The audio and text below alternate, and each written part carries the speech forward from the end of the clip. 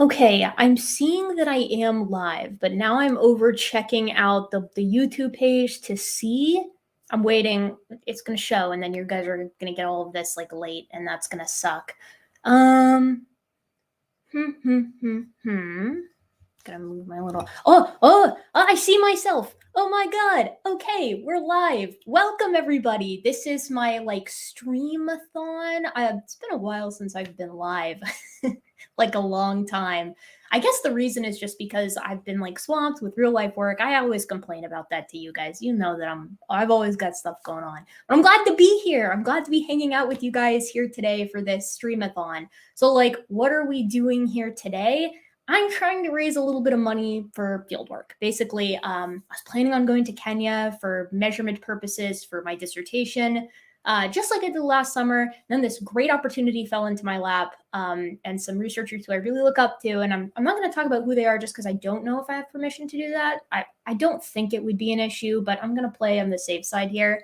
And they were like, hey, if you want, we're doing field work like right when you're over there. You can come out and do some Miocene ape digging. And I was like, you have no idea. That's all I've ever wanted. So I, of course, agreed. But there's fees that go along with permitting and travel to the field site and food and water at the field site. So I was like, I did not budget for this, but I really want to go. So I was like, might as well do a friendly content exchange here on YouTube, a little stream, and see how it goes. See if we can't raise a little bit of money. I was absolutely delighted to see that the PayPal fundraiser link already has like $220 donated to it, and I was like, what the heck? That's insane. Like I haven't even delivered my end of the bargain, which is of course providing you with with live stream content. So I was happy to see that. I see a lot of folks that I recognize in the chat. I saw Dapper and TD earlier. Good to see ya. Intrigued Feline is there. Intrigued Feline's always around. Good to see you too. It's Dark a Day. Welcome. A lot of cool folks. Thank you, Pibblepunk. It ain't much, but it's a start for $2. Yes, every dollar does count.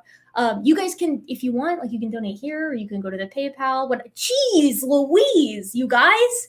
Samuel Patre sounds like a wonderful opportunity. Good luck for $50. Thank you. Yes, it is a cool opportunity. And my hope is to hopefully film while I'm there and get to kind of take you guys on my journey. Like, I know I'm not like I know this isn't a vlog channel, but I was like, I had this idea in my mind where I'm like recording, before we get on the airplane and once we arrive at the National Museums of Kenya and, on the way to the field site, like what it's like to actually dig at a field site like Koru, which is the location. It's like on the coast of Lake Victoria. I think that's appropriate of me to say. It's a popular field site for like early Miocene apes, things like Akembo and Proconsul. Hopefully we'll find just oodles and noodles of my favorite Miocene ape, which is Afropithecus turkinensis. And I'll show you Afropithecus in a second because I feel like I can never talk enough about Afropithecus and how cool it is. Paul Donnelly, you should take some young Earth creationist with you. I actually have a fun anecdote for you, Paul. I think you'll enjoy this quite a bit. Hopefully this will be worth your $10. So years ago, what kind of got me interested in biological anthropology in the first place was this trip to Tanzania that I took in my undergrad. It was like the summer after my freshman year. I got to go to Tanzania and we went to Gombe and we, went to a ton of different safaris, on a ton of different safaris in national parks like Tarangire and Ngorongoro and Sedani and places like that. And I was talking to my professor who led it, who I think I can, no, I better not. But I was talking to my professor who led it, and he was telling me that once a young Earth creationist went on this trip. It was a trip called Ecology and Evolution, Tanzania ecosystems and things like that. And we went to places like Olduvai Gorge, one of the locations where we find like Homo habilis and the various austral pits and things like that in the surrounding area. And I asked him, I was like, so how did this young Earth creationist like react? You take him on this trip, you're literally standing there picking up hand axes, which are very common at Olduvai Gorge.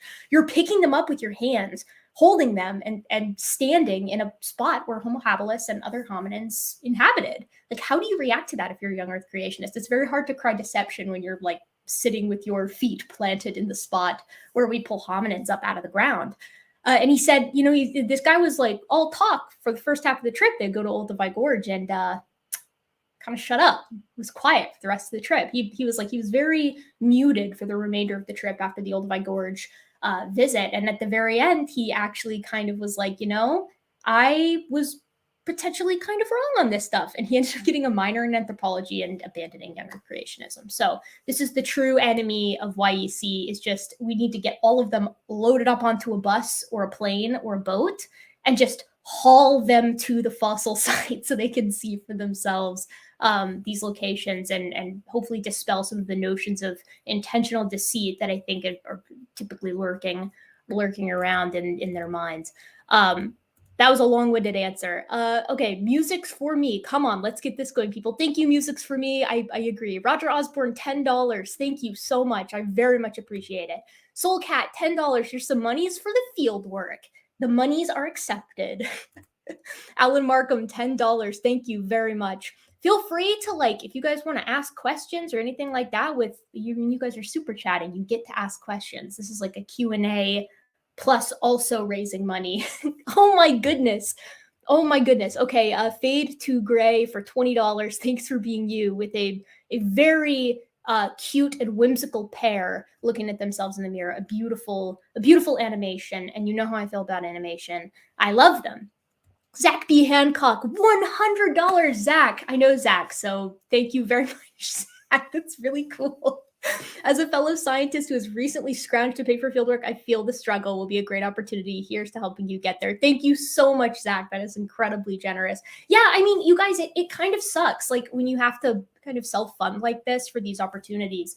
Typically with fieldwork, you get to plan far in advance, but when someone is going out to a field site and it turns out they need more people, they kind of just send a broad net to folks who they know are interested or folks whose work they like. For instance, this opportunity came in part to me because of a poster presentation that I did at the AABAs this year, and I'm so glad I went. I almost didn't go because I was like, my work is so preliminary. I didn't really think it would be worth it, but it ended up leading to this opportunity. But again, it's like pay your own way, which kind of sucks, but you almost can't help yourself, right? For trying to make the effort.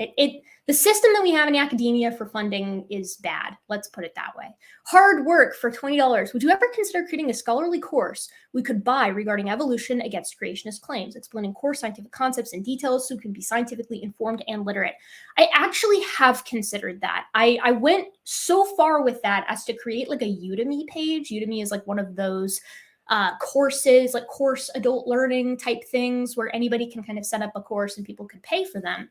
And I got to the point where I had my account set up and I even had a first script, but this was before I ever did YouTube. This was in between, for those of you who keep up with my, I don't know, I guess you would call it my lore.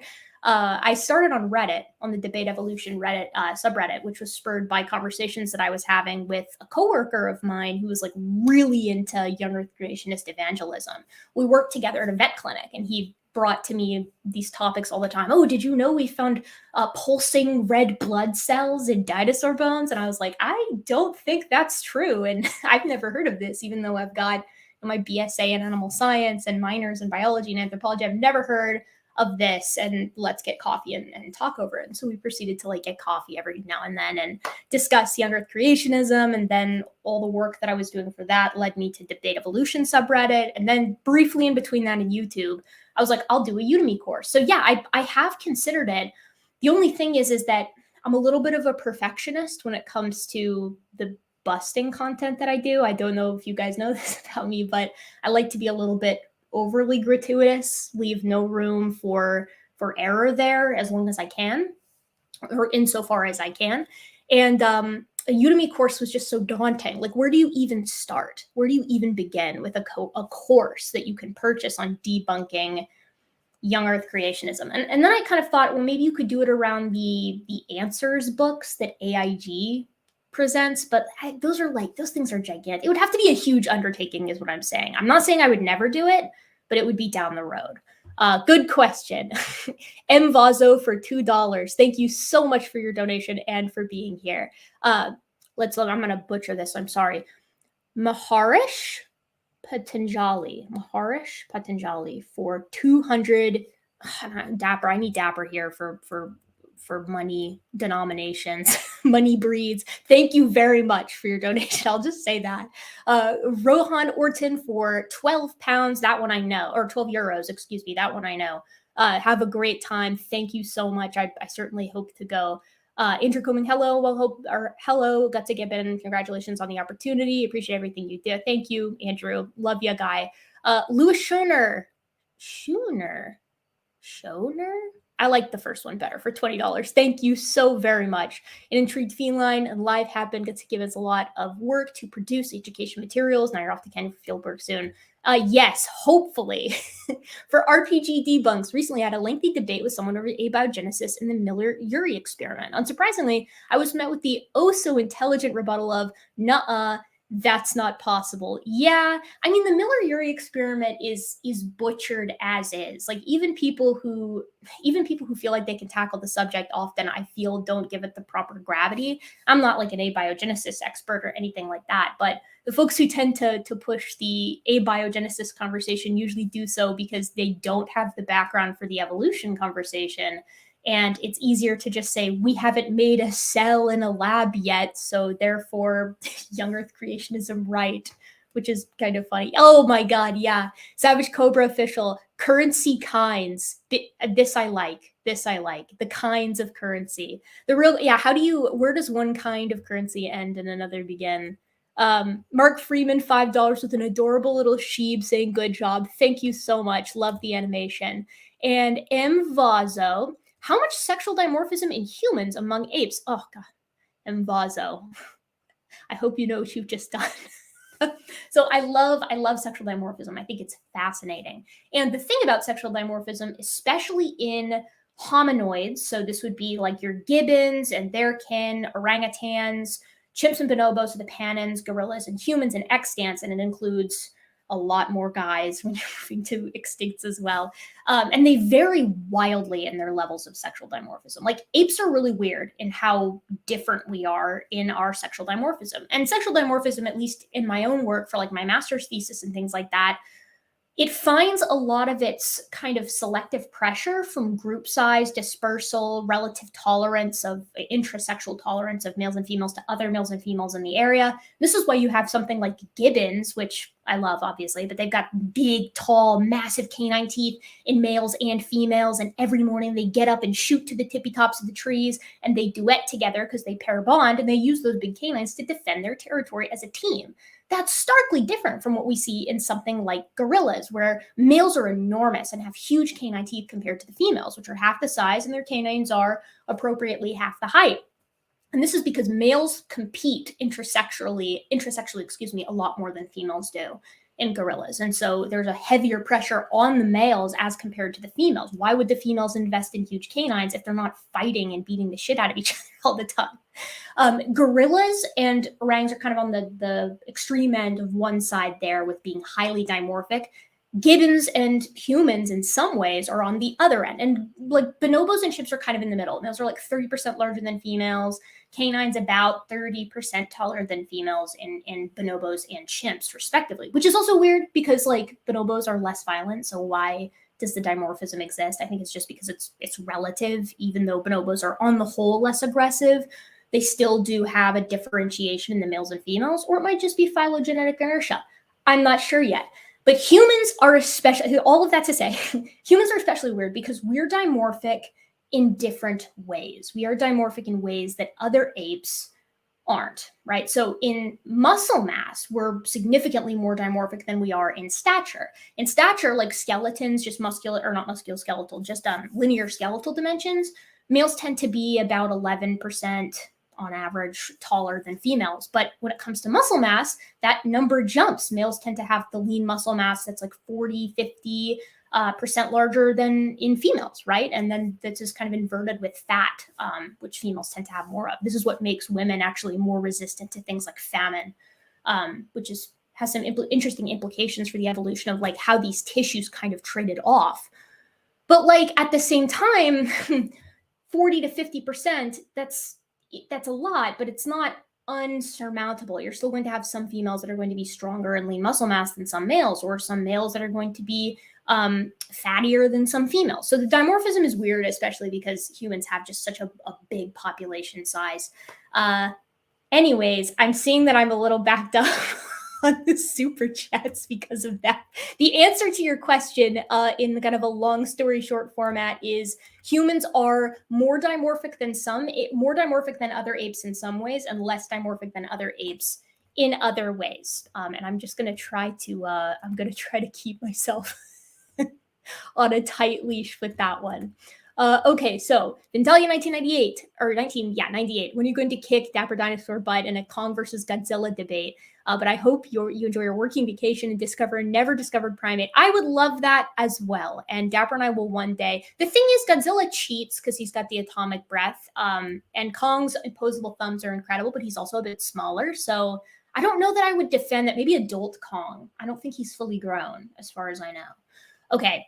Framasia says, big fan of both the debunking and your educational videos. I was raised a YEC who is open to further knowledge, but Ken Ham telling Bill Nye that he doesn't need science helped break me out of that. Also, I missed your opening credits animation. Okay, all right. 2 things on this. Thing number 1, and thank you so much for your incredibly generous $60 donation. But thing number 1, yes, I think that was a huge mistake that Ken Ham made, actually. The fact that he just openly and blatantly said nothing would change his mind data-wise really turned a lot of people off, right? Because you're just openly saying nothing will change your mind kind of makes you look a little bit obstinate. And, I guess if I was Ken Ham and committed to being potentially dishonest, we'll make that lawyer friendly there, about young earth creationism, I would have probably been a little bit sneakier about that. I wouldn't have admitted that there was nothing that could change my mind. Of course, everything can change my mind. Like, as a person, I'm open to anything as long as there's data behind it, or at least an argument behind it. Also, I miss your opening credits animation. Okay, you guys, the opening credits animation is definitely coming back. I'm slowly working my way through the entirety of it, because what I've done is I've reanimated the whole thing, and I've reanimated it in the entire song, The Mind Electric, from single cellular life all the way up to humans. It's a long animation, and it's like thousands upon thousands upon thousands of frames. And it's taken me quite some time because I don't really have the time to animate every night these days, but it's coming back eventually. If I'm optimistic, I'll get it out before I leave for Kenya. If I'm pessimistic, it's going to be another couple months. But I'm an optimist. So the opening animation is coming back, and it's coming back in a new and cooler way. I am, temporally speaking, quite close to being done. I'm at about Oreopithecus gigantopithecus, that little meetup in the original animation. So right around C, where the surfs work the ground. But I'm also being a little bit more... what's the word? I'm trying to make my animation more fluid and beautiful, if that makes sense, because I have an artistic side. Robert F. Harrison, thanks for all you do, and thank you so much for your very generous donation. Andrew Combing for $10. I hope this helps you on your way somewhat. Do primates differ in their tooth morphology compared to other mammals? Would their morphology be derived or ancestral compared to early mammals also? Definitely derived, and they're derived in different ways. That's what's kind of fascinating. So modern catarrhines tend to have we do have all of the same dental formula, which is 2-1-2-3 over 2-1-2-3. So that means in every quadrant of our mouth, we have 2 incisors, 1 canine, 2 premolars, and 3 molars. And what's cool about this is each one of our teeth is pretty specialized for a given job, and those jobs can differ based off of the primate in question. So some primates use their canine teeth for fighting. Others use them for sclerocarpic feeding, where they'll pierce an unripe fruit and use it like a can opener to open up the fruit and get at the flesh inside. Some of the teeth as well are derived in different ways. You have bilophodont molars, so double cusped molars in cercopiths, so the boons and things of that nature. And they use them for specific types of grinding, if that makes sense. And this is exacerbated in things like geladas, who are seed predators. So yeah, they are very different in their tooth morphology, and it even depends on the tooth. Sometimes the incisors even differ, how big the lateral incisors are compared to the central ones. You guys got to stop asking me such good questions, or we're going to be here all day. Colin White, $10. I'm currently deconstructing from YEC right now. My Bible class is going through a thick anti-evolution textbook called Unraveling Evolution by Joshua Gertler. Think you'd ever do a debunking of it? Thank you. Yes, that does sound super interesting. It's an anti-evo test. So I'm curious as to what it is with regard to anti-evolution, if it's intelligent design, or if it's more along the lines of young Earth creation or the old Earth, which is kind of straddling the middle. A lot of the ID books tend to just be a big fat book of arguments from incredulity. Like, you got to give credit where credit is due. At least the young Earth creationists are very specific in what they're arguing. Like, they will be like, look at this specific single stratum in, you know, a formation located in this one given area. We suppose that this particular formation was created during this particular phase of the flood in this particular model that also no other Earth creationist supports. And like, at least you know what you're dealing with there. The ID proponents tend to be harder to debunk in that they basically just ask a bunch of open-ended questions. And then they're like, if you can't answer all of them to my satisfaction, evolution is bad and dumb, actually. But I am interested. That sounds like a interesting book to delve into. Jakari says, if you find a new species in Kenya, how would you name it? And why is Homo gutsicus a great idea? I have some really bad news for you guys. These days, the ICZN, the guys who kind of decide how we name things, it's pretty discouraged to name hominins, to name anything, to name any animal or organism after yourself.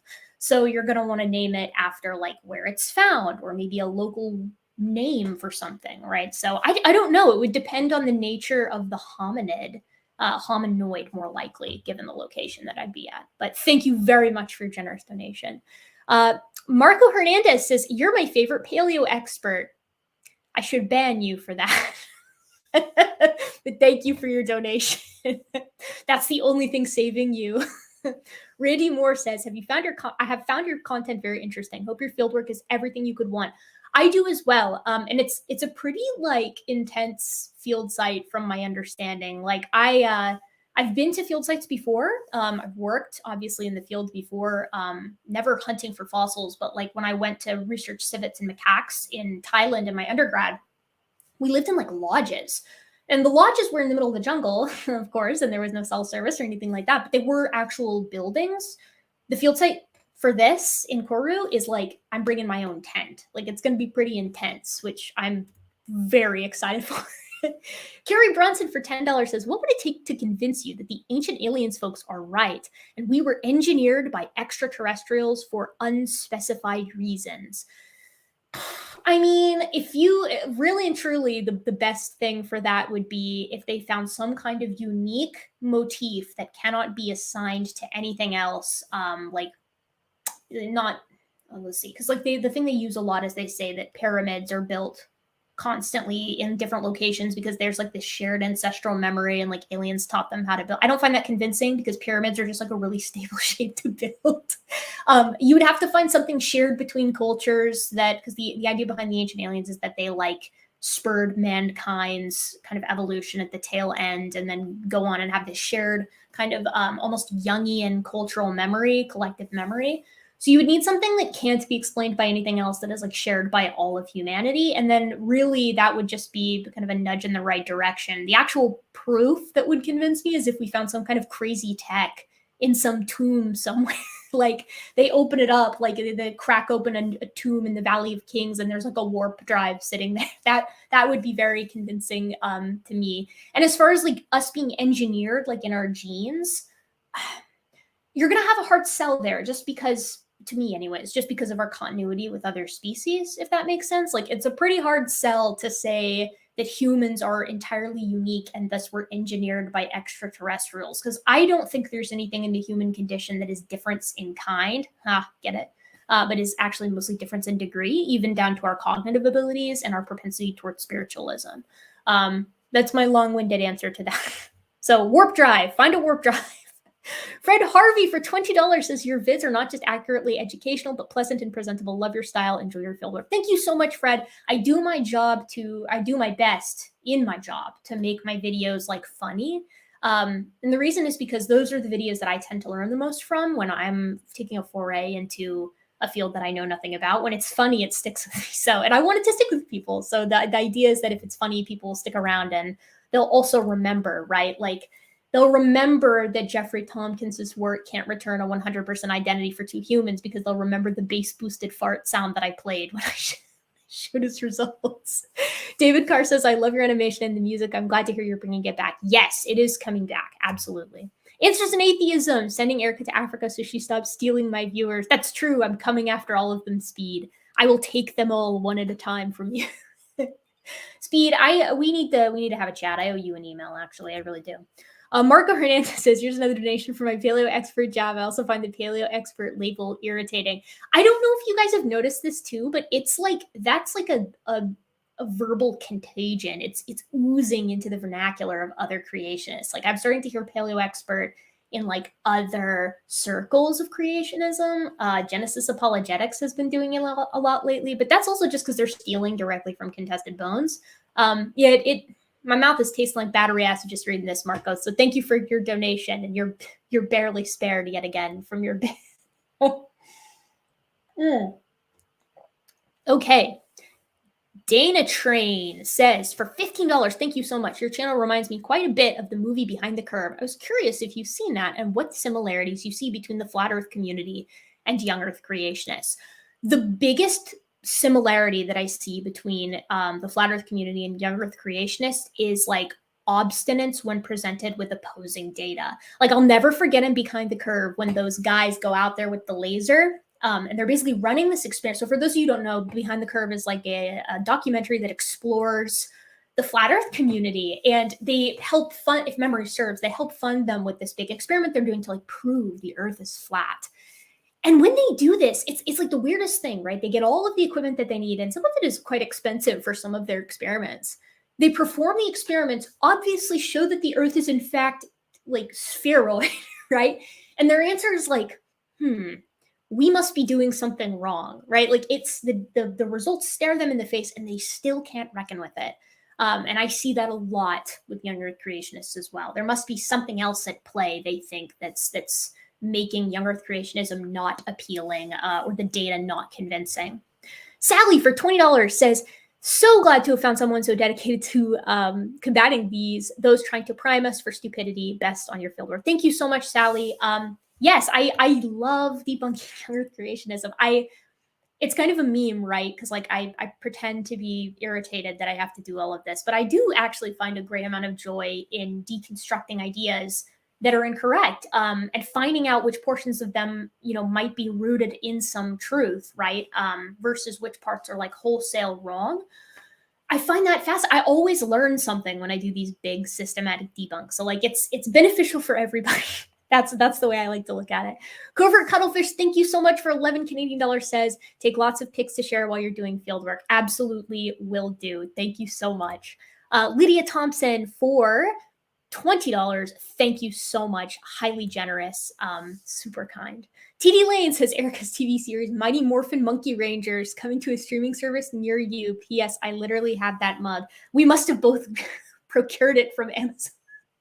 It's such a fun mug. Something that I love about this mug, actually, that it took me a minute to suss out. I was like looking at it, I was like, why did they pick red for the handle? But if you actually peer on the top, it's separating out some of our like larger time periods. So the red is for the Hadean, and then, or no, the dark red is the Hadean. The red is the Precambrian. So it's showing you like how long the Precambrian is in comparison to like the Phanerozoic in general, which is like fun and cool. I don't know. I like it. Thank you, TD, very much. I think I lost my place. Okay, Lydia, and then, okay. Formesia says, wanted to add on to the previous question. Will you be doing more non-YC debunking like the video you did about giants in the future? Absolutely, because I think those videos are super funny and fun to make. And I love the production quality more than anything. Like at Gaia streaming services, they really pay the big bucks to create a documentary that feels quite professional. And then it's just like absolute nonsense in the entire documentary that they've spent God knows how much money on. So I absolutely will be making more of those. We've also got to touch on something new that Robert Sepper did recently, unfortunately. It's like he found out he was feeling at ease that we hadn't come and bonked him on the head with peer review in quite some time, and decided it was time to put out some more garbage. So we're going to have to go bust him in a second.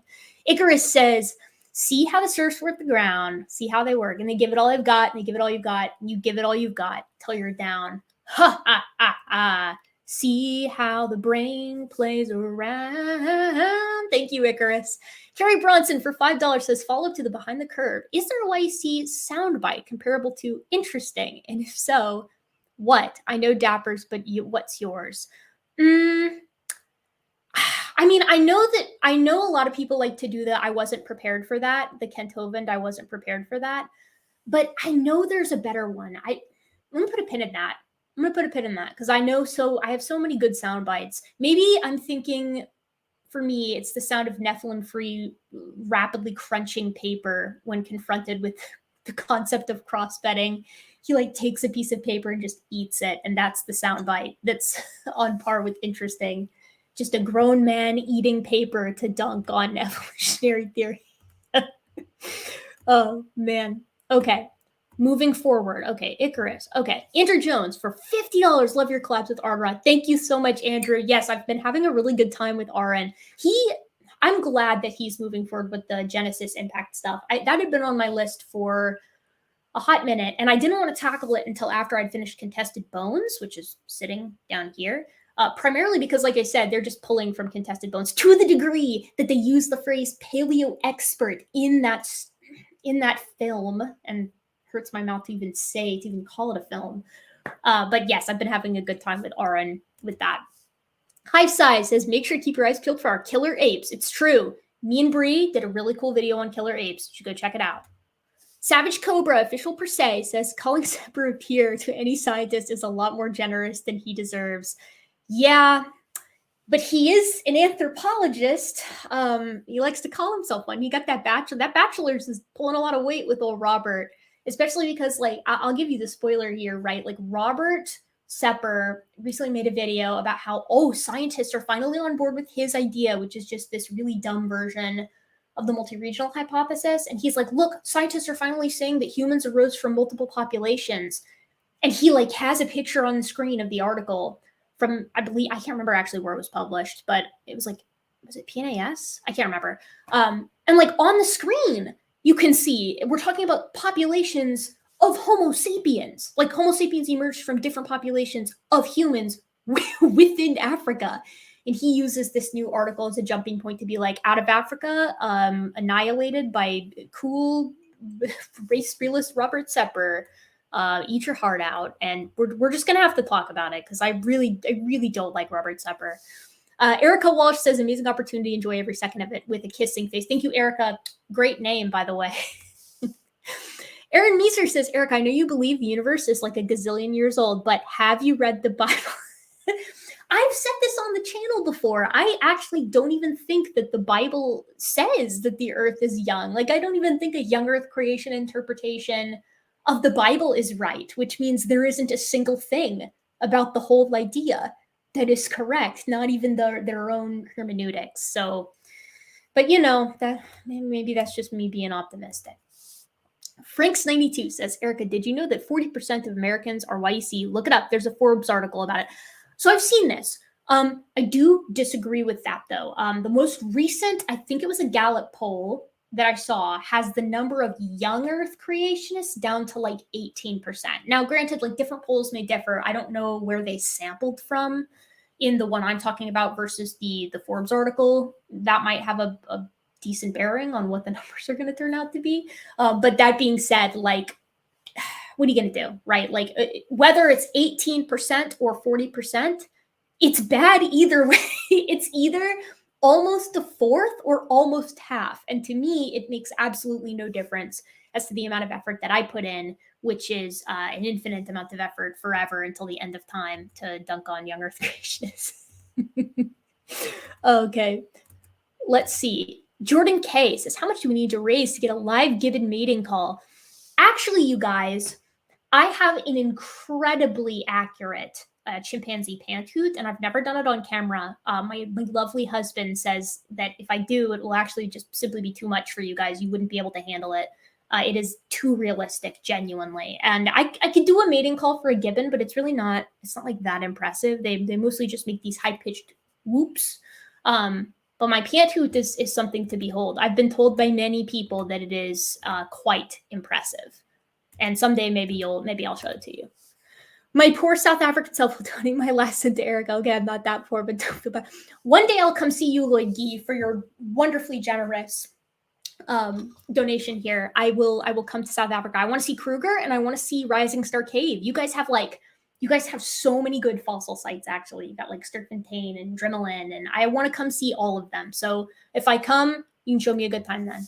Vindalia 1998 for $10 says, just curious, have any primates ever become an invasive species somewhere besides Homo sapiens, if you count them as an invasive, or have they stayed in one area? Absolutely. Macaques do this all the time. Macaques and baboons. They are always going places where they're not supposed to be.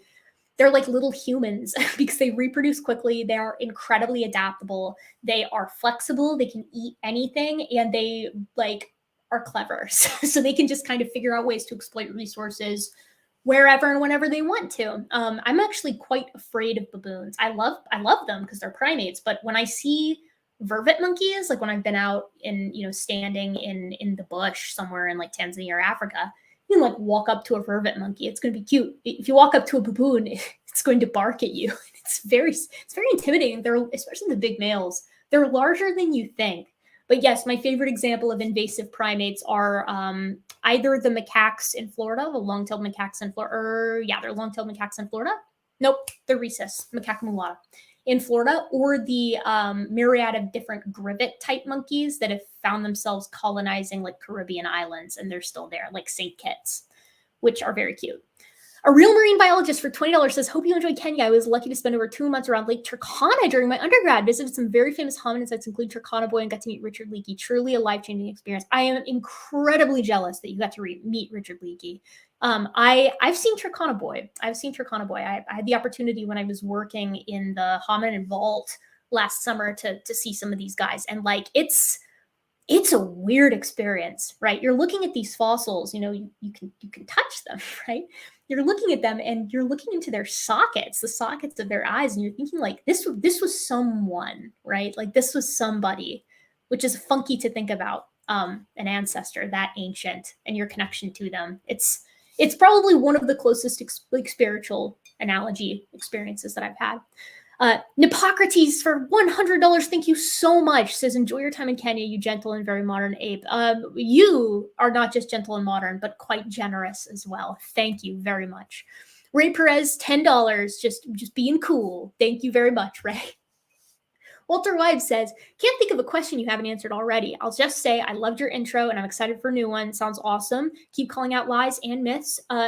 No one could stop you. Wild horses couldn't keep me away from the Answers in Genesis landing page. I'm drawn to them. We're inseparable from one another. Binary for $20 says, not sure if this has been asked before. Where do you get your skull models? You guys are just asking questions on purpose that are fun for me to answer. Okay, it depends on the skull. So some of them, like Sahelanthropus here, hopefully that doesn't come crashing down. Some of them, like Sahelanthropus here, are actually 3D prints. So I have a 3D printer that I use to print off some of the models. I download the STL files from like africanfossils.com, or like Lee Berger publishes some of his STL files. So they're literal prints of the 3D scans, published 3D scans of some of these hominids. So some of them are 3D printed. Some of them, like Ardipithecus, or we'll just pick this little small one up here, this little Saki right here, Pithecea, come from bone clones. So you can see we've got the little bone clones label here. And bone clones is fine. The only thing about bone clones that I kind of don't like is that they're models. They're not like direct STL prints, which means you're going to miss out on some of the details of the skull, whatever piece of anatomy you're looking at. Some of them, like this ceramic chimp back here, come from skullduggery. And like, I love the chimp, but if I ever drop that chimp skull, it is going to be in a million pieces. That thing is super, super fragile. So those are the primary locations. And then some of them are gifts. Like, I know I've talked about this before, but those of you who might be new might not know the dark secret behind one of my skulls back here. And that's actually the extreme scientific inaccuracy of this Smilodon. Look at its molars. They're huge. This is like the world's only herbivorous Smilodon. This guy is like crunching up grass seeds. It's horrible, but I also love it. My mom gave it to me, and it was a very sweet gift. And I don't think I would ever have the heart to tell her it's scientifically inaccurate. She comes in here and she sees it and she's like, oh my God, Erica, like you Smilodon looks so good up there with the rest of your fossils. I'm so glad you love it. And it's like, I do love it. I do love it. And not everything has to be scientifically accurate for you to love it. We'll leave it at that. Okay, Marcus Meitzler for 10 euros. Thank you very much. Incredibly kind. Slack Backs for $10 is really impressed by the number of first-time super chats coming in. You have a loyal fan base, Erica. I look forward to more collabs with Forrest. I am beyond humbled by how many people are here and super chatting and just being here asking questions and donating to me. I didn't expect this, but I am absolutely delighted. And I don't know, it feels really good. It does feel like I've cultivated an audience, and like I don't mean I've cultivated it. I mean I feel like I've provided a nice place for people who enjoy this kind of stuff, who enjoy science and who enjoy exploring science through the lens of debunking pseudoscience, to come and like have fun and hang out and just chill together. And like it just, yeah, it means more to me than I can express that you guys are being so helpful, because I wouldn't be able to probably go on this without your help. So seriously, I can't thank you enough. Enough sappiness. Formasia for $5 says, don't want to get into politics, but why do you think YEC keeps doubling down despite how many people have left due to their unwillingness to adapt? That's a really good question. I mean, I don't even think you have to necessarily get into the politics of it. But I mean, generally these people like things the way that they are, and they like to be able to do things the way that they've always done them. And usually that idea tends to be rooted in in a sort of philosophy of, I mean, how do you do this without getting into it? It tends to be rooted in some pretty conservative ideas. Let's put it that way. And human exceptionalism tends to go hand in hand with some of these conservative ideas. And unfortunately, human exceptionalism is like one of the driving forces, in my opinion, between like how we treat the environments that we live in and live adjacent to. And no one wants to be told that humans are, I guess, not special. But like, I don't think that that's how it should be looked at, right? Because even though humans are not categorically set apart from the rest of the animal kingdom, there's a great beauty in that unity. And not only that, but I think a great purpose in it. We are intelligent enough to know what we're doing. We're cognitive enough to manipulate our environments in such a masterful way that, for better or for worse, leaves a huge impact in the places that we live and on the organisms that live in those places. And I think that it's such a gift that we're able to consider the results of our actions and consider the long-term impact of the things that we do. Why isn't that enough? I guess, like, why isn't it enough that we're cognitive species of animal that can change the course of history and protect other organisms from our own actions while still proliferating ourselves? The exceptionalism, I think, is the problem, right? It's not enough to just be. We have to be better than everything else. And at the end, I think that sucks. So I think it's a reluctance towards change, and it's a reluctance towards adopting an attitude that, like, we are a part of this earth and we are a part of a through line of change and diversity through space and time. And because of that, we have a responsibility of sorts. I don't think people like to be told that. So, you know, probably some other nefarious goings on in there as well. Okay, let me try to figure out where I'm going here, because I think I lost my spot. So I've just been zooming through these guys, these lovely chats. Okay, let's see. Yeah, we did that. Okay. By the way, if I miss your super chat, please tell me. I'm trying to keep track of everything, but there's a lot going on. Okay.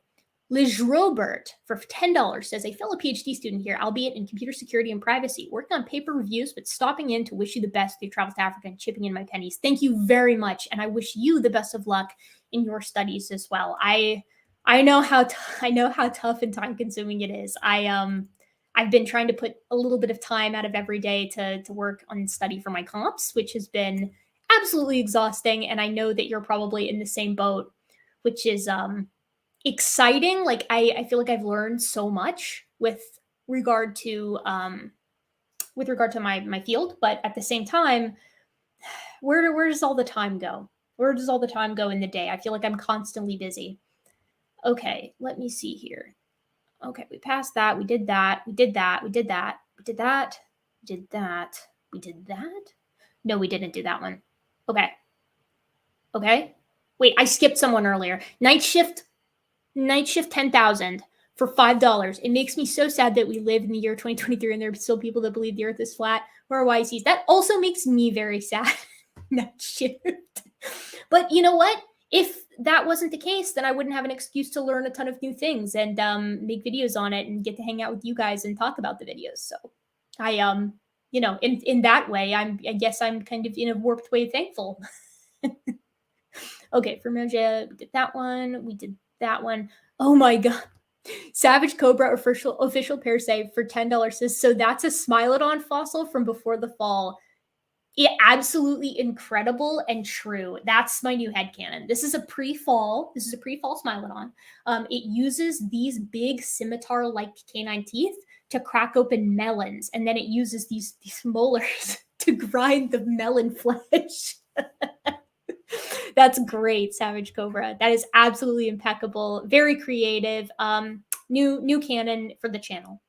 Totalino for 50 RON. Damn it. I mean, Dapper's just going to come after me for not knowing this, for not knowing what these are. The kinds, the kinds of currency. Love your videos. Take care. Thank you so much. And you as well. Okay, Cheetah X for 50 euros. Jeez Louise, you guys. You guys are just like, I don't even know what to do with you. Into the generosity corner with all of you. So many people don't understand how evolution in social species actually works. Like, it's not about the biggest and strongest. It's about the best composition of the population. Oversimplified mainstream view is oversimplified. Absolutely. Yeah, this is absolutely true. And in fact, like, it even outside of just social species, a lot of times they don't understand what fitness is. Like, they take the idea of survival of the fittest and they apply it to, like, the human conception of someone who is literally fit. So they think of like a big bodybuilder with like a massive brain. But this isn't the case, right? Like, fitness is context specific. What makes one more fit in a desert environment versus an Arctic environment is going to be drastically different. And there is no ultimate fitness. Like, you might think that some things could be ultimately, you know, an ultimate improvement, I guess you would say, to the fitness of an organism. But even things like growing a massive brain is massively costly, right? The brain in a modern human takes up like 20% of our daily metabolic intake. That's an insane number. Like, it is an expensive tissue, which is why cognition and like large brains for the body size, the EQ, right, is kind of uncommon in the animal kingdom. You know, the creationists are always asking like, why doesn't everything evolve a big brain? Why doesn't everything evolve to be like humans? It's because the conditions are ridiculously specific, and often, unless the conditions are laid out in kind of a perfectly sequential fashion, you're not going to get the same result. But people don't, you're right. Like, you're absolutely right. People do not appreciate that. Not in the slightest. That sucks. Dave Cinzano, Bianca listener, for 100 CZKs. Thank you so much. Philip Smith for 50 Canadian dollars. Love the channel. Keep up the fantastic content. Best wishes from Ontario for a safe, enjoyable, and professionally fulfilling trip. Thank you so much, Philip. Be wary over there. I've heard tell that there are Canadian young earth creationists abounding in some of your rural areas. I wish you the utmost safety in traveling that potentially hostile landscape. Linda Peterson for $5 says, it's hard to let go of something believed for so long. Hard to want to deconstruct thoughts and beliefs. You missed my first super chat, first ever. Oh my gosh, Linda, I'm so sorry. Okay. I'll just need to go back and find it, I guess. I'll answer this one for now. Thank you very much for your $5. And I agree. You're absolutely right. I think deconstructing is tough because you're stepping completely outside of a comfort zone. And I think deconstructing with regard to young earth creationism or just an idea that you've held for so long, it's hard to change positions, because in doing so, not only are you admitting that you're wrong, but you're admitting that you're wrong and have been wrong for like quite some time. And that's a really uncomfortable feeling that we humans really dislike. Your brain quite literally releases like chemicals that are like bad feeling we don't like, and you're analogous to pain when you realize you're wrong or confronted with new information. So it's not surprising, but I think that's what makes it all the more admirable when people do manage to change their mind about something. And that's also why I like science so much, because the whole attitude in science of like, you want to kill your hypothesis, right? That's what makes it stronger in the long run. And I think we almost need to look at our own belief systems in the same fashion. Try to prove yourself wrong, challenge your ideas. And in doing so, you know, years down the line, you can kind of rest soundly knowing that your ideas have been through the fire. And that's a good thing. You're better off for it in the long run. Okay, Flores Railways. I sometimes feel evolution is more survival of the fit enough rather than only the fittest. Absolutely, yeah. Well, and you've got chance at play too. You might have like the literally the best physical specimen of a duck born, hatched in a clutch, and then I don't know, they get eaten by a feral cat, and like that. Sometimes chance just is against you. So it's survival of the fit enough, and there's like a little side note of luck there as well, I think. Oh wait, I went all the way down to the bottom. Dang it. You guys, I'm really not good at really not good at live streaming, but you know what? We're improving. Improvement is a pace. Forward is a pace. Okay. Joyce Code for $10 says, I love the educational debunking content. I know it's not much, but I hope it helps. Have a great trip. Thank you so much. It absolutely does help. Carrie Bronson says, what are your thoughts on the Metal Gear video game series, naming one of its earliest war robots, Metal Gear Sahelanthropus? Anti-gamer opinion incoming, you guys. I hate it because when I Google Sahelanthropus, I have to Google Sahelanthropus chilensis hominin, or else all these Metal Gear like mechs show up, and I'm like, okay, great. gotta work through this. Okay, I missed some early super chats, such as my first ever. Still love your work though, Sean. Oh no. Okay, there's got to be a way to just filter through super chats. Okay, let's see. There's got to be a way to just look at exclusively the chats. Someone who knows how to do this, please, SOS. Come rescue me. Okay, I'm gonna try to figure this out, you guys. There's got to be a way to like, is it up here? Community moderation. Okay, pump on chart. Dang it. You know, this is you guys' fault. You're actually too generous, and they scroll by too quickly and makes it difficult for me to read them all. So in some ways, this is on you. Okay. Okay. Elvis Transcriber 2. You missed my $50 super chat. You missed my $50 super chat. Thank you. Your last video, The Bogus Creationism of Jeffrey Tompkins, set a new standard in pseudoscience debunking. Thank you, Elvis Transcriber. I put a lot of work into that one. So it is an absolute delight to hear that you felt that way. We're going to eventually, if the super chats die down a little bit, I've got a great video that we're going to be going through in this stream-a-thon. Maybe at like the hour mark, we'll take a little break, and maybe in the meantime, I can figure out how to like find super chats. But yeah, speaking of that Tompkins video, Jeffrey Tompkins kind of responded to it. Kind of. Someone who was in the live chat for that video, an individual named Apologetics 101, interviewed Jeffrey Tompkins a few days after that video came out and asked him some questions related to my video. And we're going to watch that at some point in this stream-a-thon. We will watch it. Intrigued Feline. Okay, you said, okay, I got that one. I got the one from Elvis Transcriber. Okay, I'm trying to, no, don't worry about it. Okay, touchpad for 50 SEKs. I'm not even going to try on that one. Have you seen the Netflix documentary about how Cleopatra united Egypt and the Roman Empire? I've not seen the new Netflix documentary. I've heard some, but if this is the one I'm thinking about, I've heard some buzz about it. I definitely think, I'll say this about the kerfuffle with regard to that. I guess first, so I took Egyptology in college. I think Egypt is awesome. I think it's super interesting. And there are some really interesting pharaohs that, were female rulers, were women rulers like Hatshepsut and Nefertiti and things like that don't get enough attention. But like also, hot take, why just focus on Egypt? There were plenty of amazing, incredibly interesting rulers in Africa and generally, like in the African continent in general, that we're not getting documentaries on. And I feel like it would be really interesting to see some of those as well. So I'll say that. Okay, Forces Railways, I touched on that one. Okay, moving through. I'm missing super chats, but I'm doing my best. Okay. King of Hogwarts 2, will you be covering the subject of red blood cells in dinosaur bones or lack thereof? Yeah, eventually we're going to have to cover that in depth. I've covered it before in some of my like debunking the 7 myths at Genesis Apologetics, but I think it's worth a full look-see. Okay, Ugly German Truths. There is a tab in your creator center for super chats only. We're going on a quick expedition on this side here, you guys. Let me see here. Okay, so I go to my studio, right? And then I go to my, where do I go? Wait, analytics maybe? Earn? Super chats? Supers. Please. Ah, yes! Brilliant! You are brilliant. Ugly German Truths, you are brilliant. I actually have a full thing now. Okay, wait. All right. So here's what we're going to do. The super chats that I missed, potentially, of the super chats that I missed, I'm going to mark them when we go over this Jeffrey Tompkins video, and then I will make sure we get back and get to those. That's what we will do. Brilliant, Ugly German Truths. Everybody give Ugly German Truths a virtual pat on the back for their work here. Elizabeth E., thanks for helping me relearn science as an adult after growing up being taught YEC. Your content is fun and accessible and has been a huge help. Good luck on your trip for $10. Thank you so much.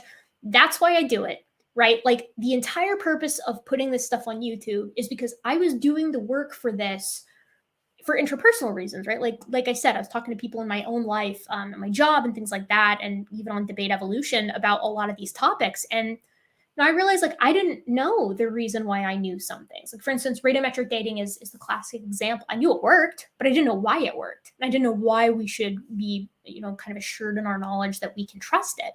And so I went to the trouble of kind of learning, right? And I was like, well, I feel like there's not that many good explanations out there for people that are digestible. And I wanted that to be out there. So I'm glad that you guys are getting that from my content. I want it to be accessible. I want it to be enjoyable. And above all else, I want it to be educational. Okay, Strawberry Vein for $20. Hi, Erica. I adore you and your channel so much. Your video about the Creation Museum single-handedly set me on the journey of relearning science after a lifetime of YC lies. Thank you for doing what you do. I'm so glad to hear that, Strawberry Vein. Heck yes, absolutely. That Creation Museum video is one of the most fun times I've had making a video as well. It was a delight, not just because I got to meet Ken Ham at the Ark Encounter, which I know I've told you guys this before, but that was just such an insane stroke of good luck. I couldn't believe it. Like my mom was the one who pointed him out too. It was great to connect with her on all this stuff too, because she didn't really know what I did on YouTube. She was like, "You've got like a YouTube channel where what? You make videos about monkeys?" And I was like, "It's kind of like that." I mean, technically it's like that since we're all catarines. But I'm so glad you enjoyed that. Donald Bennett for $100. Thank you so much, Donald. You didn't even ask a question. Since you didn't ask a question, I will just tell you a cool primate fact. How about that? Male mandrills have 2 types of adult male forms. They have binaturism, so they have fatted males and unfatted males, which is very interesting and has great impact on their mating strategies. Ryan Campbell for 2020 Canadian dollars, I think. Any thoughts on the recent genetic studies that found humans began to differentiate 2 stems of ancestry around 1.2 million years ago? So my understanding, if this is the one I'm thinking of, is that this is kind of the root of your Neanderthal Denisovans branch and like your Homo sapiens branch that, whatever the hominins that immediately preceded Homo sapiens will end up being called. We call them Heidelbergensis for a long time or Rhodesiensis for a long time, which those are like, as names, they're not very popular anymore. And then Homo bodoensis came up, and like that's also not popular for reasons I've discussed on the channel. It wouldn't surprise me. I'm betting we're gonna be able to pull some DNA from some older fossil specimens here in the next 10, 20 years. It would be an absolute game changer if we could pull some from the Homo naledi material in Rising Star Cave, because that hominin species is so starkly different morphologically from humans and Neanderthals as our respective branches. But there's also the one, I'm not sure which one you're meaning here, because there's also the more recent one of the multiple populations that give rise to Homo sapiens, but that's significantly more recent as far as I know. Reverend Howell for £2. when you get your PhD, Dr. Gutzik or Dr. Gibbon? I mean, I feel like Dr. Gibbon, that's like my online last name, right? So I feel like Dr. Gibbon is better. But also we could just do Dr. Gutzik Gibbon, which is very powerful, I feel. Totalino for 50 RON, Erica's infomercial audition. Super chat scrolling too fast. Well, there's got to be a better way. the thing is like I've got like I feel like I've got like 20% boomer in my brain. Like there's some things that I'm quite capable with when it comes to technology, and then sometimes like my boomer side activates and I'm just incapable of figuring out how to do something. And like I feel like this could have also been avoided if I had just figured out how to do all of this beforehand. I kind of decided to do this last minute, right? Like the opportunity for this fieldwork didn't come until like pretty recently. And then I was like, well, I guess I could live stream. Also, we hit 62K just a couple weeks ago. Good opportunity to do a Q&A. Haven't done a Q&A since 10,000 subscribers. And then I was like, how does one live stream? I'll figure it out on the fly, I said. It'll be fine. Okay, James Cinzano Bianco Lister for 1,000 CZKs. Thank you so much. Says you popped up in my recommended a couple days ago, and it's been great background noise while playing Warframe since. This is excellent news. Like I love the idea that my content can be listened to in the background, and not just because it makes me feel better that you can put up with listening to my voice for so long. But also that you feel that you can get something out of it listening to it for that long, that it doesn't feel like overwhelming. Because like sometimes I find myself when I'm foraying into, again, fields that aren't my own, I'll listen to some podcast or something about astronomy or something or that or the other thing, and I'll be like, okay, I feel like I needed a homework to do some homework before I even listened to this. So I'm glad that it feels approachable enough to have on in the background. Okay. Ian Chen official for 31 Australian dollarinos. Thank you, Ian. How would you know if you found a hominid fossil? You personally, how would you know? Bonus point if you get where this is from. Yeah, how could I forget? How could I forget an epic Kenthoven ism? Yeah, I mean, how would I know if I found a hominid fossil? The first thing I would look for is the Y5 molar pattern. That would be like, that's super easy to find. It's super simple. It's super diagnostic. And it's basically just a Y pattern on the molar that only apes have. So actually, I believe it's hominoid specific. So non-great apes have it as well. Vandalia, 1998 says, I know it's ever changing, but what is the most accurate family tree of our split from Pans, and which Australopithecus gave the closest rise to Homo? Okay, so my thoughts on this are, I think that Sahelanthropus chilensis is a hominin. I think you can support this by the basicranium, the morphology of the basicranium, the location of the foramen magnum, and the reduction of the canine teeth. I think you can make a decent case that that is a hominin. So then that would be really, really close to that split. Like it is barely distinguishable from other Miocene apes, but I would propose that it is. So that would be where I would place the split. And as far as which Australopithecus gave rise to Homo, I'm an East African fan. So I think that East Africa is the location where Homo first emerges. And I think your best case is going to be some kind of generalized Australopithecus afarensis. Maybe Kenyanthropus platyops, though, which would be quite strange. But that's also if you only works if you hold that Kenyanthropus platyops is distinct from afarensis, which some people don't. So it's a mess in all the best ways. And of course, just to be clear, when I say it's a mess, the field isn't a mess. The phylogeny is a mess because we have too many fossils. We very much can see the emergence of the modern human condition from an ancestral Miocene ape-like condition through time. Tyler Sluice says, your animations are great. I especially love the one you did for Noah's Flood, retelling the Ark Encounter story. Thoughts on doing more, or do they just take too long to make? They take a long time to make. And the thing is that I enjoy animation, but because it's such a long process, when I'm working on animation, I'm usually thinking to myself, should I be doing something more? Like, should I be grading papers? Should I be studying for, an exam that I have coming up? Should I be making videos? Should I be spending time with friends and loved ones? Like, is animation the best way I should be spending my time right now? And the answer is ultimately, yeah, like I think it's worth it, but I would love to do some more. I really want to do in that style because I thought that style was really fun to play around in. I would love to do that style in like cover Genesis 1 through like 5 or 6. I think that would be really interesting to do like the creation story with this eldritch creature as a stand-in for the Abrahamic God. I think that would be neat. Someday when I have all of the money and am a successful paleoanthropologist or primatologist, depending on where we end up going. Ian Chen Official, on behalf of Intercombing, his prize. Thank you, Ian.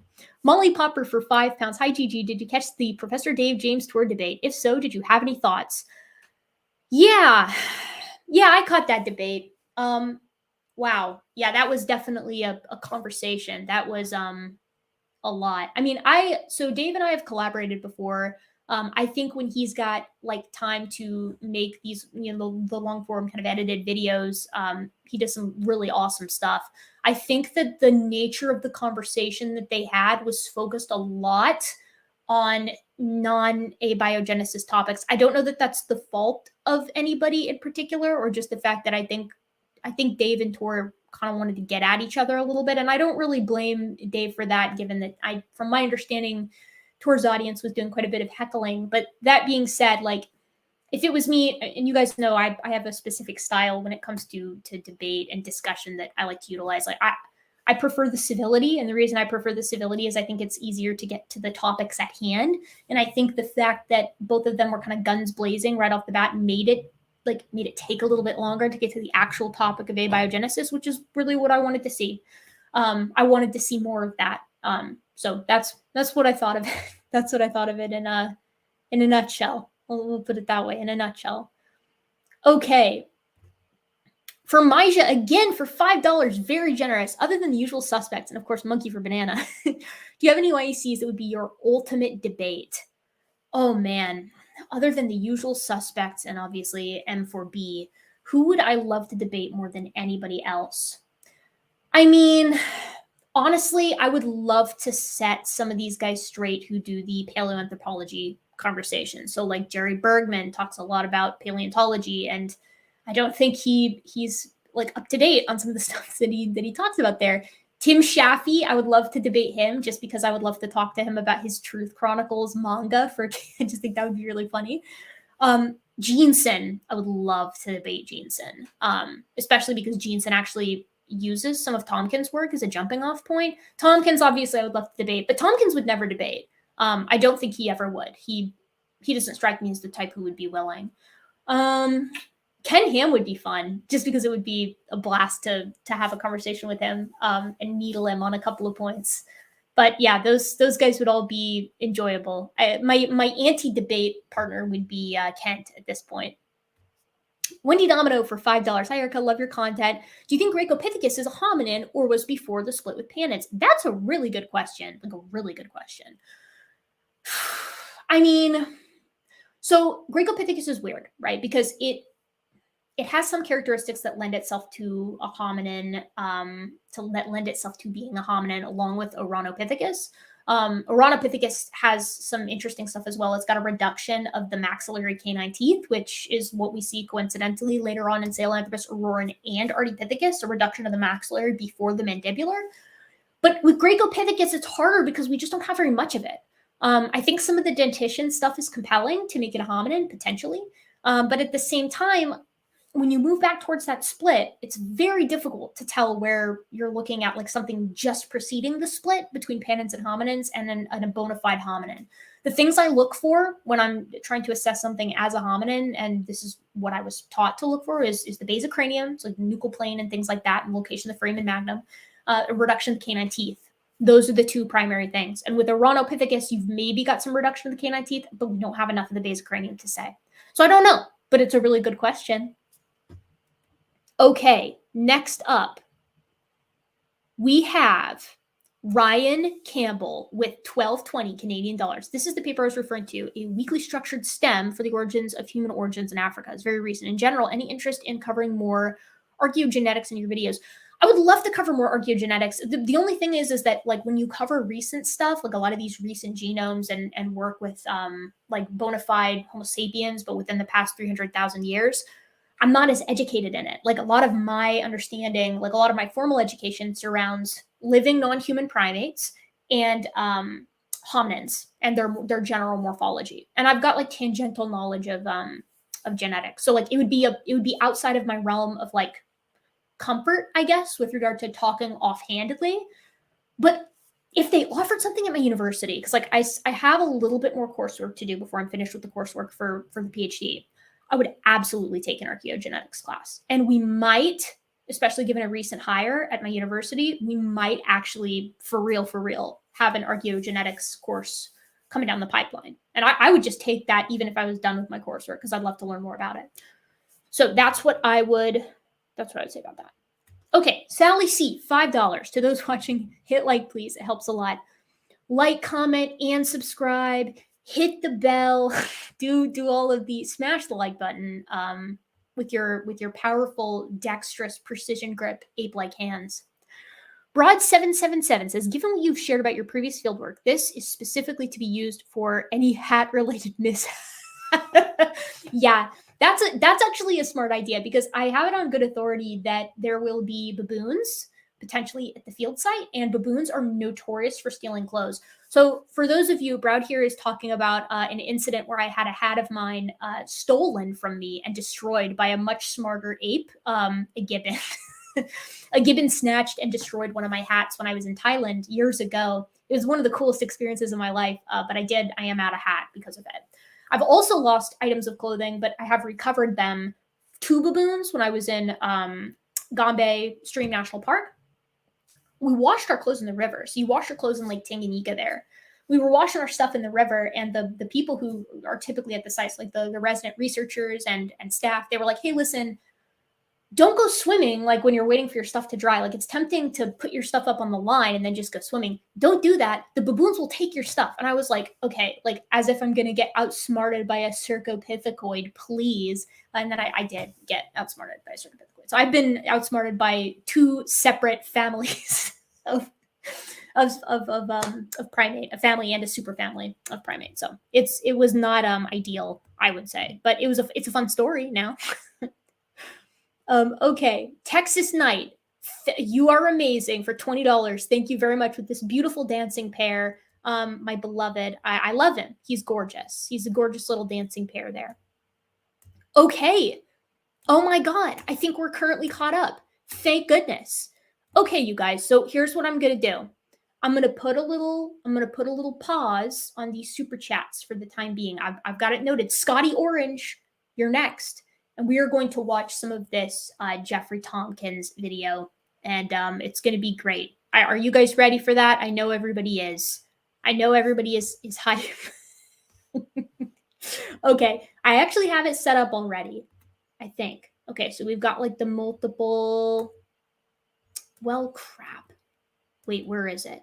Where am I trying to go here? Wait. I think that was just a regular. Okay, wait, what if I do this? I do stop sharing.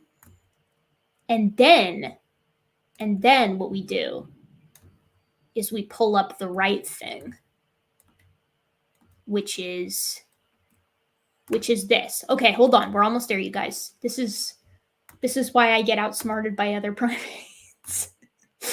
Okay, and skaboom. Okay, there we go. Can everybody see this? I'm sure you guys all can. I'm sure it's not even a problem. Okay.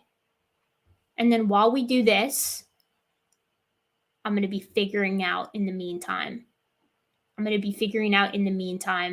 How to actually find the rest of the super chats and mark them. Well, actually, I already know how, thanks to Ugly German Truths.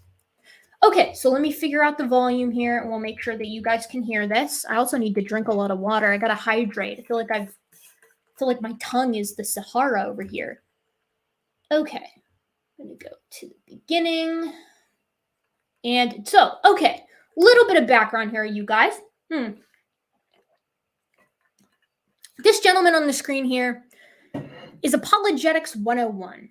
Apologetics 101 was around during my Tompkins video from some time ago, a couple days ago. And Apologetics 101 was like, what a cool, I don't know that I buy this work, whatever, but I'm going to be interviewing Jeffrey Tompkins soon. So like, I'll just ask him some of these questions, and we'll see where we get. And I was very excited for this. So we went back and forth for a little while, and eventually this video came out.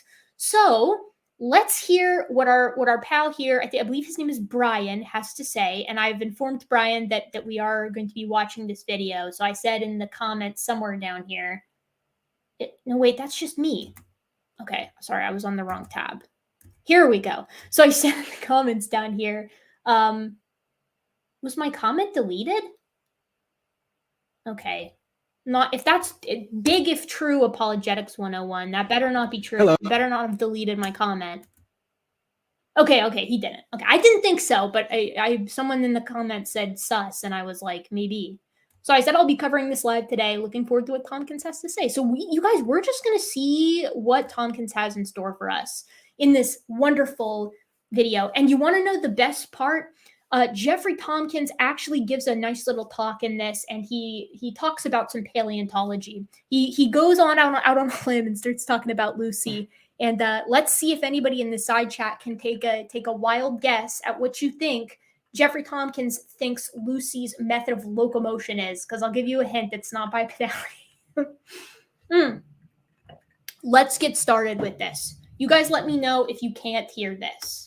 Hello and welcome to Apologetics 101. I am your host, Brian Keith Bowen. All right, we've of course been doing the Genesis series lately, and I end up interviewing. I have a special interview today. I have an interview with Dr. Jeffrey Tompkins, who's a geneticist from Institute for Creation Research, and it was such an honor to have him on my channel. And we had a great discussion on his method on because he came up with an 84% number far as chimp and human relationship. He discovered that based on the papers and stuff like that they wrote, that they were cherry picking the data a lot, and so a lot of evolutionists, and so he basically did his own evaluation of it and came up with a technique to eliminate the cherry picking. Okay, you guys, so we've got a nice little summary of Jeffrey Tompkins's work here at the beginning. What I will tell you is that you probably already know this, but if you're in the chat here, but let me fill you in a little bit. Jeffrey Tompkins is a young earth creationist, and he's a geneticist. He got his PhD from Clemson in, I think, 1996. And he's known for popularizing this number for how similar humans and chimps are to one another of somewhere between 70% and 89%. Typically, he hovers around 84%, especially as of late. So my most recent video, or one of my most recent videos, what we did is we just tested Jeffrey Tompkins's work. And this was a video that I had been working on for quite some time because it took me months to run all the tests. So with that in mind, I showed sort of in my video through my methodology, which was just copying Jeff's.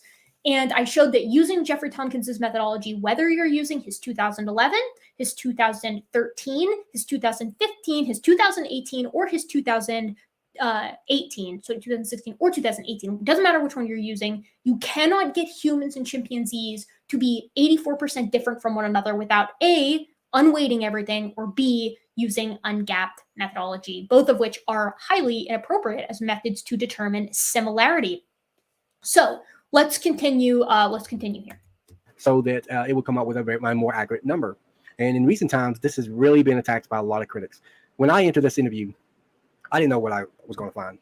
I didn't know. It's hard to really say with an interviewee because you don't know if they're going to tell you something that you agree with, if they're going to tell you something you don't agree with, if they're going to challenge your assumptions, if they're going to challenge other people's assumptions, if they're going to agree with mainstream views or go against those mainstream views.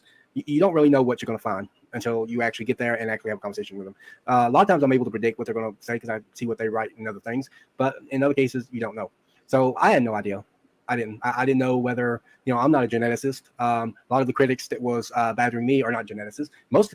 Guys, I don't know if you know this, but I'm not a geneticist. And this is something that I get dogged on all the time for when I'm tangling with young earth creationists. If you're not a geneticist, you're actually just not allowed to talk about genetics, according to a lot of these young earth creationists. And to me, this is super hysterical because they do nothing but talk about things outside of their own area of expertise. In this exact video, Tompkins spends time talking about paleoanthropology. He's not a paleoanthropologist, right? But I mean, when he does it, it's fine because he agrees with the YC. So he's allowed to talk out of his area of expertise, but nobody else is. Now, what I'll tell you is that I do think that we have to give kind of a little bit of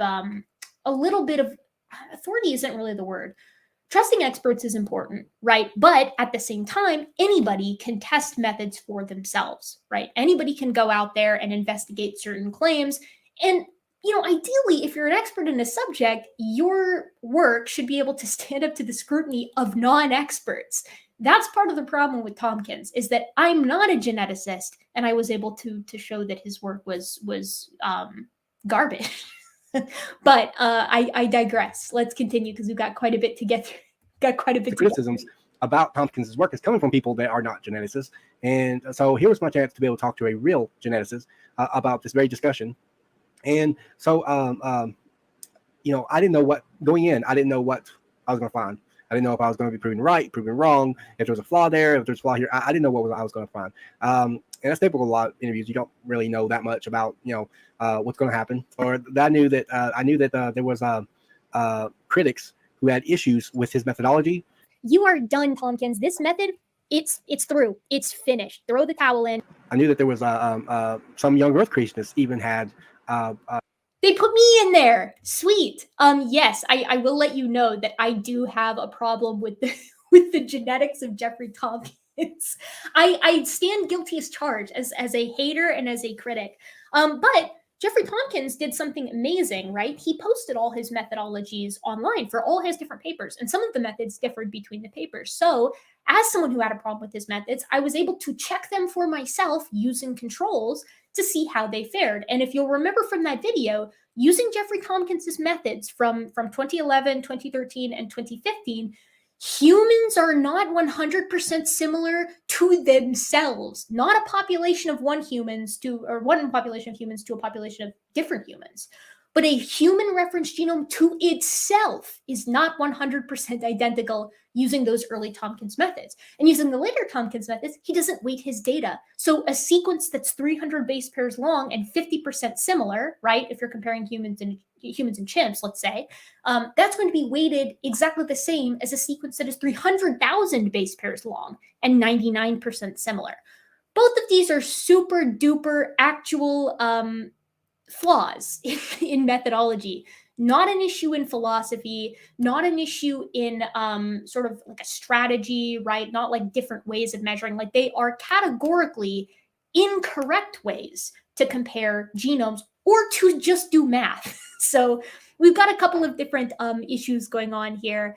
Oh yeah, good point, Zach B. Hancock. I checked my work with actual geneticists anyways. That is something that I did do. I mentioned this in the video, right? Like, I checked with a lot of experts because I'm not an actual geneticist, right? I just took genetics in undergrad and in my graduate programs. But like, I guess I'm not an actual geneticist, so I'm not allowed to double check Tompkins's work. That being said, eventually in here we're going to get to Tompkins's debut. So let's continue onward. Questions about how his methodology would work under certain conditions. No, it's just I guess we could just go back to the fact that it would be nice if Tompkins would reply more, so we could get to the bottom of like what he's working on. He's very hard to contact. And oh my god, oh my god, oh no!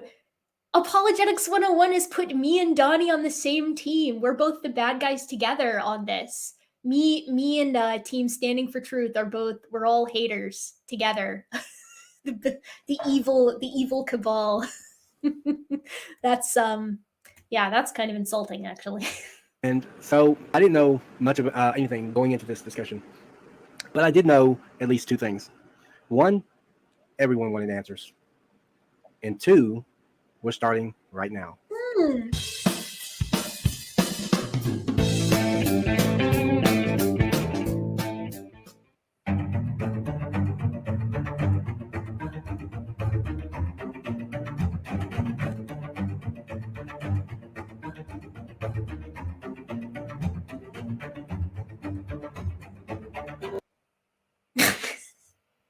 Well, hello, and welcome to Apologetics. Hello.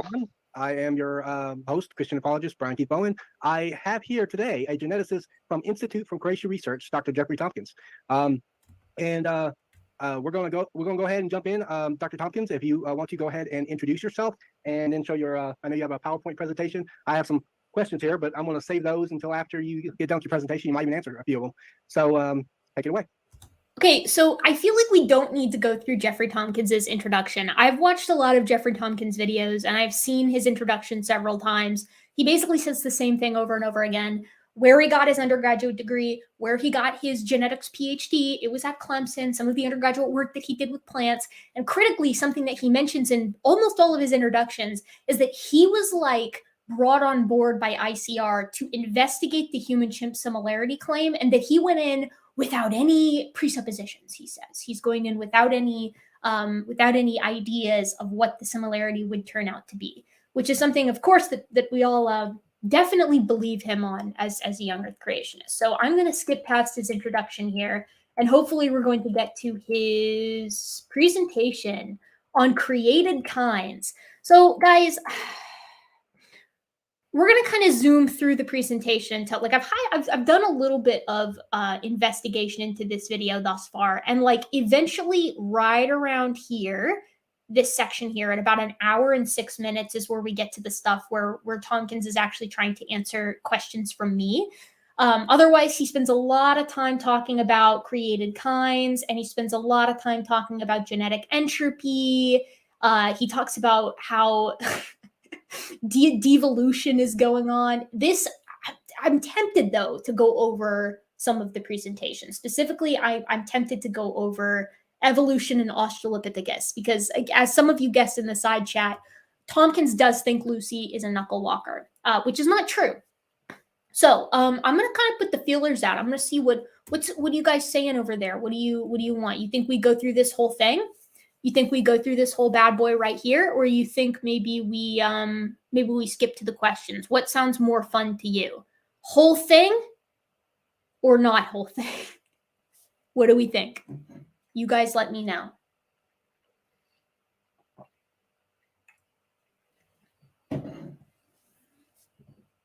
Okay, James Hampton is the only chat that I see, and he's saying do it.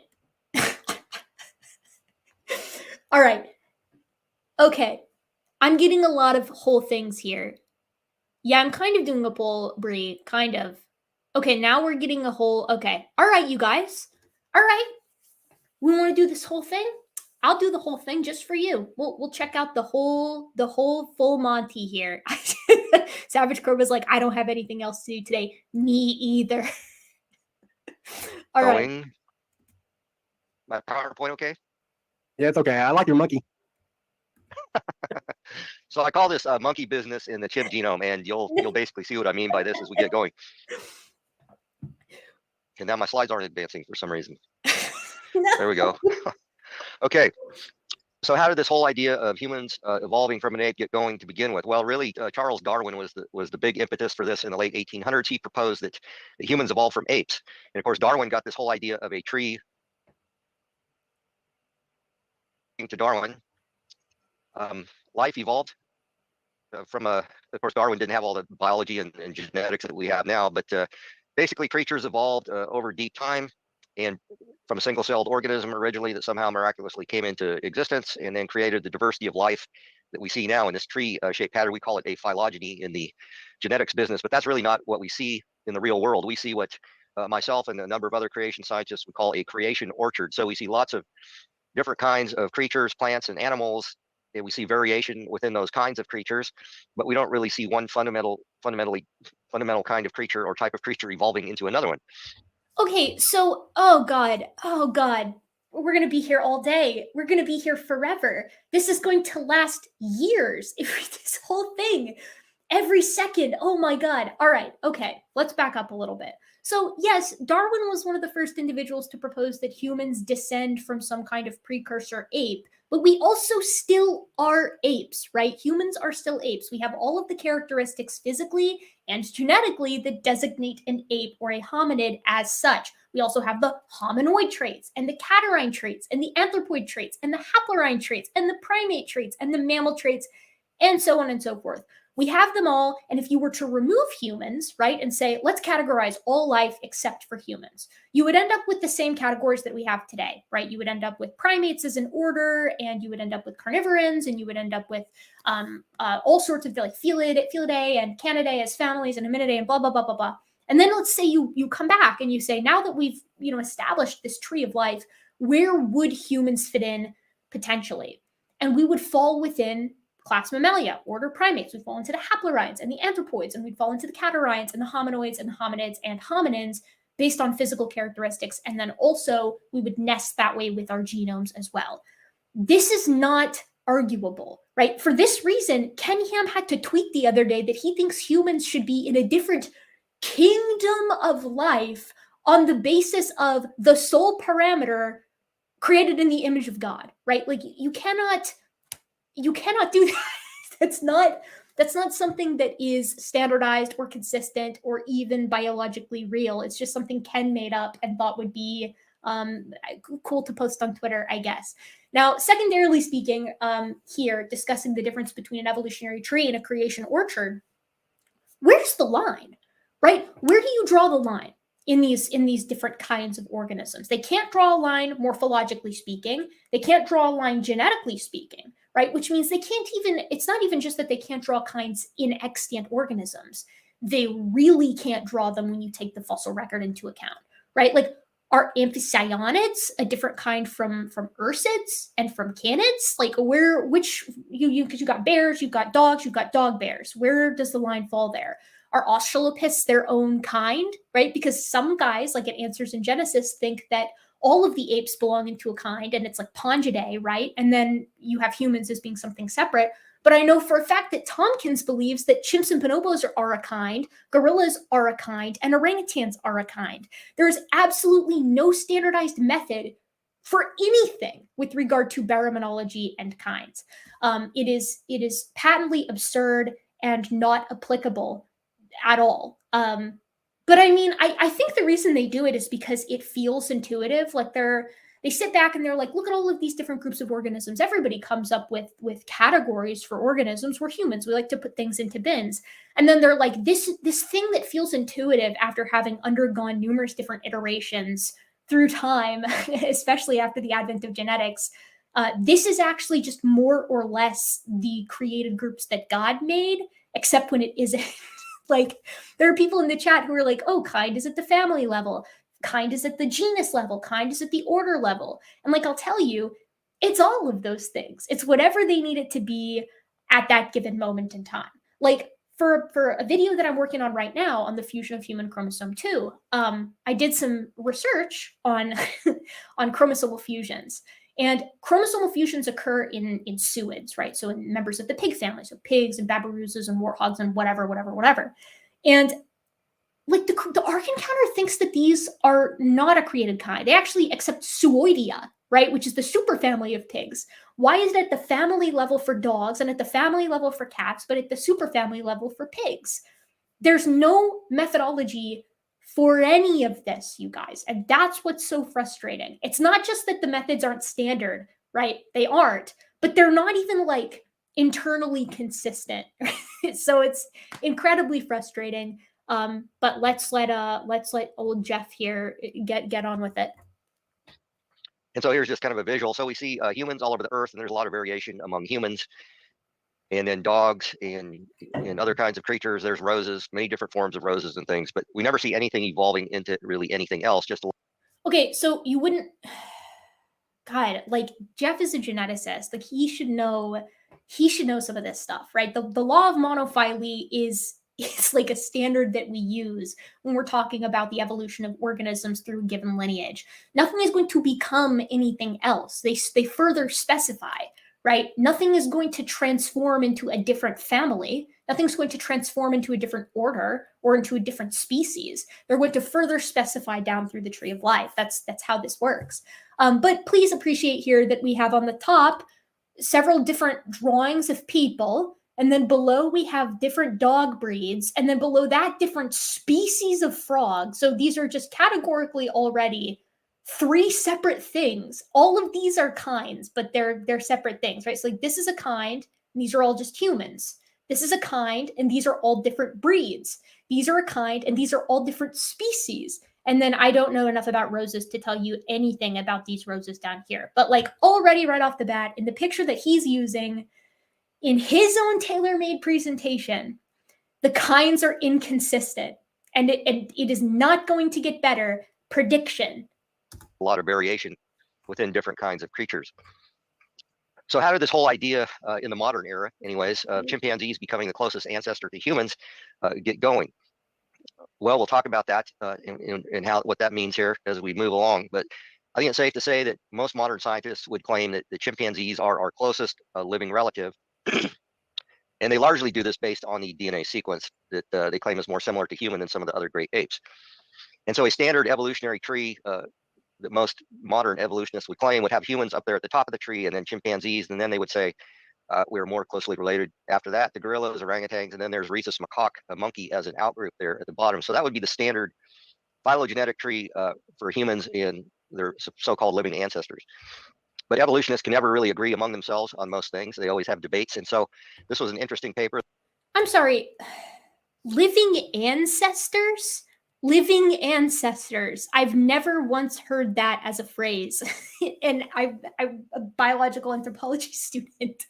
They're closest living relatives, but they're like cousins, right? They're no more a living ancestor than I don't know, than like a fox is to a maned wolf, right? We're related to them. They're some of our closest living relatives.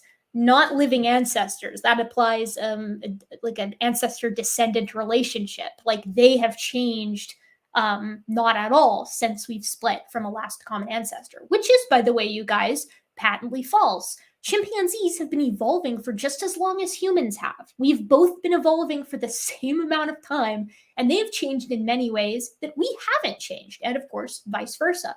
So my favorite example for something that humans are still pretty primitive in, although it's an acceptation, is we have really long thumbs. So our thumbs are super long compared to the rest of our fingers. Chimps have really long phalanges and really long metacarpals and short stubby thumbs. We have really long thumbs and stubbier fingers. And this is because we need to be able to maintain contact with all of our fingers. This is a characteristic that existed in proconsul and Akembo, right? This is characteristic of, more characteristic of like a palmagrade, pronagrade, arboreal quadruped than it is of a knuckle walker. And we simply took that and we were like, why change it? Let's just accept it and use it as sort of a jumping off point for a precision grip.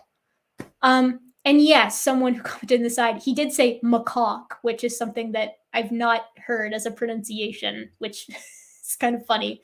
Okay. That's fairly recent, 2009. And actually the authors of this paper claim that humans are more similar to orangutans than they are to chimps. And they did this based on the morphology or the anatomical characteristics that humans share with the various great apes. Yeah, so Jeff Schwartz, who's the second author of this paper down here, is notorious for this opinion in the paleoanthropological community. He thinks that humans superficially share more morphologically with orangutans than we do with chimpanzees. And in some ways, he is correct in some ways. For example, certain aspects of our knees are going to be more similar to orangs than they are to chimps because the similarities, morphologically speaking, necessary for suspensory locomotion and bipedal locomotion are more similar than those for terrestrial knuckle walking. So like, yeah, there's going to be some things that we share more with orangutans, but this is something that they don't understand. And I can't for the life of me wrap my brain around it.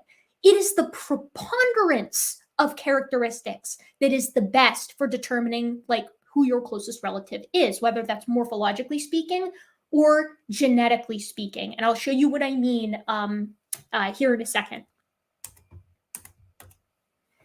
And so there isn't a complete consensus on this, but I would say based on the DNA, yeah, humans probably are more similar in their genome to chimpanzees. But the fact of the matter is that chimps, orangutans, humans, and gorillas, they're all just separate kinds of creatures. And they all have their unique similarities. And so humans kind of share, it's the mosaic. We share some traits with orangutans and some other traits with gorillas and some with chimps. So it's not really a clear-cut deal by any means. Okay, so pause here. It is clear cut, right? So that paper was from 2009.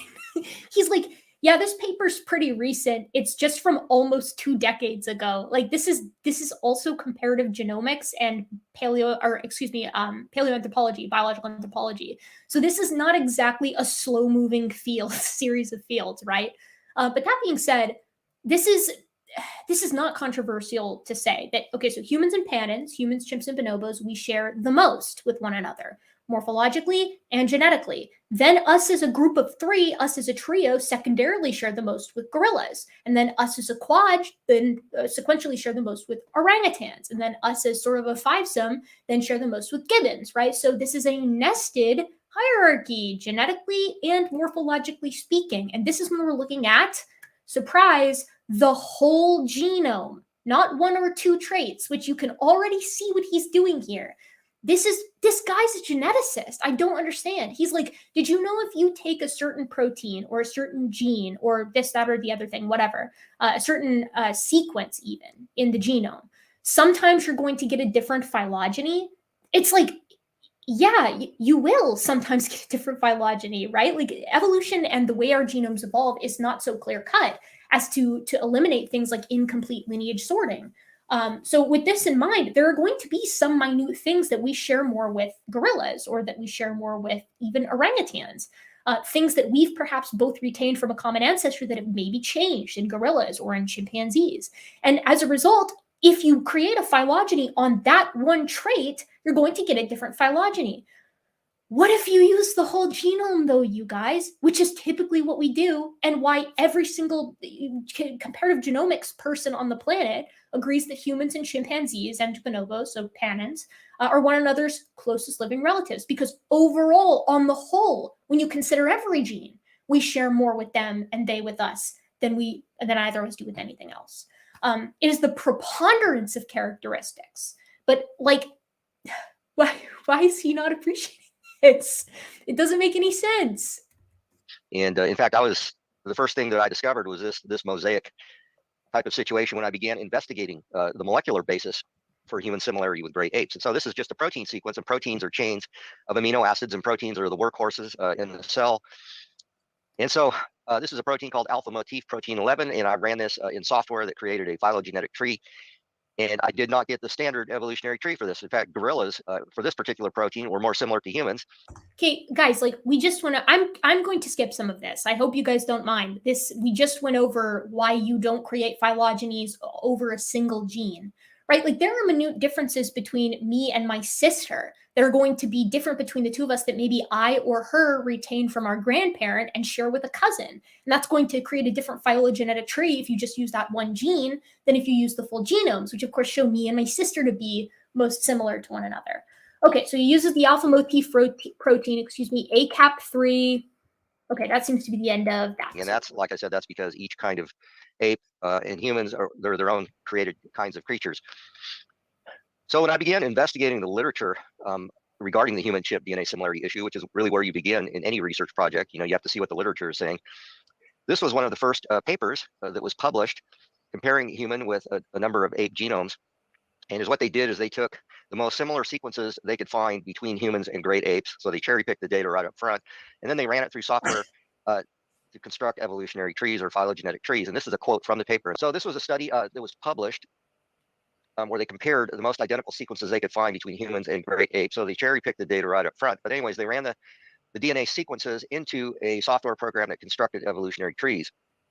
And they said this in the paper: for about 23% of our genome, we share no immediate genetic ancestry with our closest living relative, the chimpanzee. So in other words, 23% of their evolutionary trees were all mixed up, just like I showed you in the previous slide. So there wasn't any clear pattern of human evolution from apes. It was a mosaic type situation.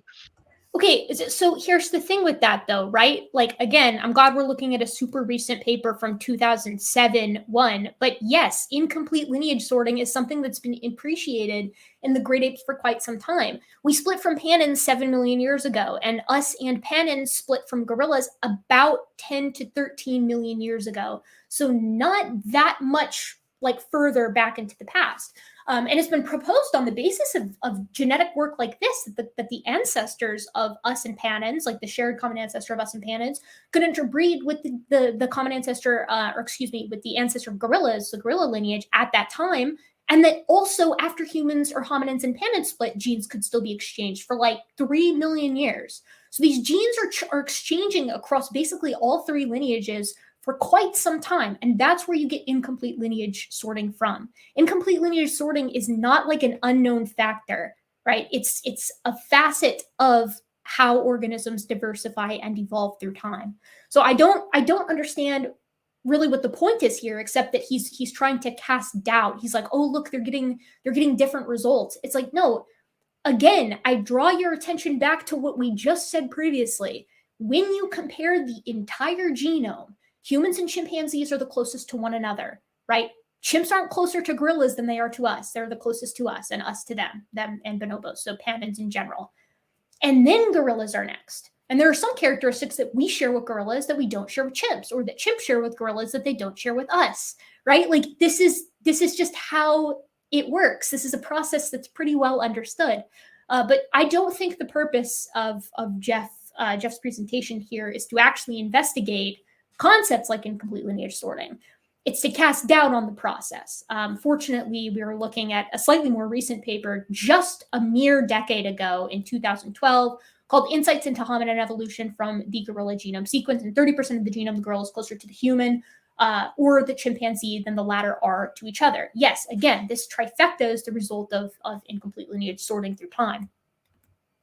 In 2012, they sequenced the gorilla genome, and they got the same results when they began constructing these phylogenetic trees with human DNA and the great apes.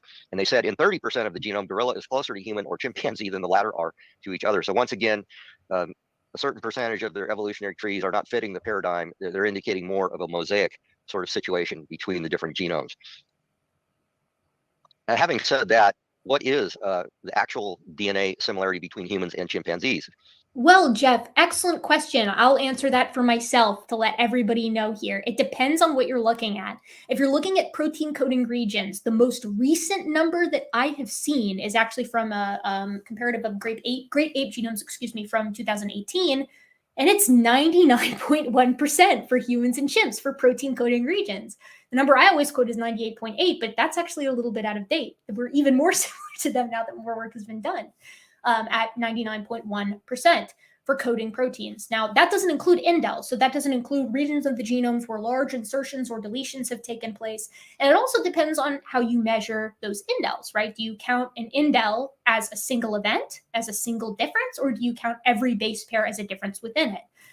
Now, the conventional number that we get for the full genome is 95 to 96% similar, which again is still more similar than like either of us is to anything else that is alive today. So very close indeed. But Jeff likes to do the 98 to 99 first, so then he can be like, but then they changed their mind and actually it's only 9. Now they're only saying it's 96.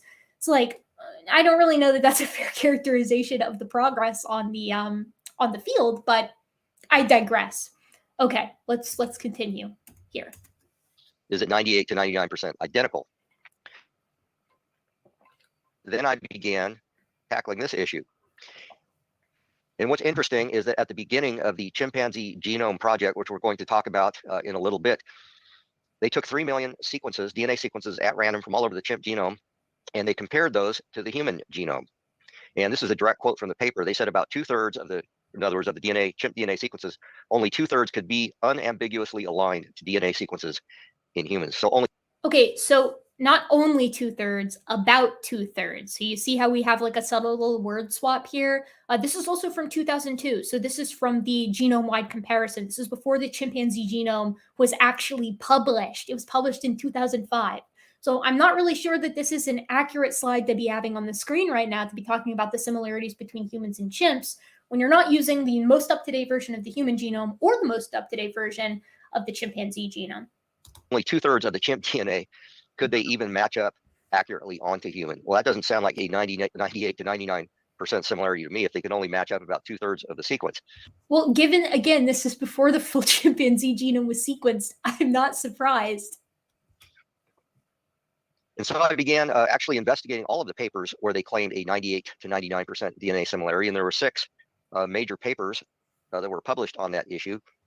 And so I published a paper called Genomic Monkey Business, Estimates of Nearly Identical Human-Chimp DNA Similarity Re-Evaluated Using Omitted Data. So I looked at all these 6 papers, and where I could factor data back in that they had basically thrown out and discarded, I came up with actual similarities of 66 to 87%, depending on the paper.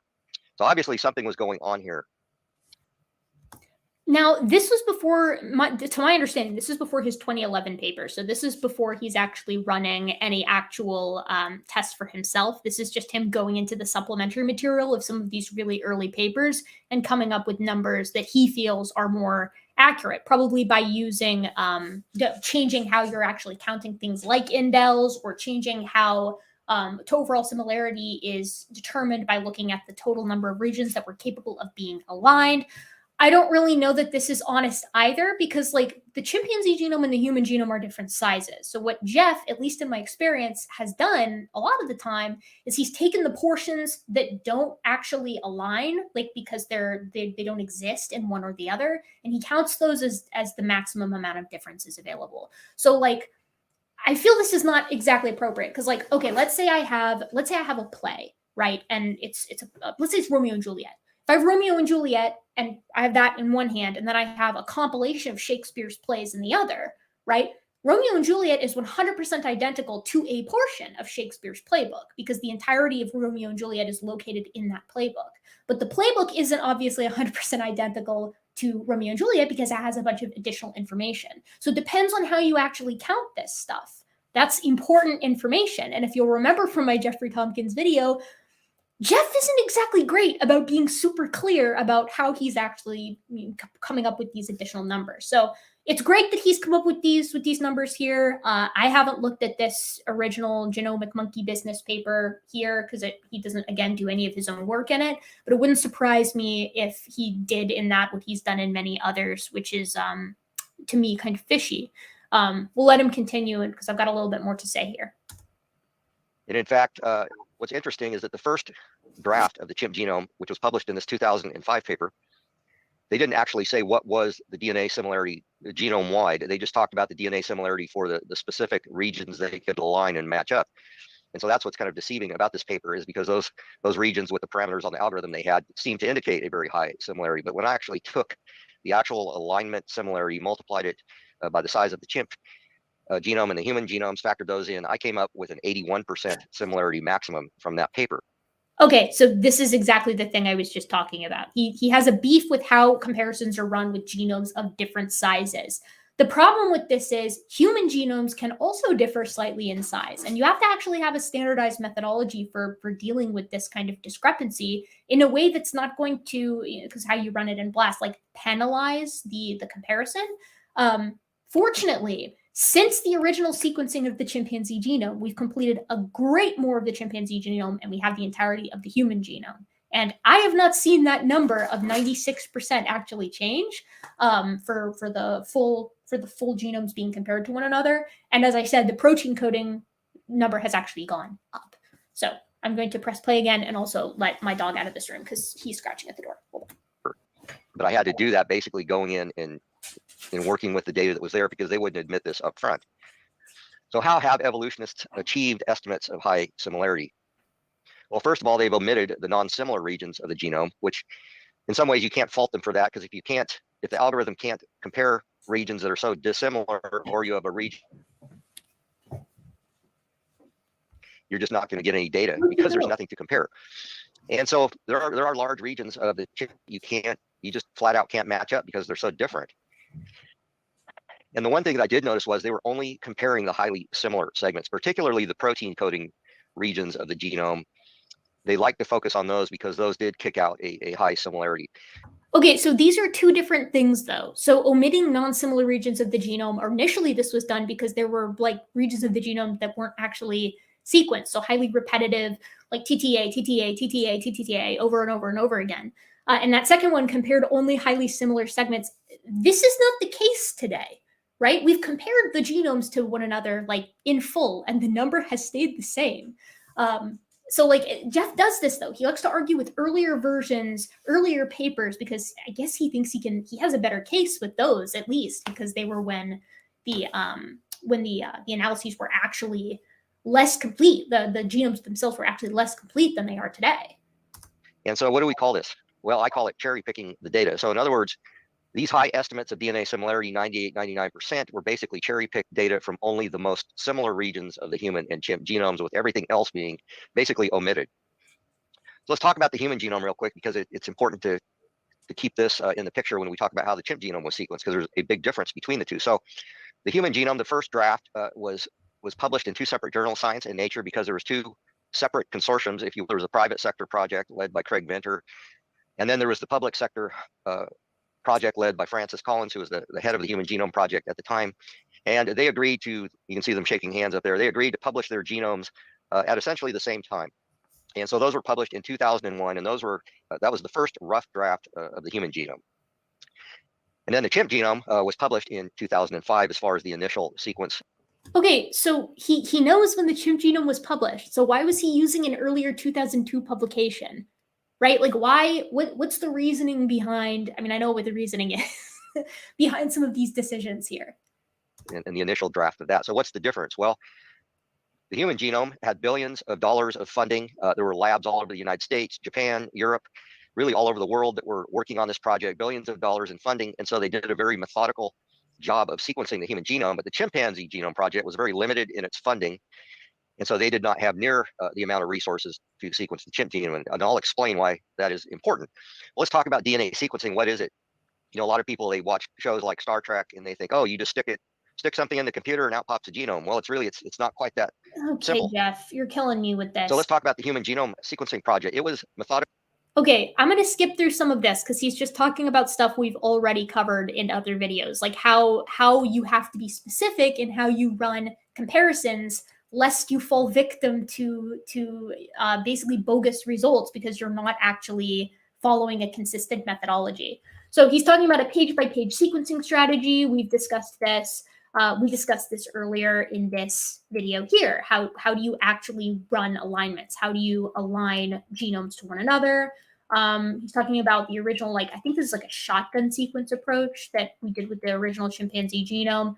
And his entire purpose of talking about all of this, as I said in the Tompkins video previously, is because he's arguing that it's humanized. He's arguing that the chimpanzee genome was inaccurately assembled to look more similar to humans than perhaps it should, because the human genome at the time was being used as a reference. And he is correct that there was a lot more money behind the Human Genome Project than there was behind the Chimpanzee Genome Project. I feel like that makes sense. We're a narcissistic species. We do engage in a little bit of zeroing in on our own species.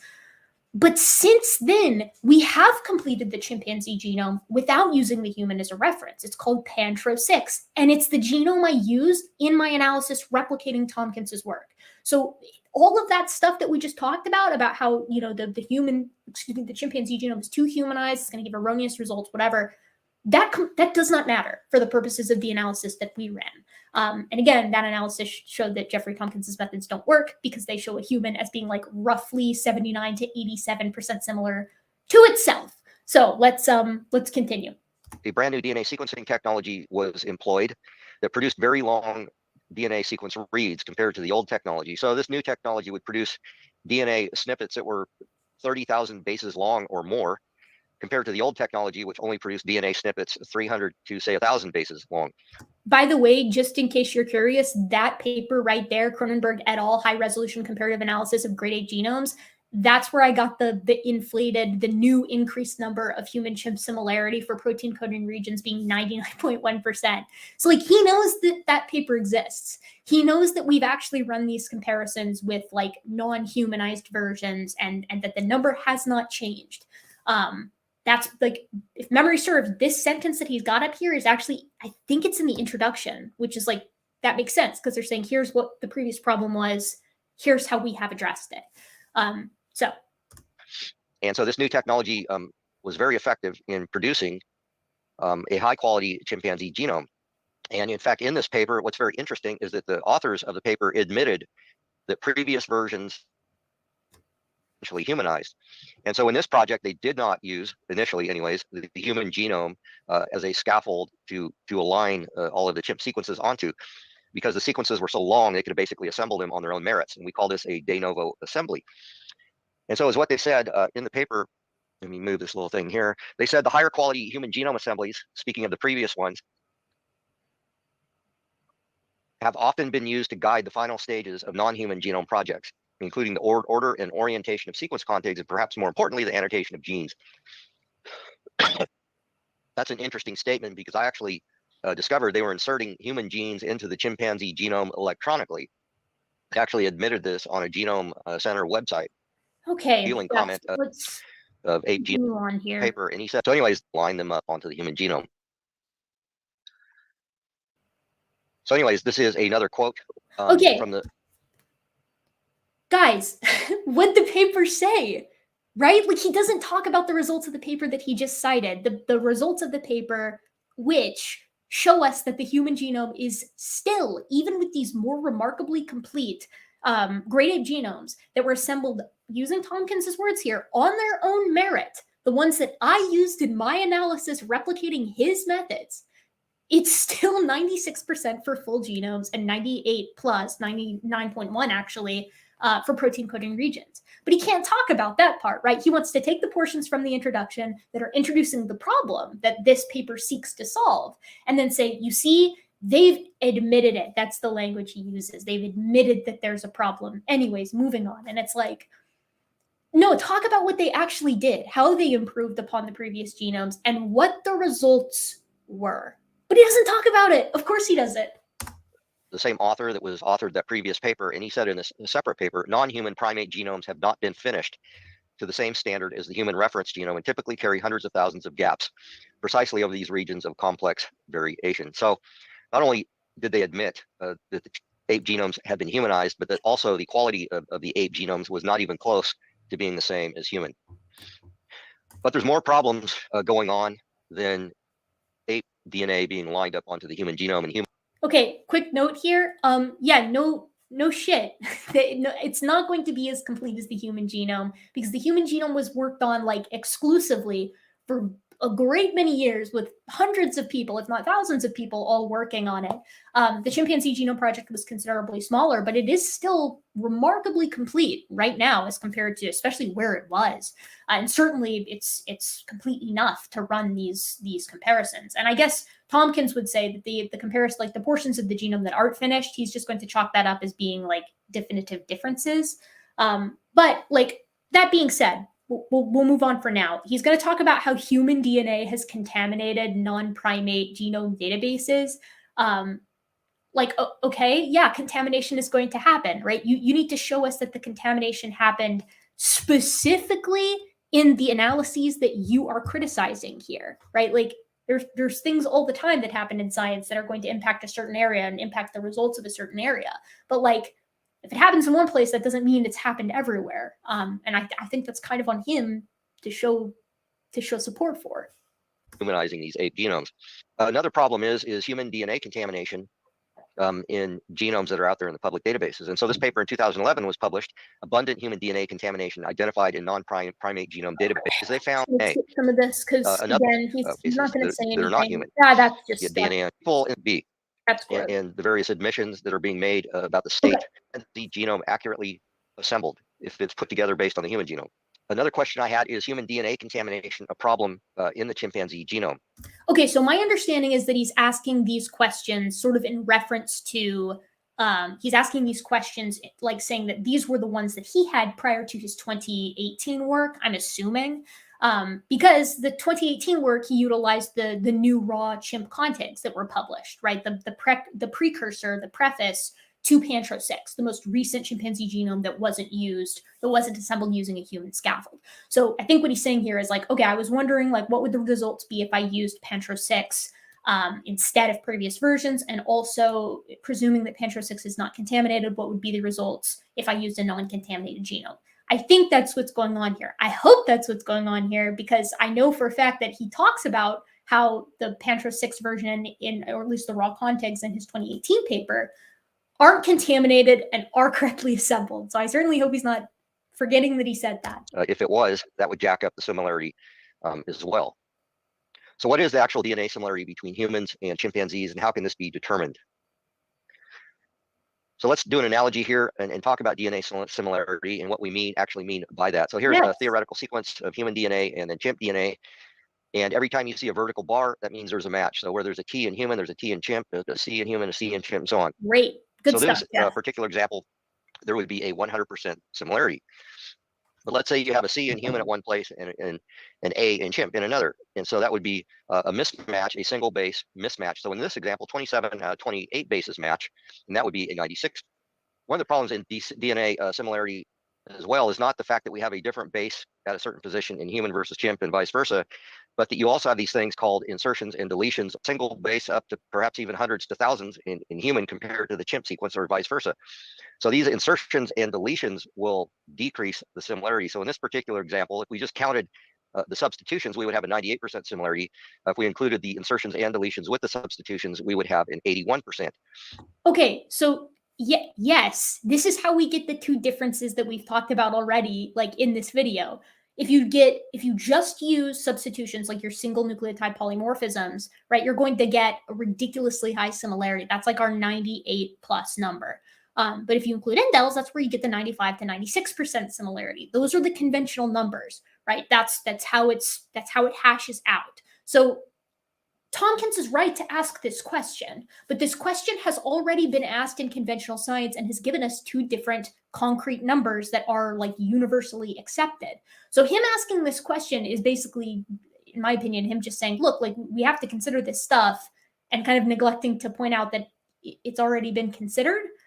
Because the problems that he has in his own methodology, the gapped versus ungapped and the weighted versus unweighted, are actually separate from this. This is a separate issue from those two things. So like, I want to hear him talk about that. And so sometimes the algorithm can account for smaller insertions and deletions, but when they get too big, then the algorithm can't continue matching, it just breaks off. So I actually did a very large project where I looked at all 101 chimpanzee trace read data set. And I basically sampled 25,000 DNA sequences at random from each of the 100 software with a random sampling algorithm to do this. But anyways, I was able to create a data set of 2.5 million DNA sequences from chimp, 25,000 from each of the 101 data sets. So on average, these DNA sequences were about 700 bases long, and then I matched them onto human. And so I only recorded what I call the best hit, or the longest match, because you'll get little snippets of DNA in a sequence kind of matching all over the place because of perhaps it's a little repetitive or whatever. So I would only record the best hit. The nice thing about the Sanger style sequences that had a lot of what we call metadata associated with it. So there would be data with it and so forth. So these I saw one time genome project similarity for these reads. Okay. The problem with it, we've gone through all of these papers. I went through them meticulously, paper by paper, in my Tompkins video. So I'm not going to ask you guys to sit through him talking about it. I wouldn't do that to you. This that he's got here, this is just patently incorrect in the literature, right? Like the 2002 to 2004, them having a 92% similarity and then going down to 85% in 2005 to 2011. That is patently false, and you can find this out for yourself by doing a literature search. Now, him saying that he's gotten these numbers, I suspect, again, has to do with the weighting versus the unweighting and the gapped versus the ungapped. I know that in his 2016 paper, which isn't included in the brackets here, in 2016, he didn't use any controls, right? So like he didn't publish his CSV to my understanding. So like you can't go through it the same way you can go through it in his 2018 paper. But Josh Swaminathan took his exact parameters, did a much smaller scale comparison, and found that it doesn't pass control tests. A human ends up being 87% to themselves, the reference genome to itself, using the 2016 methods here. So he can talk about all these liberal gapping parameters and what have you, but there's something funky going on in his 2016 paper. And given this is after 2015, I would wager it's a problem with the weighting. But we'll get there in a second. With human was 92% for each. On average, 92% was the average DNA sequence identity for these reads. But during the last phase of the chimp genome project, 2005 to 2011, the DNA similarity on average was only 85%. So why the 7% difference? So what's interesting is those years, 2002 to 2004, were actually the years that went into the draft genome of the chimp project that I showed you that was published in 2005. So I think that in the early phases of the chimp genome project, there's a lot of human DNA contamination in the data sets. That's why they were really a whopping 7% more similar to human than the sequences at the latter end of the chimp genome project. Contamination, in my opinion, well, that presents a huge problem to the sequences being lined up onto the human genome. So I love this, right? Like he's like, by my calculations, the contamination, or by my calculations, the similarity has gone down. So what happened early on? Probably contamination. And he's just asserting that on the basis that contamination has happened in labs before, right? And that it's been polished on. That's what the evidence is. Nothing specifically with relation to the chimpanzee original genomic sequence, nothing like that. Just it's contamination. We'll just call it a day. I don't know how robust that is, Jeff. Known as a scaffold chimp genome sequence that was put out in 2018. It was a new technology. And so I had 18,000 segments at random from around the chimp genome that I lined up onto the human genome. Those DNA sequences were on average about 30,000 bases long. But of those 30,000 base chunks, I could only line up 10,000 bases on average. So in other words, only a third of those 30,000 base chunks of chimp DNA would even align to human on average.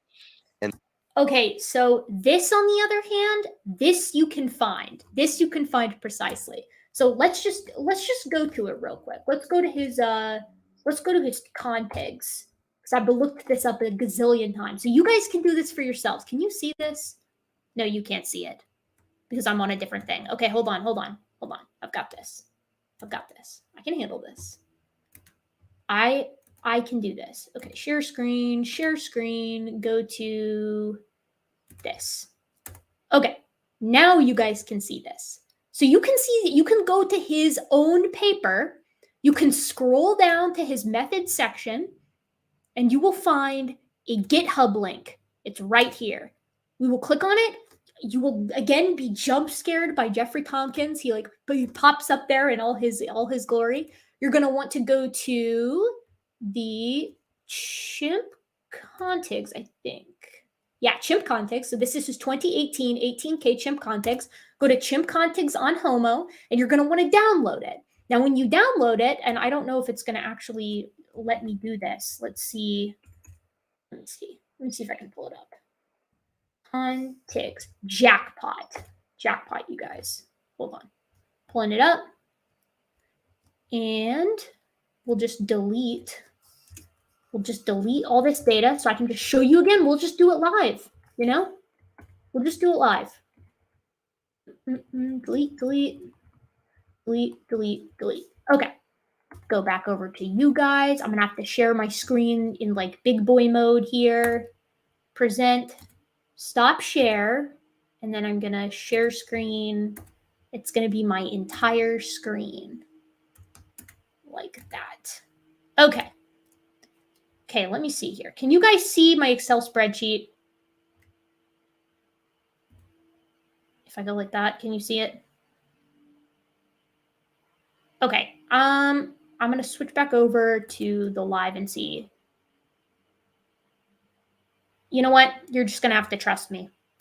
Hopefully you've seen it. Okay, so hopefully you guys can see my Excel spreadsheet. And I'm going to check back in a second and make sure that everybody's like, yeah, we can totally see it. So you can see a couple of things here. These are Jeffrey Tompkins' downloaded contigs from his 2018 paper. This is his data, right? All of his data. So the first thing we're going to do is we're going to select all of it, and we are going to turn it into a table. Where's my table? How do I insert? There we go. Yeah, make all that a table. Great.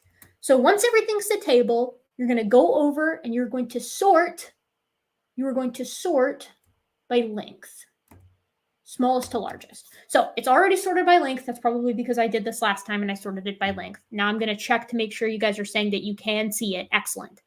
Excellent. Everybody can see it. That's pretty freaking sweet. Okay. So remember, Jeffrey Tompkins got 84% as his percent similarity for these 18,000 contiguous sequences. This is his published CSV. So we can go equal, average, and take the average of p-ident. This stands for percent identity. Enter. There it is. There's his 84%. You can see it for yourself. Now, this is unweighted, right? Because what you can see here is that we're just taking an average of the percent identity returns here. So this means that this 200, or this, let's say this 309, this 444 length here is 69% similar between the chimp and the human. That's like approximately 70% similar. Not very much. It's a really short read, not very similar, a lot of small differences, whatever. But this is being averaged with this sequence, this 167,095 base pair section that is 98% similar. They're being weighted the same. You cannot do this. This would be like being in school and telling your teacher that they need to reassess your grade because you got a 5 out of 5 on attendance on June 6th, right? But then you got a 50% on your test, and you're like, well, I should at least have a 75 because 50 plus 100, if I average those together, then I'm going to get a 75, right? That should be your grade. No, because the quiz is going to be weighted as like significantly higher than your attendance grade. And so you might be thinking to yourself, well, what if you did weight it properly, right? What if you weighted it correctly here instead of incorrectly? You weighted it by length. When you do that, you actually end up with a 96% similarity. So we take equals, let's see, average, I believe it's in ident here. Oops. Hold on. Equals average in ident equals average length equals, oops, hold on, equals first divided by the second. Oops, I think that's the second divided by the first. Equals second divided by the first. Did it a second time. Sorry, you guys, I've been streaming for a hot minute. Okay, it's 96%.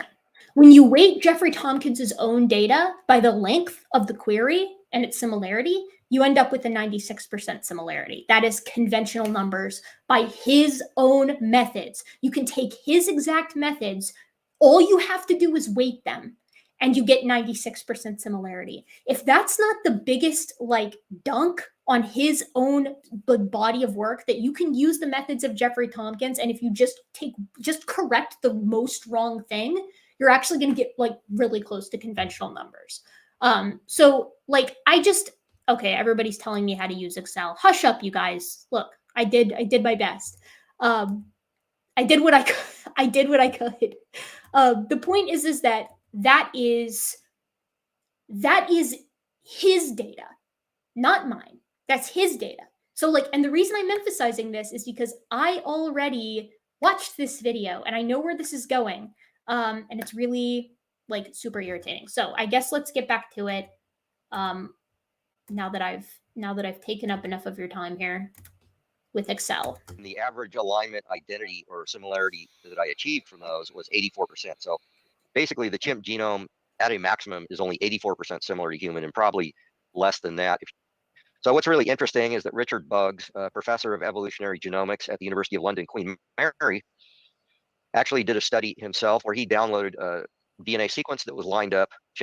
This doesn't matter, and we're skipping it because Richard Buggs published in 2020 a new method of doing comparisons, and he published in a journal, right, that the similarity with his student, he published that the similarity is 96% between humans and chimps, using this sort of it's like an it's like a pictorial means of mapping chromosomes. And what's cool about that, like later in this video, Tompkins is going to say something really, really fascinating with regard to Richard Buggs. And like what I'll tell you kind of ahead of time is that I don't think it's a coincidence that Richard Buggs published the 84 number on a blog and then he published on the 96 number. I don't think that's a coincidence. 84%. Some people would say, well, that sounds pretty similar, even if it's not 98, 99%. Well, the problem is that theoretical evolutionists who are trying to explain human evolution from a chimp ancestor or an ancestor we shared with chimp need a 98 to 99% genome similarity to explain human evolution with the known mutation rates that they've actually determined in humans and chimps in 3 to 6 million years since we supposedly shared a common ancestor with chimps. So for theoretical human evolution from a common ancestor with a chimp to even work, you need something close to a 99% similarity. So 84%. Okay, please, I'm begging you. Someone show me where anybody has said this ever. Who has ever said this? Who is out here saying that you need to have a 98 to 99% genome similarity to explain human evolution with known mutation rates in 3 to 6 million years? Like, who is actually making this case? I've never once heard this, and I'm getting my PhD in biological anthropology. So I don't know what to tell you. Fellow theoretical evolutionists, please let me know where you've heard this before, because this is new to me. especially given like the conventional number is 96. Like if this is the case, then the evil evolutionists have already done it. They've already debunked themselves, haven't they? Okay. Obviously totally kicks that out the door. So this whole issue of the human genome supposedly evolving from a common ancestor with chimp really begs the question, are genomes really evolving and getting better? Are they gaining information and getting better, or are they actually devolving and losing information?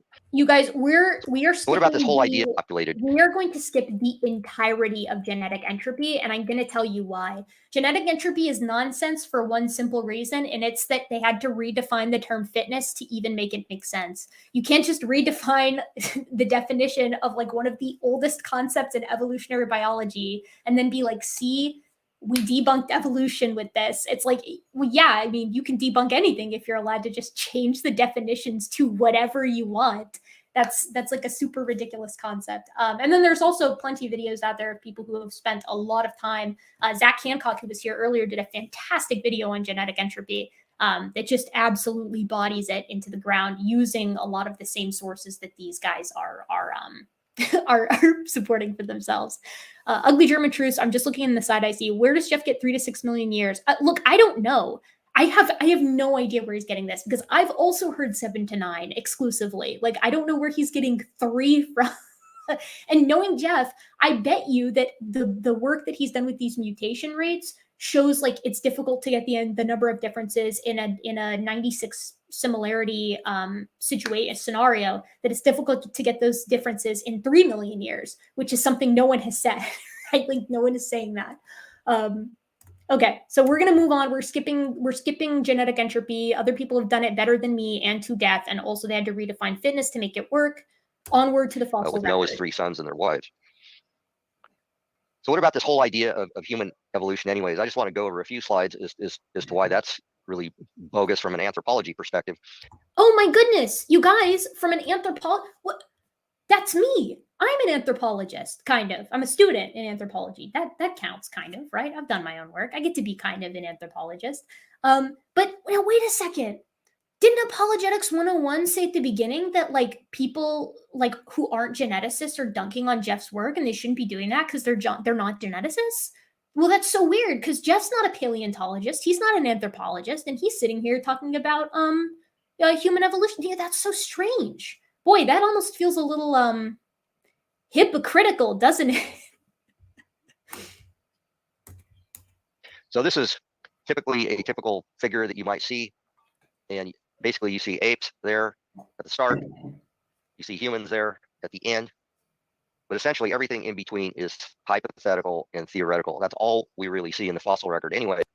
Wrong, Jeff. You are wrong there. We have Sahelanthropus chilensis, Aurantuganensis, Ardipithecus cadaba, Ardipithecus ramidus, Australopithecus anamensis, Australopithecus afarensis, Australopithecus barroghazali, Australopithecus diarmida, Australopithecus garhi, Australopithecus africanus, Australopithecus sediba, Homo habilis, Kenyanthropus platyops, Homo rudolfensis, Homo erectus, potentially Homo georgicus, Homo erectus, potentially Homo ergaster, Homo erectus sensulato. You have Homo naledi, Homo floresiensis, Homo heidelbergensis, Homo rhodesiensis, Homo bodoensis, Neanderthalensis, Homo neanderthalensis, Denisovans, and Homo sapiens.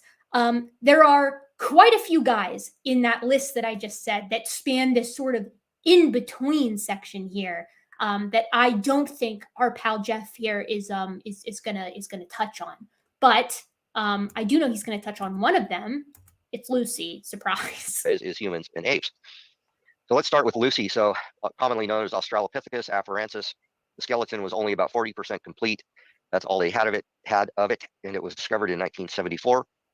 Okay, 40% complete, like of a full skeleton. Lucy is bilaterally symmetric. So like there's going to be a lot of that 40% that overlaps down the midline. Now, if they were completely, like hypothetically, two completely different, like a unique 40% that doesn't reflect, you might get, I don't know, a max of like 80% of the skeleton. But it also depends on how you're comparing, like how you're counting up the skeleton. Are you doing it by bones? Like, I don't think you need every rib to get a decent idea of what the animal looks like. Or are you doing it by mass? In which case, I think it's going to be significantly larger than 80% even, because if you look at how much of the skeleton is there, a lot of the bulk of the skeleton is going to come from like the pelvis, the vertebral column, the skull. Primarily the skull is missing in Lucy's specimen. You've got that right humerus. You've got a lot of the left humerus. You've got a lot of the right and left forearms. Mostly you're missing a lot of the hands and feet. You're missing the left femur. You're missing most of the fibula, kind of the shaft of the tibia. But you got quite a lot going on here. Let's let him tell us why it's bad, though. They dated Lucy at about 3 million years old and claimed that she was bipedal and walked upright. However, we've got major problems with this, admitted by the evolutionists themselves. Did Lucy really walk upright? So Eric Stockstad, an evolutionist, published this article in Science in 2000, and he said, I walked over to the cabinet, pulled out Lucy, and Shazam, she had the morphology that was classic for knuckle walkers. So in other words, okay, well, you know what? Let's let him finish here. When Lucy wasn't swinging around in trees, she was on the ground, walking around on all fours like chimpanzees do, because they're designed to be knuckle walkers. They have special locking wrists that humans don't have, so they can walk around and do that. And there's a picture of a chimp doing what chimps do, knuckle walking when they're on the ground. Okay, so Stockstad and also Brian Richmond are two of our big guys who were these knuckle walking proponents for Australopithecus afarensis back in the early 2000s. So 2000, 2001, etc. I believe Straight was also involved on this. And they do it based off of some particular notching that's going on in like the carpals and the distal end of the radius. This has not stood the test of time because a lot of the knuckle walkers that they assessed in their study, and this was noted by, I think it was Lovejoy and colleagues later on, a lot of the specimens that are known for knuckle walking are actually like missing the notch, right? And a lot of the organisms that, I believe, some of the organisms that are not knuckle walkers had partial notches. So it doesn't do a good job. Like the primary characteristic that Brian Richmond and that Stockstad and that Straight were relying on to distinguish knuckle walkers from non-knuckle walkers is not actually a diagnostic characteristic in the carpals. And I also know this because one of my colleagues actually works on hands. She studies hominoid hands. So the hands of extant gibbons, ape, like all of the great apes, so like Pongo, gorilla, pannons, and humans.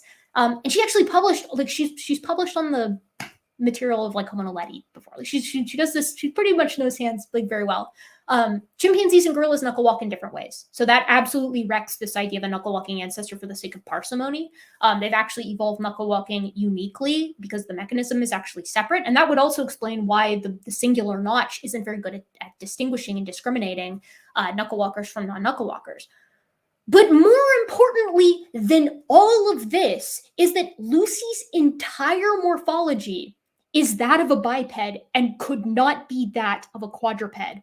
Period. Biomechanically, it does not work. The foramen magnum is anterior and the position is forward. That's what you need for the foramen magnum to actually to characterize a biped to the exclusion of other types of locomotion within primates. She has a bowl-shaped pelvis with sagittally oriented iliac blades, and it has an anterior-inferior iliac spine, which is a critical muscle attachment site for maintaining stability, being upright. And it strengthens the pelvic floor, the bowl shape of the pelvis, not the spine, not the anterior-inferior iliac spine. I mean, she had a valgus knee, the carrying angle that allows you to hold your weight in a singular column. She had the inline big toe and the 3 arches in the foot. And what Tompkins is going to go on here is he's going to be like, oh, we didn't find any hands and feet with Lucy, and the Laetoli footprints are far away from Lucy. So arguing that Lucy's kind made these footprints is ridiculous. No, it is not, because we have Australopiths that are dated to the time period of the Laetoli footprints, and Australopiths are the only thing living at that time that has the foot morphology that matches that we see at the Laetoli footprints, a condition that is intermediate to how chimpanzees walk bipedally and how anatomically modern hunter-gatherers, unshod, walk bipedally. Now, then he complains about the nature of the recreation for Lucy. We could corroborate that with other Australopiths that they will never bring up. They're not going to talk about Australopithecus sediba and how we have the entire half of a pelvis for Australopithecus sediba that corroborates the reconstruction of Lucy. They're not going to talk about STW 573, which we have almost 100% of that skeleton, including the foot that shows it has an inline big toe and suggests the 3 arches in the foot as well. They're not going to talk about the Dekika. They're going to skip all of this, because they can't deal with it. They can't actually fit it into their model because it patently denies quadrupedalism for these hominids. It doesn't work. Okay, sorry, spiel over. And so this is another quote from an evolutionist. And I love the name of this article, Lucy on the Ground with Knuckles. And this was published in Science News in 2000. And they said Australopithecus, Anamempsis, and skeleton known as Lucy had wrists capable of locking the hands in place during knuckle walking. Walking Ancestor Nature 2000. And these evolutionists said, regardless of the status of Lucy's knee joint, which they can never come to a conclusion on, new evidence has come forth that Lucy had the morphology of a knuckle walker.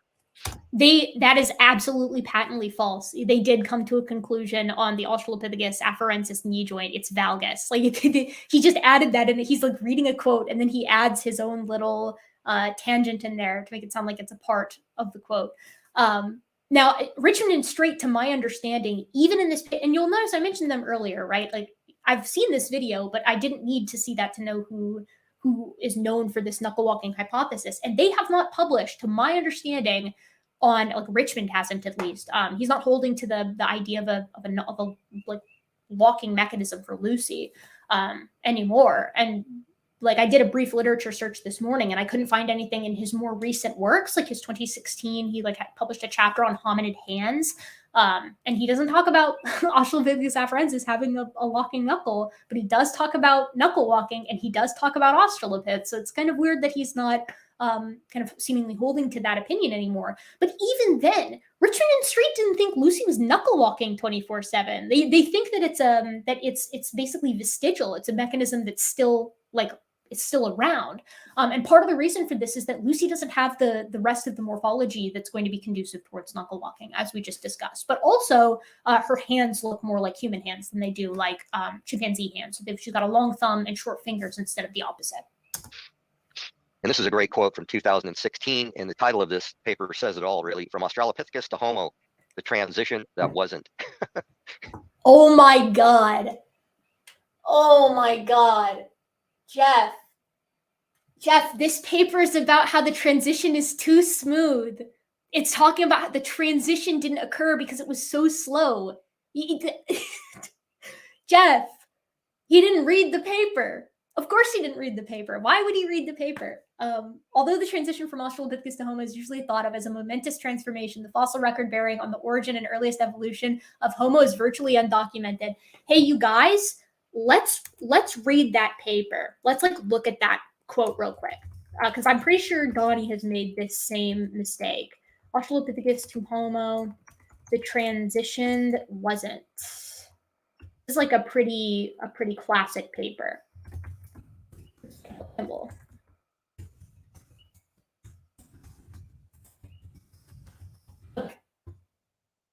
Let's see. We need to get our PDF on here. Please be yes. Okay, beautiful.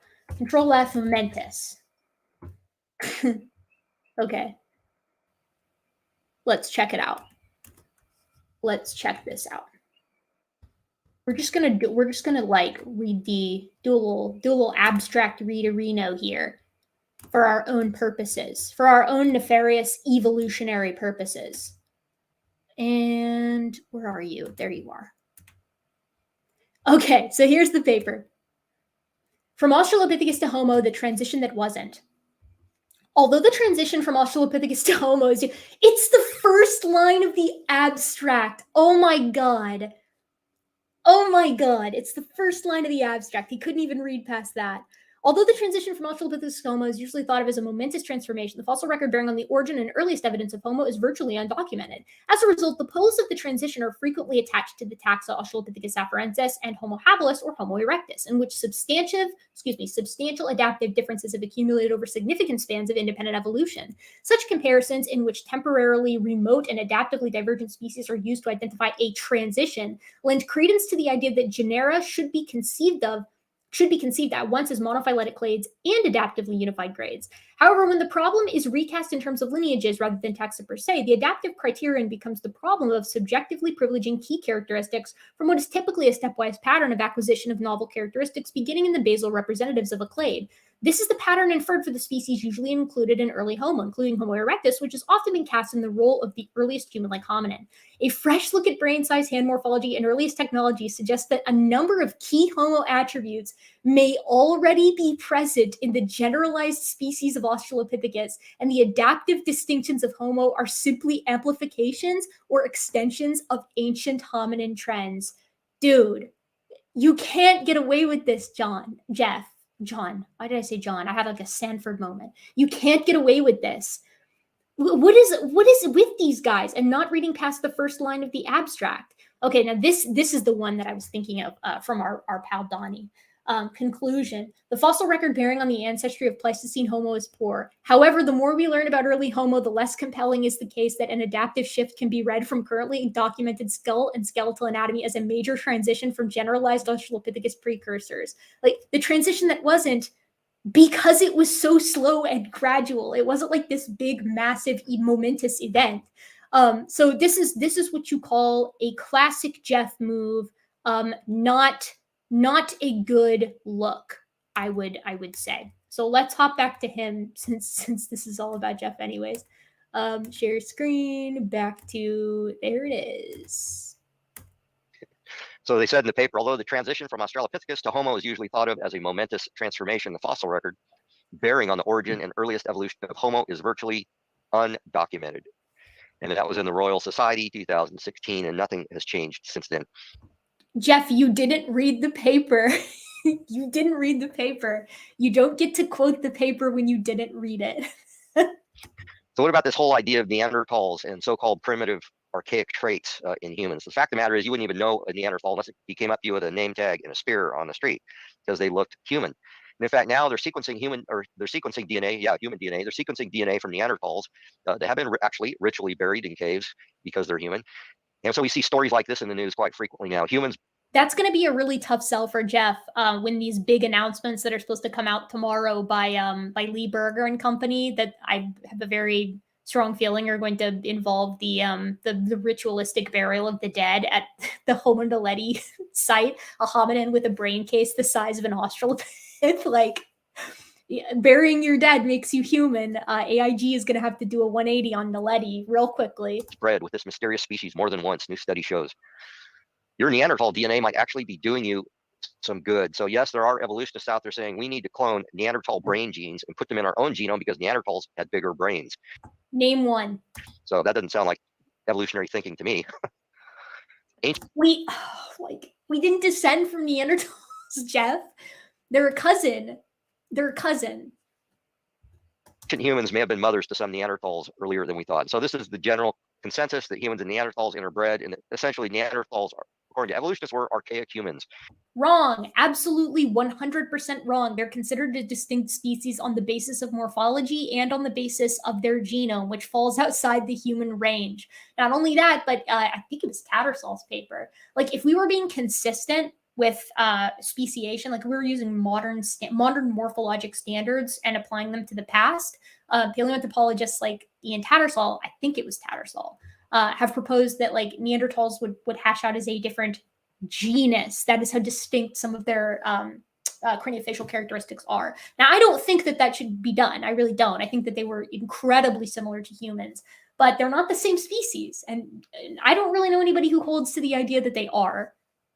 But the fact of the matter is they were just humans. So the Neanderthal skull was typically larger than a modern human.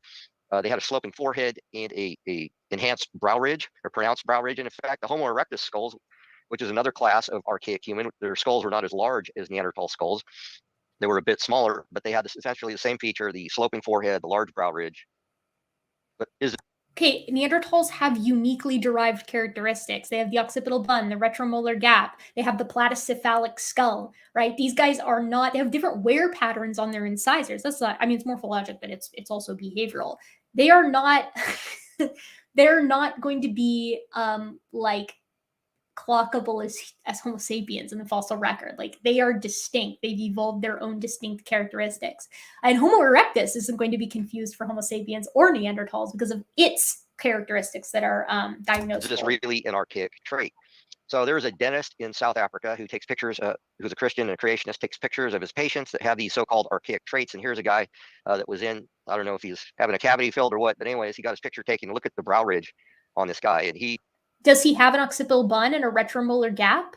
He is a young man and alive and well.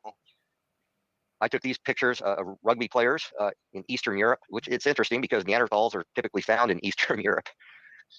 Also in other parts of the Middle East and some other places. But anyways, look at these guys. They have sloping foreheads and big brow ridges. This is a famous guy, Nikolai Valuev, a former professional boxer. He's a member of the Russian parliament now. This picture exists in like the published like PDFs that Raw Matt and Standing for Truth put out. Like, all of these guys just constantly crib from each other. They can't come up with anything original. Yeah, this guy has a really big brow ridge. Guess what? A brow ridge isn't a diagnostic characteristic of a Neanderthal, right? Like, you need to utilize the characteristics that are only found in Neanderthals if you want to say that they are found just as within the normal human Homo sapiens variation, which you're not going to be able to do. He has a sloping forehead and a huge brow ridge as well. So this really isn't an ancient archaic trait. It's actually found among modern humans today in different parts of the world. But what about this whole idea of a sagittal crest or this ridge along the top of some people's heads? No, evolution is one. A sagittal crest isn't diagnostic of any of the hominins, like post habilis, right? Like, what is he saying? Okay. If he really wants to make this case, what he needs to do is he needs to show that diagnostic characteristics that are exclusive to Homo sapiens can be found in Neanderthals, like the vaulted forehead, the globular shape to the skull, the chin, things of that nature, that those can be found in Neanderthals, and that the Neanderthal diagnostic characteristics can be found in modern humans, any of them. Retromolar gap, occipital bun, the lack of the chin, the platycephalic skull. Notice the sagittal crest isn't in any of these groups as like a diagnostic characteristic.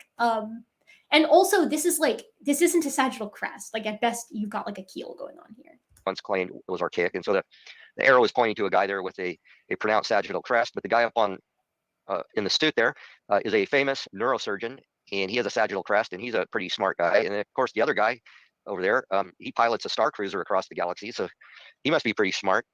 But the fact of the matter is, these so-called archaic traits are really found among modern humans. There's just a lot of variation among humans. So here's two. Okay, there is a lot of variation in humans, and humans don't have a lot of genetic diversity. So why then do Neanderthals fall outside of our genomic variation? They fall outside of our variation of our range genomically and morphologically. Both of them.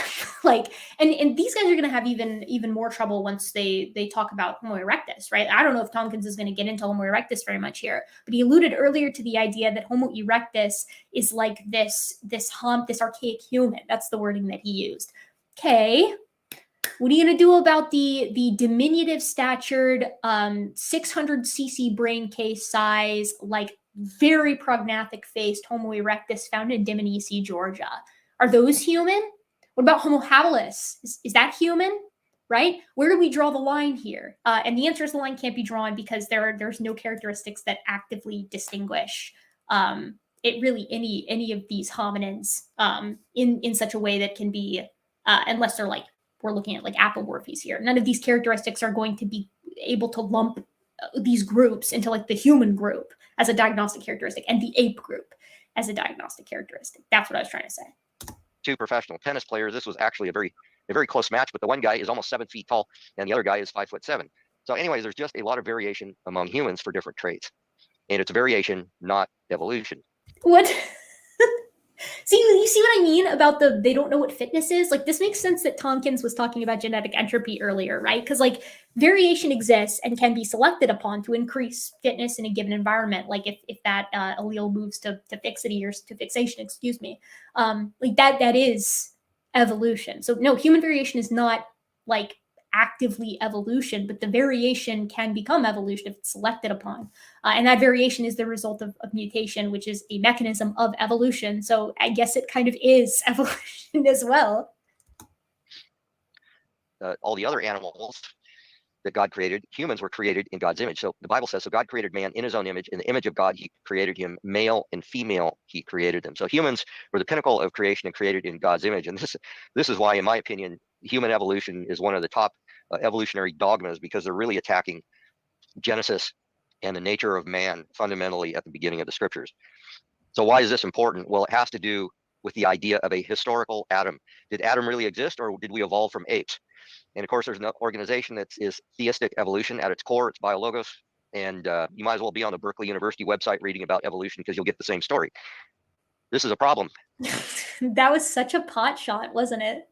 Because the Bible has very distinct and clear genealogies and chronologies back to the original Adam.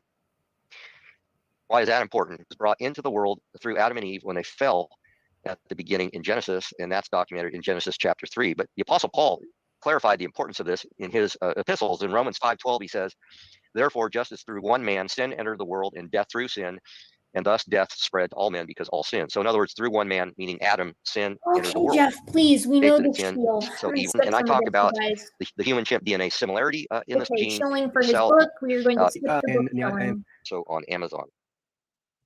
All right, awesome. That was great presentation. I do plan on doing some videos later on Australopithecus and things like Neanderthals and things like that. So I appreciate that. Don't do it. But today we're primarily going to be focused on your particular methodology. And I have some questions because I don't think I heard anything on chromosome 2 fusion in your presentation. Could you explain that real quick before we jump into the other stuff? Oh my God. Yeah, I actually have done entire presentations on that can get very technical. So in the so-called chromosome 2 fusion, evolutionists believe that 2 chromosomes fused from the ape genome to form human chromosome number 2. The reason they had to go that route was because humans have a chromosome number, a diploid number, 46 chromosomes, and apes have 48 chromosomes. And so they did find some gross similarities doing cytogenetic spreads.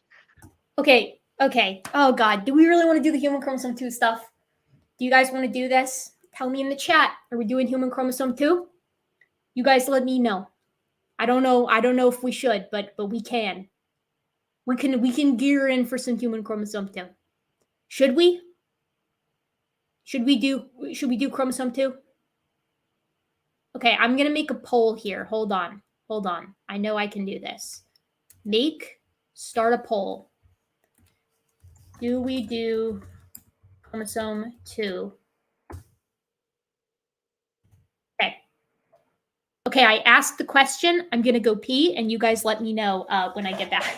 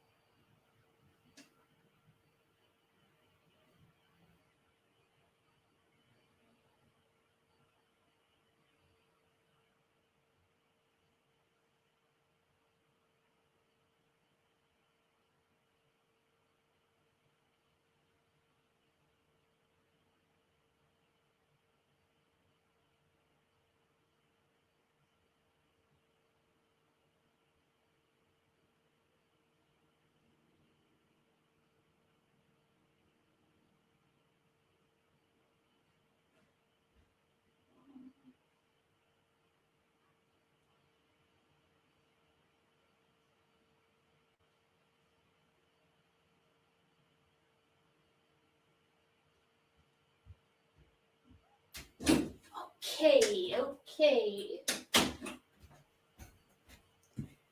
Back. Did you guys like being left alone with the skulls? I know you did. I know being left alone with the skulls made you all very happy. Okay, time to check out this poll. Let's see what the peanut gallery said here. I feel like I already know what you guys said. Yes, 74%. Okay, we're doing it. We will do it. Okay, you guys, we're doing chromosome 2. We are going to discuss chromosome 2. How do I want to do this? I think what we're going to do is we're going to pull up human chromosome 2 fusion. I think Ken Miller has a really awesome diagram for this. So we're just going to do that, and I'm going to show it to you, and we're going to talk about it. Okay, present, share screen, initiating screen share, going over to human chromosome 2 fusion. Okay, all right, so human chromosome 2. you guys, back in the day when we first did karyotypes for the great apes, it was something of a surprise, I think, that humans had 46 chromosomes and the great apes had 48. The other great apes had 48. So a prediction was made in like 1972 by Turlow and Grouchy, where they were like, okay, well, like one of two things happened, right? Either all of the other great apes, like the ancestral condition was human-like and it had 46 chromosomes. Some Miocene ape had 46.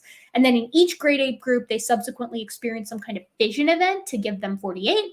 Or alternatively, the opposite, more parsimonious answer, which is that 48 chromosomes is the ancestral condition and modern humans experience some kind of fusion event.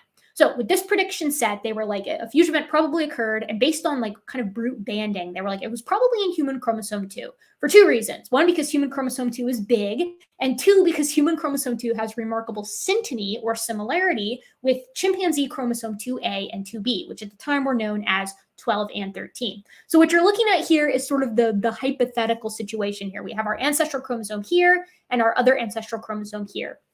And if a fusion occurred, there's going to be some like pretty classic calling cards to let us know, like a smoking gun, if we're looking at a fusion site. The first thing is we should find a fusion site. It should be in the middle of the chromosome. So like, how do you find a fusion site in a chromosome?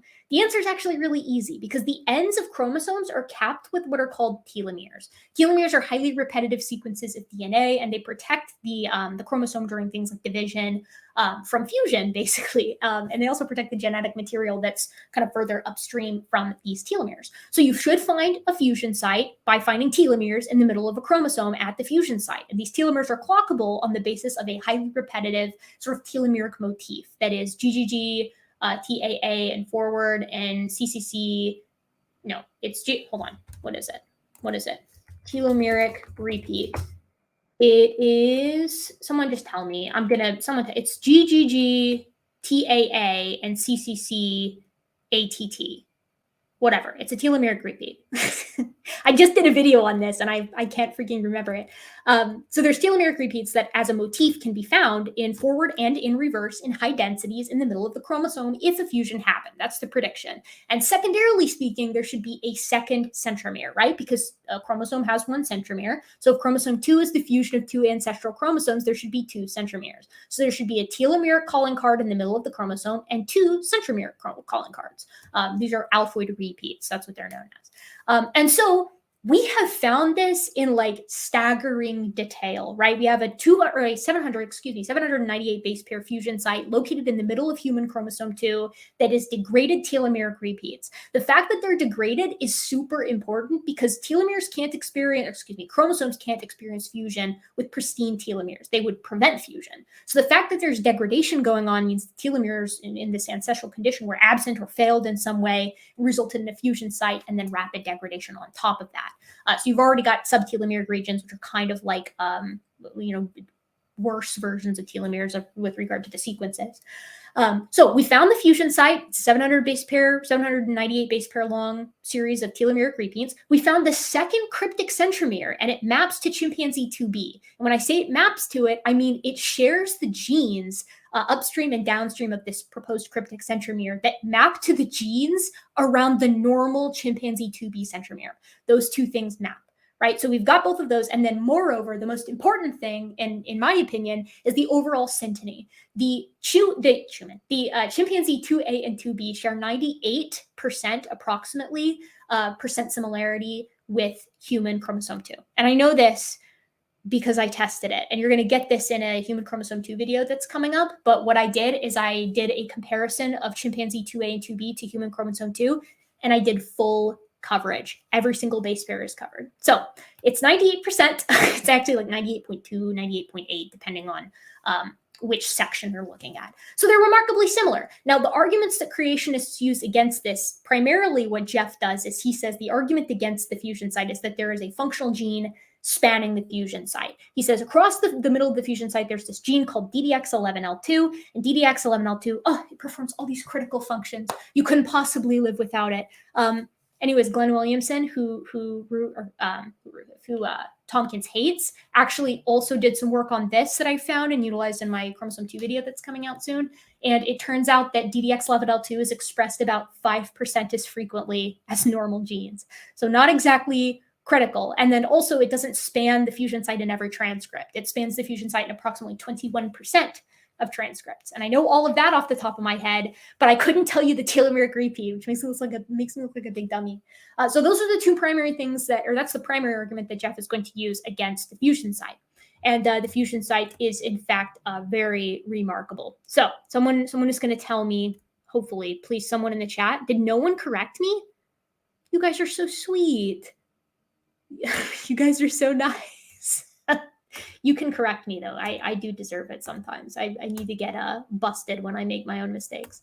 Okay, back to the video. Let's hear Jeff out. Of human and ape chromosomes. But they also found some problems with it as well. But anyway, so that's what led to the whole idea of it. And then they thought they found in the early 1990s actually a DNA sequence that represented the fusion site, which they claimed was a head-to-head fusion of human telomeres. And so it was a very small signature. It was only about 800 bases long.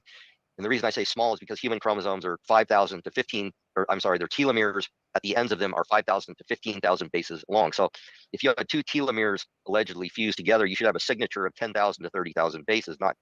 No, you shouldn't, because remember, degradation of the telomeres is like a prerequisite for fusion to occur. You wouldn't get pristine head-to-head telomeres in like the same identical densities to those at telomeres, because if those densities existed, the fusion wouldn't happen. Jeff is a geneticist. 800. And so on top of that, the fusion site is very muddled, if you will. It's evolutionists would call it degenerate. In other words, it's not a pristine head-to-head fusion. It's only about 70%, similar to a pristine fusion of the same size, about 800 bases. So anyway, so it isn't that clear-cut. And on top of that, the fusion site is actually found inside a long non-coding RNA gene.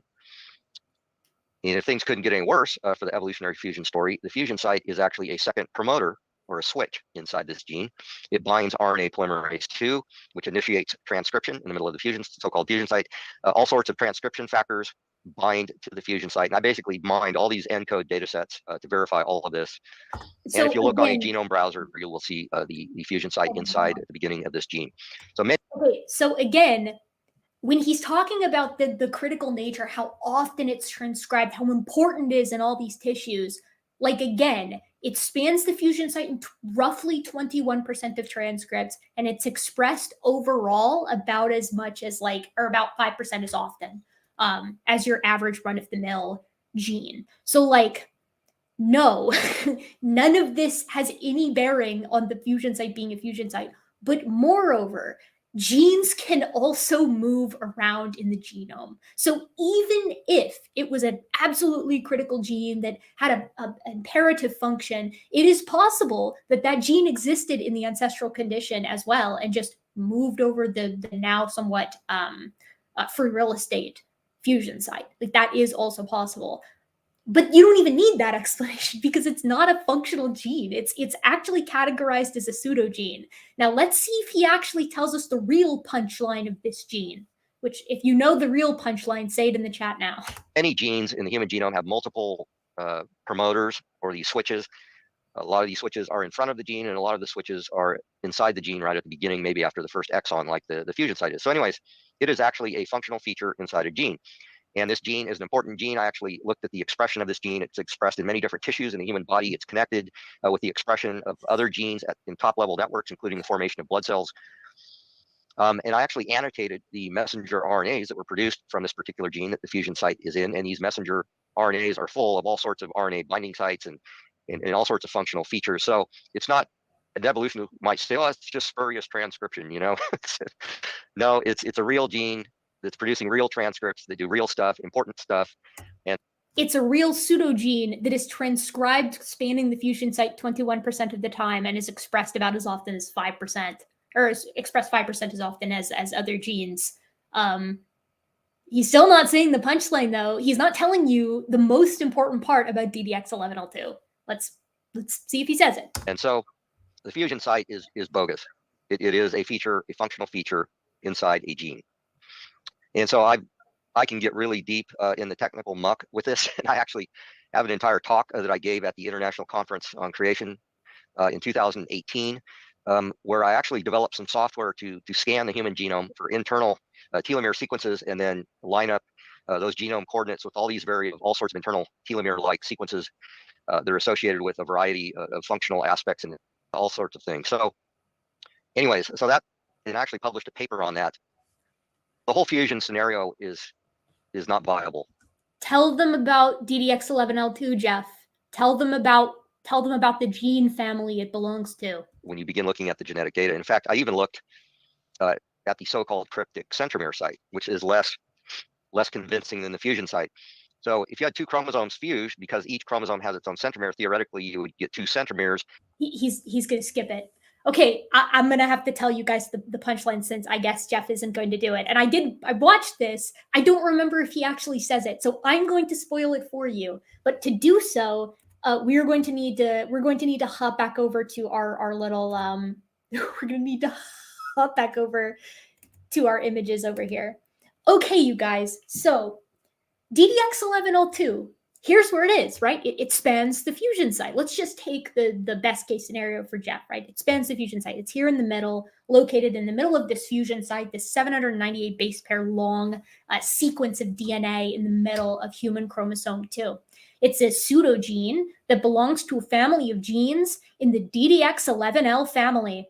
You want to know where every other member of this gene family is found exclusively? In telomeres. It's in telomeres, you guys. They're all found in the telomeres of chromosomes. Here. So what's a telomere-specific pseudogene doing in the middle of human chromosome 2? I ask you, you people, what is it doing there? Can you tell me? It's because it's a fusion site. It's a fusion site. And Tompkins got asked this question in a different video. Let me see if I can actually find it. It actually might just be worth looking at here whilst we're already with one another. So let's see. It was in Logos Associates, I think. Tompkins. He could. Oh, please. Okay, here it is. We'll see if we can get to it. I'm gonna skip around until I find what we're looking for here, because it was in the question and answer section. Then I'm going to share the site. I'm in this, hold on, telomere, maybe? Down here. Shoot. I'm not going to be able to find it, am I? And then I'm going to look like a fool in front of all of you. That would be so embarrassing for me. Okay, wait, we might have it. Okay, sweet, found it. Let me switch over. We're enjoying our Jeffrey Tompkins-a-thon here. Jeffrey Tompkins STREAM-A-THON. This is he's the only one to ever get a person-specific STREAM-A-THON, so maybe he should be grateful for that. Okay, monkey business in the human genome. Okay, here it is.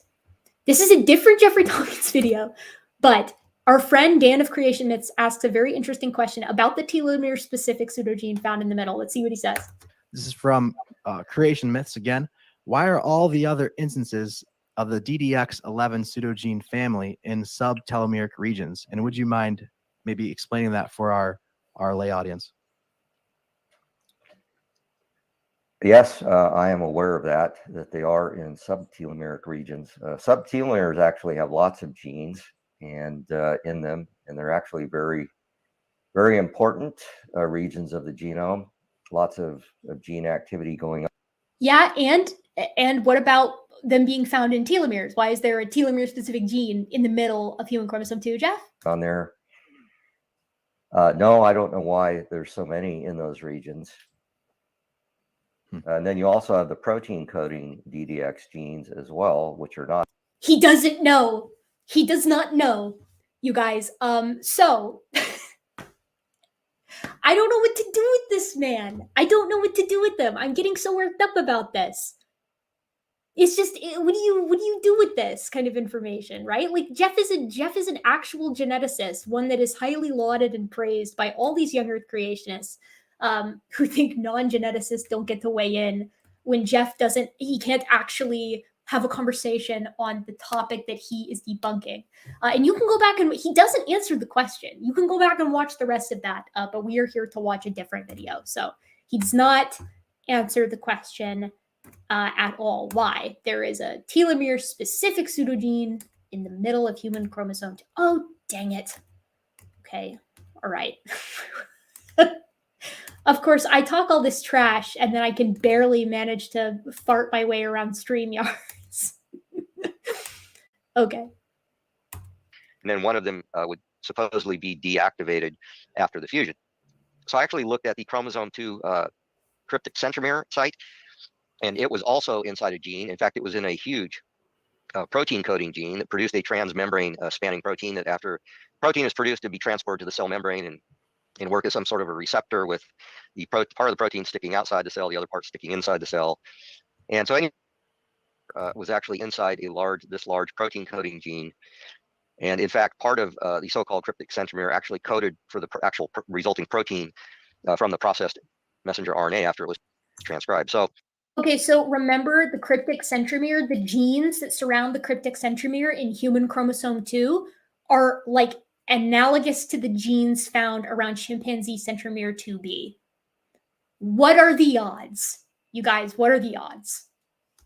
and on top of that, the so-called cryptic centromere actually had human-specific repetitive elements in it that you don't even find in apes.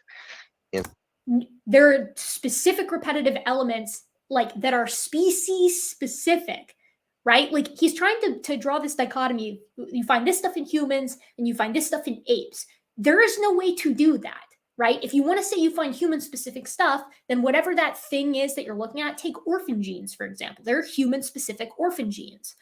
There are also chimp-specific orphan genes and gorilla-specific orphan genes and orangutan-specific orphan genes that are only found in them. But there are no orphan genes that are ape-specific that don't include humans. You see what I mean? And so the whole cryptic centromere site thing was even as problematic as the so-called fusion site. So any papers on that, maybe you could put some links up to those. I can send you those links later. Yes, so in a nutshell, that's yes, I'm gonna link all your peer review. In a nutshell. In a nutshell, you guys, that's it. That's why it's not a fusion site. Cool. Papers that I find on Answers Research Journal. I'm gonna link those in the description box. I have your book right here, and you do make an excellent case against the idea of fusion. You mentioned the 798 base pair length, which is really small compared to where it should be. Also, you got end-to-end fusion. You mentioned that as well in your book with telomere and telomere, which doesn't happen. Is that correct? Yeah, the only time we actually see telomere fusions is in cancer cells, which are basically gone hog wild and are not healthy.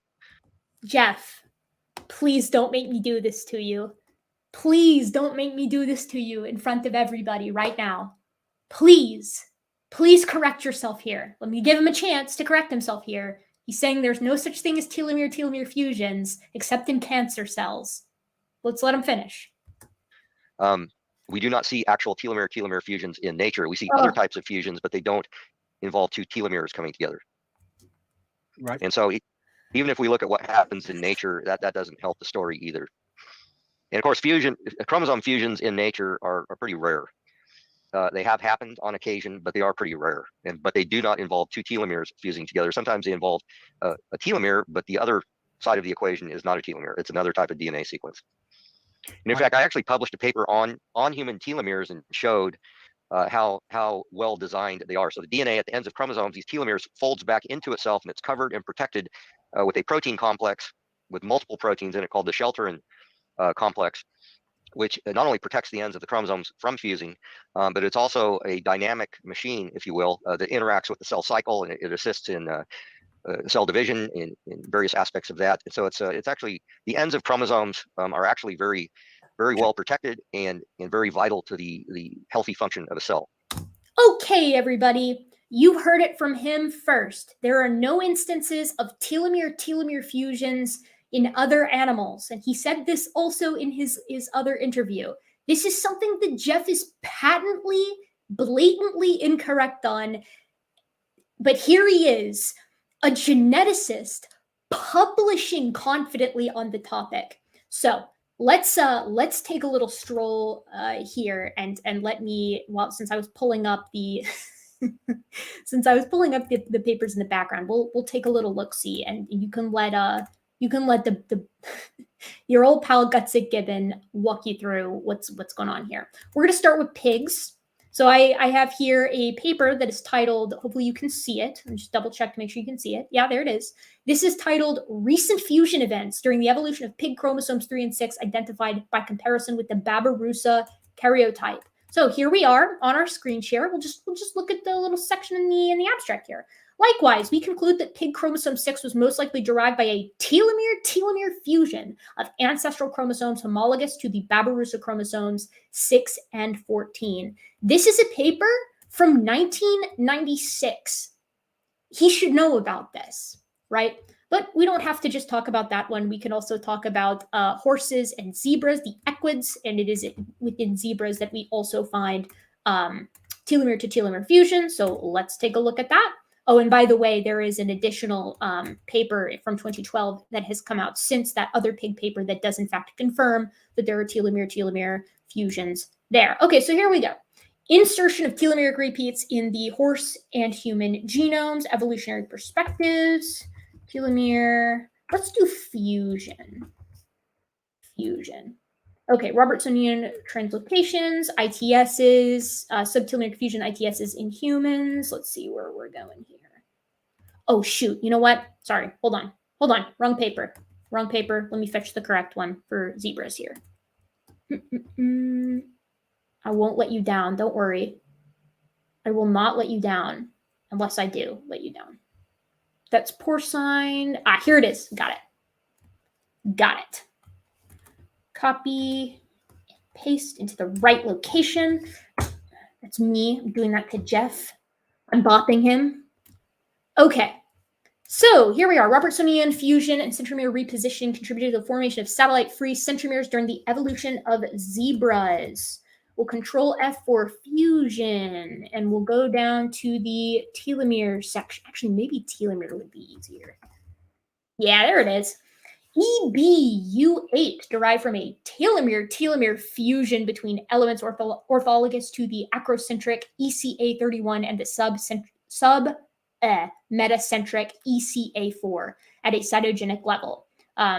It's derived from telomere-telomere fusion. No telomeric repeats detected. So, you guys, what was it that Jeff said about how there are no telomere-telomere fusions located in any other animals? And like, here's the part that sucks about this. Here's the punchline to this portion. And I'm giving the what is it, the goose away with the eggs here.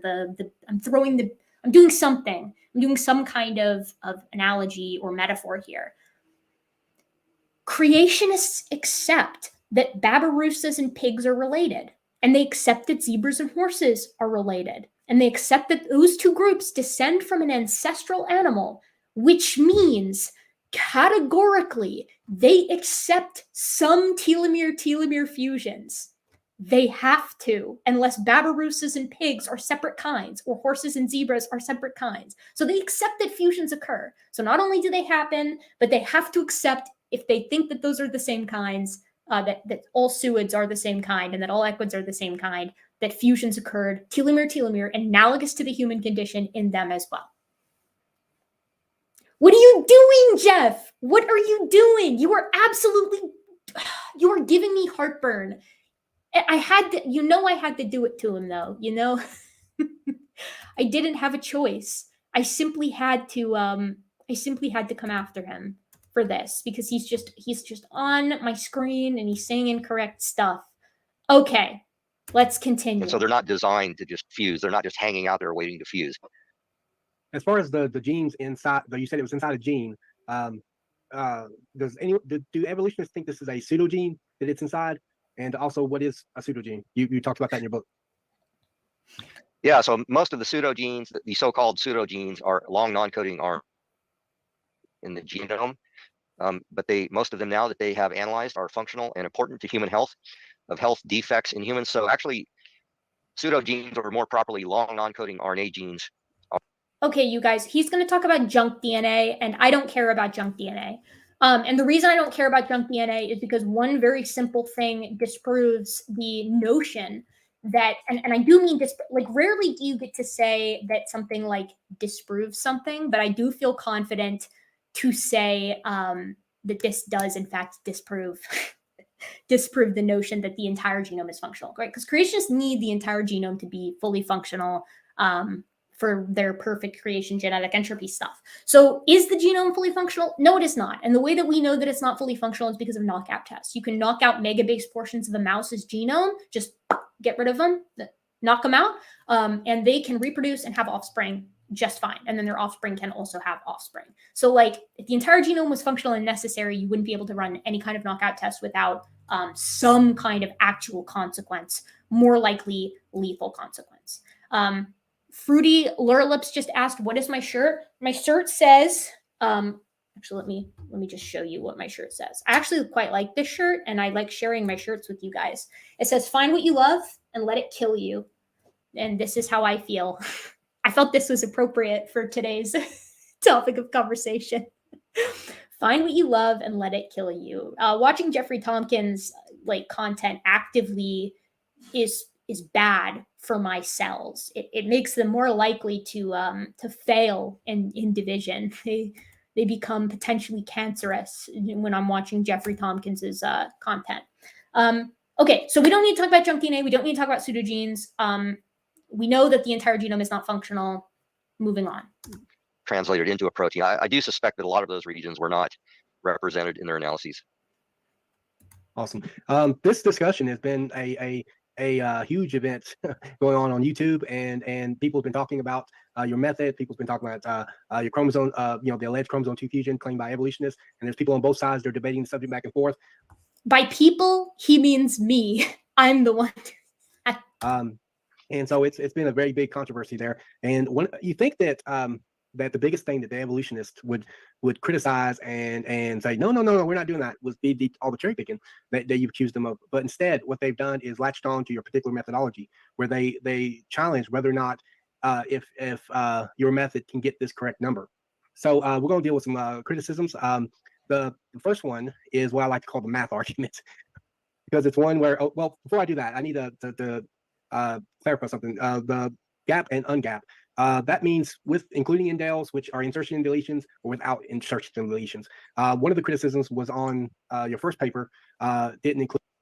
Well, no, actually, Apologetics 101. That is not actually what the gapped versus ungapped comparison is. And I know I told you the difference to this when you were in my live chat. We're going to be addressing Apologetics 101 quite a bit moving forward here, because Apologetics 101 was in the chat for my Jeffrey Tompkins video.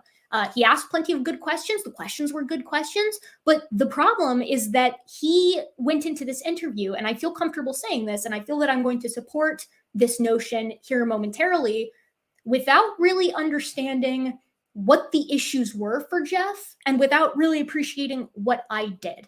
Okay. And I feel like I'm going to be able to support this moving forward. But that's going to be my thesis statement with regard to our interviewer here, Apologetics 101. So what he's saying to Jeff here is that he's saying Erica has an issue with your methods, right? And I do have an issue. I'll sum it up for you guys here right now. From 2011 to 2015, so it's 2011, 2013, and 2015 papers, Jeffrey Tompkins uses an ungapped method. Ungapped methods cannot handle small differences in the genome and immediately stop the alignment the second it encounters an issue. Because of this, and in addition to I believe it's the max HSPS parameter, the ungapped does something funky with how it returns the best hits as well. You end up with non-100% identities of an entity to itself, right? You can't get a 100% identity of something to itself when you use ungapped parameters. That's why they don't work. Now, that's why Tompkins's parameters don't work. Now, his 2016 and 2018 methods, he doesn't weight his data. So we already talked about those issues earlier. So the issue is gapped versus ungapped, weighted versus weighted. And then as a side note, methodologically speaking, you do have to take into account how you're going to deal with indels. Is it going to be one indel is one difference, or is it one indel is, let's say it's 1,000 base pair insertion? Is that one difference, or is it 1,000 difference? All of those things are going to have an impact on what your return is, like what you actually get as your percent similarity. But only 2 of those are catastrophically lethal to your methods. And that's gap versus ungapped and weighted versus unweighted. So knowing that, now that you guys know that, let's move forward. Include gaps. Is that correct? Or the other there was Well, there was an initial paper I did, I think back in 2013, where I did not include gapping in the algorithm. And it turns out the algorithm was bad anyways, because it was kicking out sequences in large data sets. Okay, Jeff, I need you to be upfront here, because the reason why you redid the 2013 paper in 2015 was because of the bugged blast version, but you performed an identical analysis with ungapped as your parameters. So your problem in 2013 was a bug, but your problem in 2015, let me rephrase this. Your problem in 2013 was a bug and ungapped. Your problem in 2015 was the bug was fixed, but you still used ungapped. And I actually talked about that in my later paper. So it's not like I was, not discussing the issues that were going on later on. So yeah, people that want to be naysayers and so forth will go after something you did originally that, and not acknowledge the most recent work you did. And fundamentally, people have presuppositions. Okay, so this is why in my video, I systematically cover all of the papers on this topic. So yes, we do cover your errors in using ungapped early on and why those are errors. And the way we showed that they were errors is we compared something to itself. Then later on, we talked about your 2016 methods and your 2018 methods and why those were also flawed. So we covered both. I'm not being a naysayer because of the bugged algorithm. I'm being a naysayer because you're bad at mammalian genetics. Some people are bound and determined to deny there is a God. They don't care what evidence you give them whatsoever, and then they want to nitpick something that really doesn't. It's kind of an esoteric angle that really doesn't invalidate what you really discovered later on. It's absolutely not esoteric. The gapped versus ungapped parameter is critical for how he runs his analysis. And like I said, it also messes around with how the best hits are returned. I'm not exactly sure how that happens, right? Even ungapped, you should get, theoretically, 100% similarity between something and itself. But using Jeff's methods, you don't. And I double checked that I'm using his methods. I copied and pasted his methods directly into my configuration file, verbatim. It is a copy and paste of his parameters, right? And I also got the same similarity that he got for humans and chimps using his methods. So I've got a decent control here for that. It's not what I'm doing, it's his methods that are problematic. And I did all of this on camera, remember. So both, at least Apologetics 101, who was in my live chat, saw that I used Jeff's methods, or at least he claims that he saw that. He claims that he watched the whole video. And I presume he did because he was there for the whole chat. But moving on. Anyways, in fact, there were problems with that algorithm. I reported those to the NIH, who created the algorithm, and I was actually corresponding with the programmers there at the NIH and sending them data sets because I was trying to convince them, hey, your algorithm is messed up. This is not cool of Jeff to say, I don't think, because Glenn Williamson was the one who brought the error to Jeff's attention. And if memory serves from their email exchange that I saw, Jeff was doubtful that there was a bug at first. He was convinced that there was a bug, and then he pestered the NIH, right? But that was not how that initially started. So I don't think Jeff can take credit for discovering the bug, to be honest. Kicking out data. And I finally was able to do that. I actually had to send them data. I had to send them results from analyses, and they did fix the algorithm. And so in later papers, I did use gapping, and the algorithm was behaving itself and was not kicking out data. And so, yeah. So your initial people will focus, on an earlier paper, and then you produce research later on, and they ignore it. So, right. I mean, what can you do? Right. So your initial. Okay. But we didn't ignore it. Just reminding everybody, we didn't ignore his later work. His later work is also bad for different reasons. The matter. Yeah, go ahead. I was going to say, initially, some earlier ones, it was ungapped because of the fact that you had a bug in that particular algorithm, but then that problem got fixed and resolved. Well, no, I was using an ungapped algorithm because actually a lot of evolutionists were using ungapped algorithms in the early days as well. Yeah, in the early days, early days, we were using ungapped because we were using highly similar pieces of DNA. We're comparing highly similar chunks of DNA one to the other. So yes, it was appropriate at that point. Probably, honestly, to be honest with you, it probably wasn't even appropriate then. But you'll notice that no method uses ungapped now, nor have they been using ungapped since, I don't know, the late 90s, something along those lines. So, I mean, this is in classic creationist fashion, we're using methods that are outdated by decades. But No, like, so ungapped is not an appropriate way to do it. You saying that secular scientists did this early on is me. It would be similar to me saying that, like, you know, if I bleed someone of their yellow humors or whatever, it's fine because doctors did that early on. It was wrong when they did it early on. That's why they don't do it now. You know, I don't know if you can bleed someone of their yellow humor. Pretend I made a better example. Okay. So actually, this particular algorithm has been, you know, greatly improved over the years, and so you know, you just got to use the tools that you have at the time. So yeah, the most recent paper I did, I used the most liberal, you know, gapping that I could on the algorithm, and yeah, people will throw out anything to discredit you. It doesn't matter what it is. So Right. Some people say that they say, yeah, but even though he switched back to gap, it was unweighted. What does that mean exactly when they say that they don't think you weighted your sequence? takes into account the weighting. Could You can't set the weight really of the algorithm. You can statistically you can set the gap extension. You know.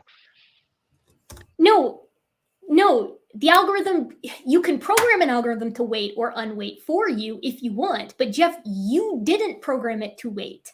You didn't. You simply did not program it to weight, as evidenced by us playing around with your published CSV earlier. You didn't program it to weight, and so you got an erroneous result, and that is an incorrect way of coming to a conclusion with regard to various sequences of various similarities. You have to weight it. Like, mathematically, this is what you do. I don't know how to help him with this. I don't know what people are talking about. I mean, it's non. Oh, wait, I'm sorry. Extension, you know. I don't know what people are talking about. I mean, it's nonsense. I did what I could to create, you know, a situation where the algorithm could get over at least the small gaps. The algorithm can't get over the big gaps. This doesn't have to do with anything. You didn't weight the data. This doesn't have anything to do with your liberal gapping parameters or whatever. You didn't weight the data in 2016 and in 2018. So, like, there's been a bait and switch here. So first he talks about, oh, when I used ungapped, it was appropriate, except no, it wasn't. Not when you used ungapped, it wasn't appropriate. And then he's like, well, you know, then I didn't do ungapped because of a bugged parameter. There was a bugged issue in BLAST. It's like, no, but then you did it again once the bug was fixed in 2016. And then he's like, well, but then I didn't use gap or ungapped anymore. I used a gapped parameter. Yeah, and then you didn't weight it. And when you do weight it with your gapped parameters, you get 96% as the similarity. What do you do with this? Again, like, how does he reason through this? I don't understand.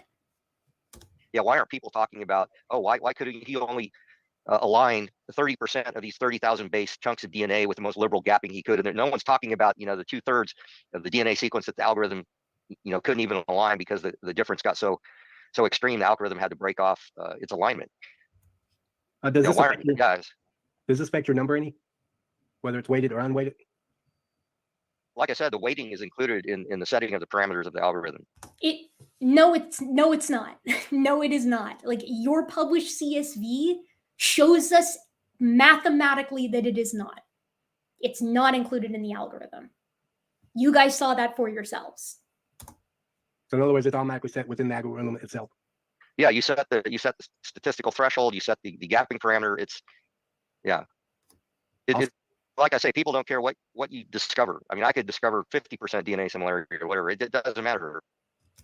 I mean, that's just not true. Like, I'm struggling here, you guys. I'm struggling. You know, I try to assume best intent, but I am struggling with this. I am very much not sure how he can just sit there and say, like, either he doesn't understand what's being asked of him, because it sounds like he's talking about gapping and gapping parameters there.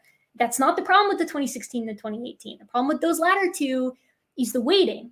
But then he's saying the algorithm weights it for, well, okay, but it did it, not in what you published, right? Why is it that when we take your data set and we average up the percent identities, regardless of the weighting, right, which they're not weighted clearly because it's just a raw p-ident, why is it that we get your published number for the human-chimp similarity when we average those, and we get the conventional number when we manually weight them in your published data? Help me out here, guys. I really want to assume good faith. I really do. And you know, unless the Holy Spirit is really working on that person to reveal the truth to them, apprehend the truth. And I would suggest to people out there, you know, do what I did before I became a Christian. I was driving down the road in my car, and I said, God, if you are out there, please do something. Reveal yourself to me. You know, I'm tired of living life the way I am. I'm gonna show a clip now. I think they're trying to think that some people will try to take all your research in a particular paper. They say that they're you know, like, and put it in, and they put the numbers in an Excel type document. That's his data, Apologetics 101. His data, when you it's a CSV. It goes into an Excel spreadsheet.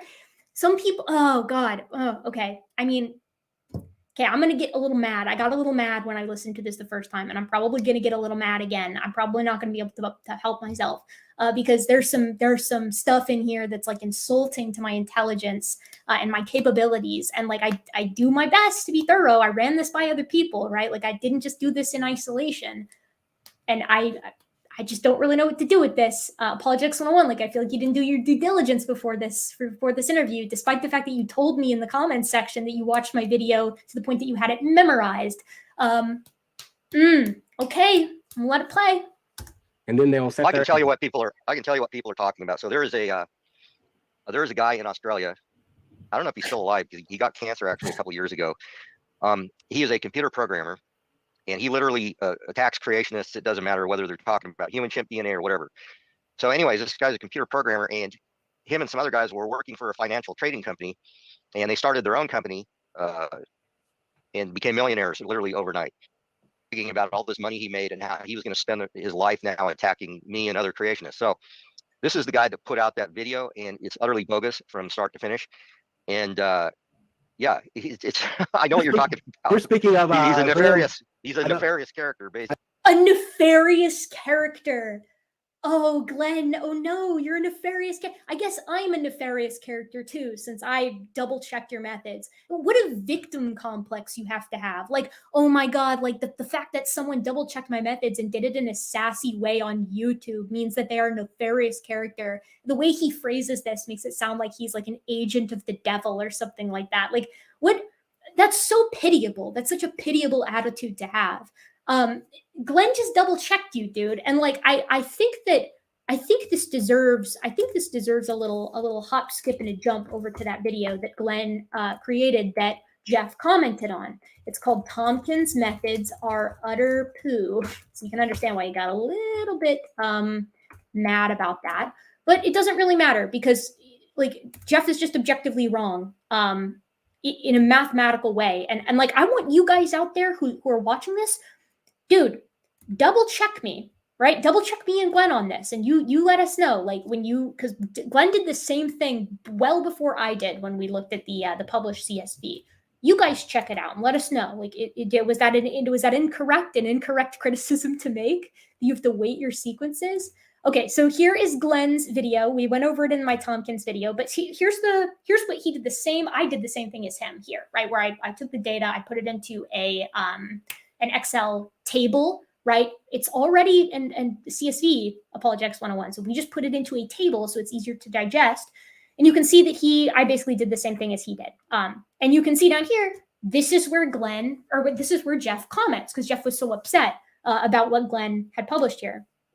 And Jeff's comments here are basically like, Glenn's sample size is small and mine is large because Glenn shows that weighting is important by giving an example using fuel efficiency, right? So at the very beginning, he talks about, or actually it's over here. He says, if I take my car out twice last week, Sydney to Melbourne, right? And you have, I got busted for saying Melbourne. So Melbourne, sorry, Australians. So Sydney to Melbourne, fuel efficiency there, his house to the supermarket the next day. What's the average fuel efficiency, right? You can't just average those two locations because the fuel efficiency is going to be different depending on how long you're driving. So you have to weight it by the distance, excuse me.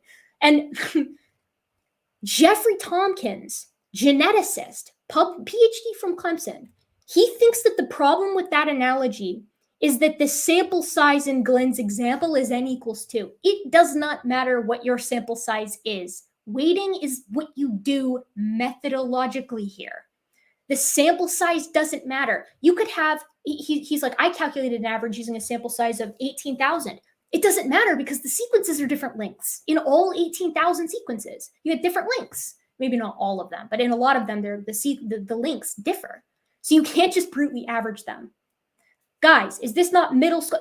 Tell me in the chat right now, when did you learn, at what age were you taught in your education to weight things? When did you learn this? For me, it was middle school. So we're going to bop back over to our pal Jeff. And he's going to tell us exactly what he complained about there in the comments. I know who you're talking about, Glenn Williamson, right? Glenn Williamson, yeah. He calls himself Ruhif, and I'm not the only one he's attacked. He will literally use email addresses in the creation science. He's attacked multiple people in our ministry, at other ministries. Even if you're just an intelligent design person, you know, you don't even necessarily believe in a biblical timeline or whatever, he will figure out who you are and attack you one way or another. But one interesting point he made at the very beginning. This is so pathetic, Jeff. Like attacking you, you're getting peer reviewed. Like you won't publish your results in conventional journals. You publish them in a creationist magazine, right? So you're getting peer reviewed by people who are going out of their way to check your work, and you're calling that being attacked. That's not an attack. That's peer review. That's how science works. Now, if you don't like that Glenn swears or that he's sassy to you, you're allowed to have that preference. But what you're not allowed to do is call it like a baseless attack without first justifying why you used the methods that you used, which you cannot do. Of his video is he said, oh, well, Tompkins just determined the average of these DNA similarities for all these alignments. And he said, here's an example. Let's say you drove here and it was only, I forget what he said, maybe 20 miles, but then you drove to this other part of Australia and it was 1,000 miles. And then you took the average. Well, what's that? That's a sample size of 2. What was my sample size? 18,000, you know? And so statistically, his argument was nonsense. And then absolutely not. Absolutely not, because you have highly disparate small sequences compared with highly similar enormous sequences. You cannot just average them. That is not going to, statistics isn't going to magic away your blunder. And he never explained all of the sequences that had super low similarities. And he also only looked at the alignment similarities, ignored the 2/3 of the sequence that didn't even align. And so my paper was totally accurate. The average identity of those 18,000, the mean of those 18,000 sequences was 84%. My paper was totally accurate, you guys. This is what I'm going to start doing when I submit a manuscript. When I submit to a journal, I'm just going to include, like, listen, you guys, my paper is totally accurate. Don't peer review me. Don't attack me because my paper is totally accurate. Okay? Don't worry about it. You don't even need to read it. Like, he calls himself a scientist, right? I mean, and here's the thing. I know Jeff does okay work. Well, I mean, I think he does okay work. I'm not a plant geneticist, so I really don't know anything about plants in general. But he has published in conventional journals about like plants. It seems fine. He's not the sole author on them. And then of course he turns around and botches mammal genetics like a pro. It's the weirdest thing you've ever seen. I mean, it's got to be some of the most intense cognitive dissonance out there, that the stuff that Jeff Tompkins is doing, because there's just no way that you can publish. I mean, I think he's been in conventional journals like as first author like 5 or 6 times even. He's been in a lot of them, but as first author, he's even got like 5 or 6 papers. A guy who's capable of doing that, I don't think is capable of not understanding why you need to weight your sequences by length. I just don't think it's possible. And so he went from all these weird, stupid angles. Some of them were just totally bogus. And so, yeah, that's the video that's out there. And anyways, so I'm not the only target of this guy. One of the things I found out, other people have been attacked as well. The target attacked me when I'm sitting in my basement with my battle plans mapped on my big, like, medieval, like, stone desk as I'm charting my line of attack against Jeffrey Tompkins and fellow young Earth creationists. I'm moving my my pawns along the makeshift like cartographer's map of how I'm going to lead my evolutionist army to victory against these. Get over yourself. Come on. Yeah, one of the things I found out is that? that all of these critics seem to be bouncing off of each other, like they're using each other's arguments, and they're just kind of almost absorbing each other. I know that that like you have Williams or Williamson, the Glenn Williamson, and he said he got his information from Dr. Joshua Swamidass, and we love Josh Swamidass. We stand a cool theistic evolutionist on this channel. And Erica. Well, Swamidass is another. Yeah, let me mention Swamidass. All right. So basically, this one study that I did, it literally took 6 months of time on 2 servers, each one having 40 logical cores and 384 gigabytes of RAM. Last study that I did, and Swamidass claims he went home from work one night and repeated my study in a couple hours. And I'm like, are you kidding me? You're a flat. Hold on, you need to hear him say this. Work one night and repeated my study in a couple hours. And I'm like, are you kidding me? You're a flat out liar. I hope Josh sees this, because Josh characterized Jeff as a nice enough guy. So there you go. I don't think Jeffrey Tompkins is a nice guy. And frankly, I have opinions about how honest he is as well. Now, Swamidass didn't claim to replicate his entire study. So let's pull that up. Mind the controls. Let's just we do a check. Okay. Pull it up, pull it up, pull it up, up. Yeah, true, Terrelton lives. I am so smart. Nobody can compare to me, and they are lying if they don't think I'm a genius. True. Dire Wolf 96A, Hovind or Tompkins. At least Hovind is funny.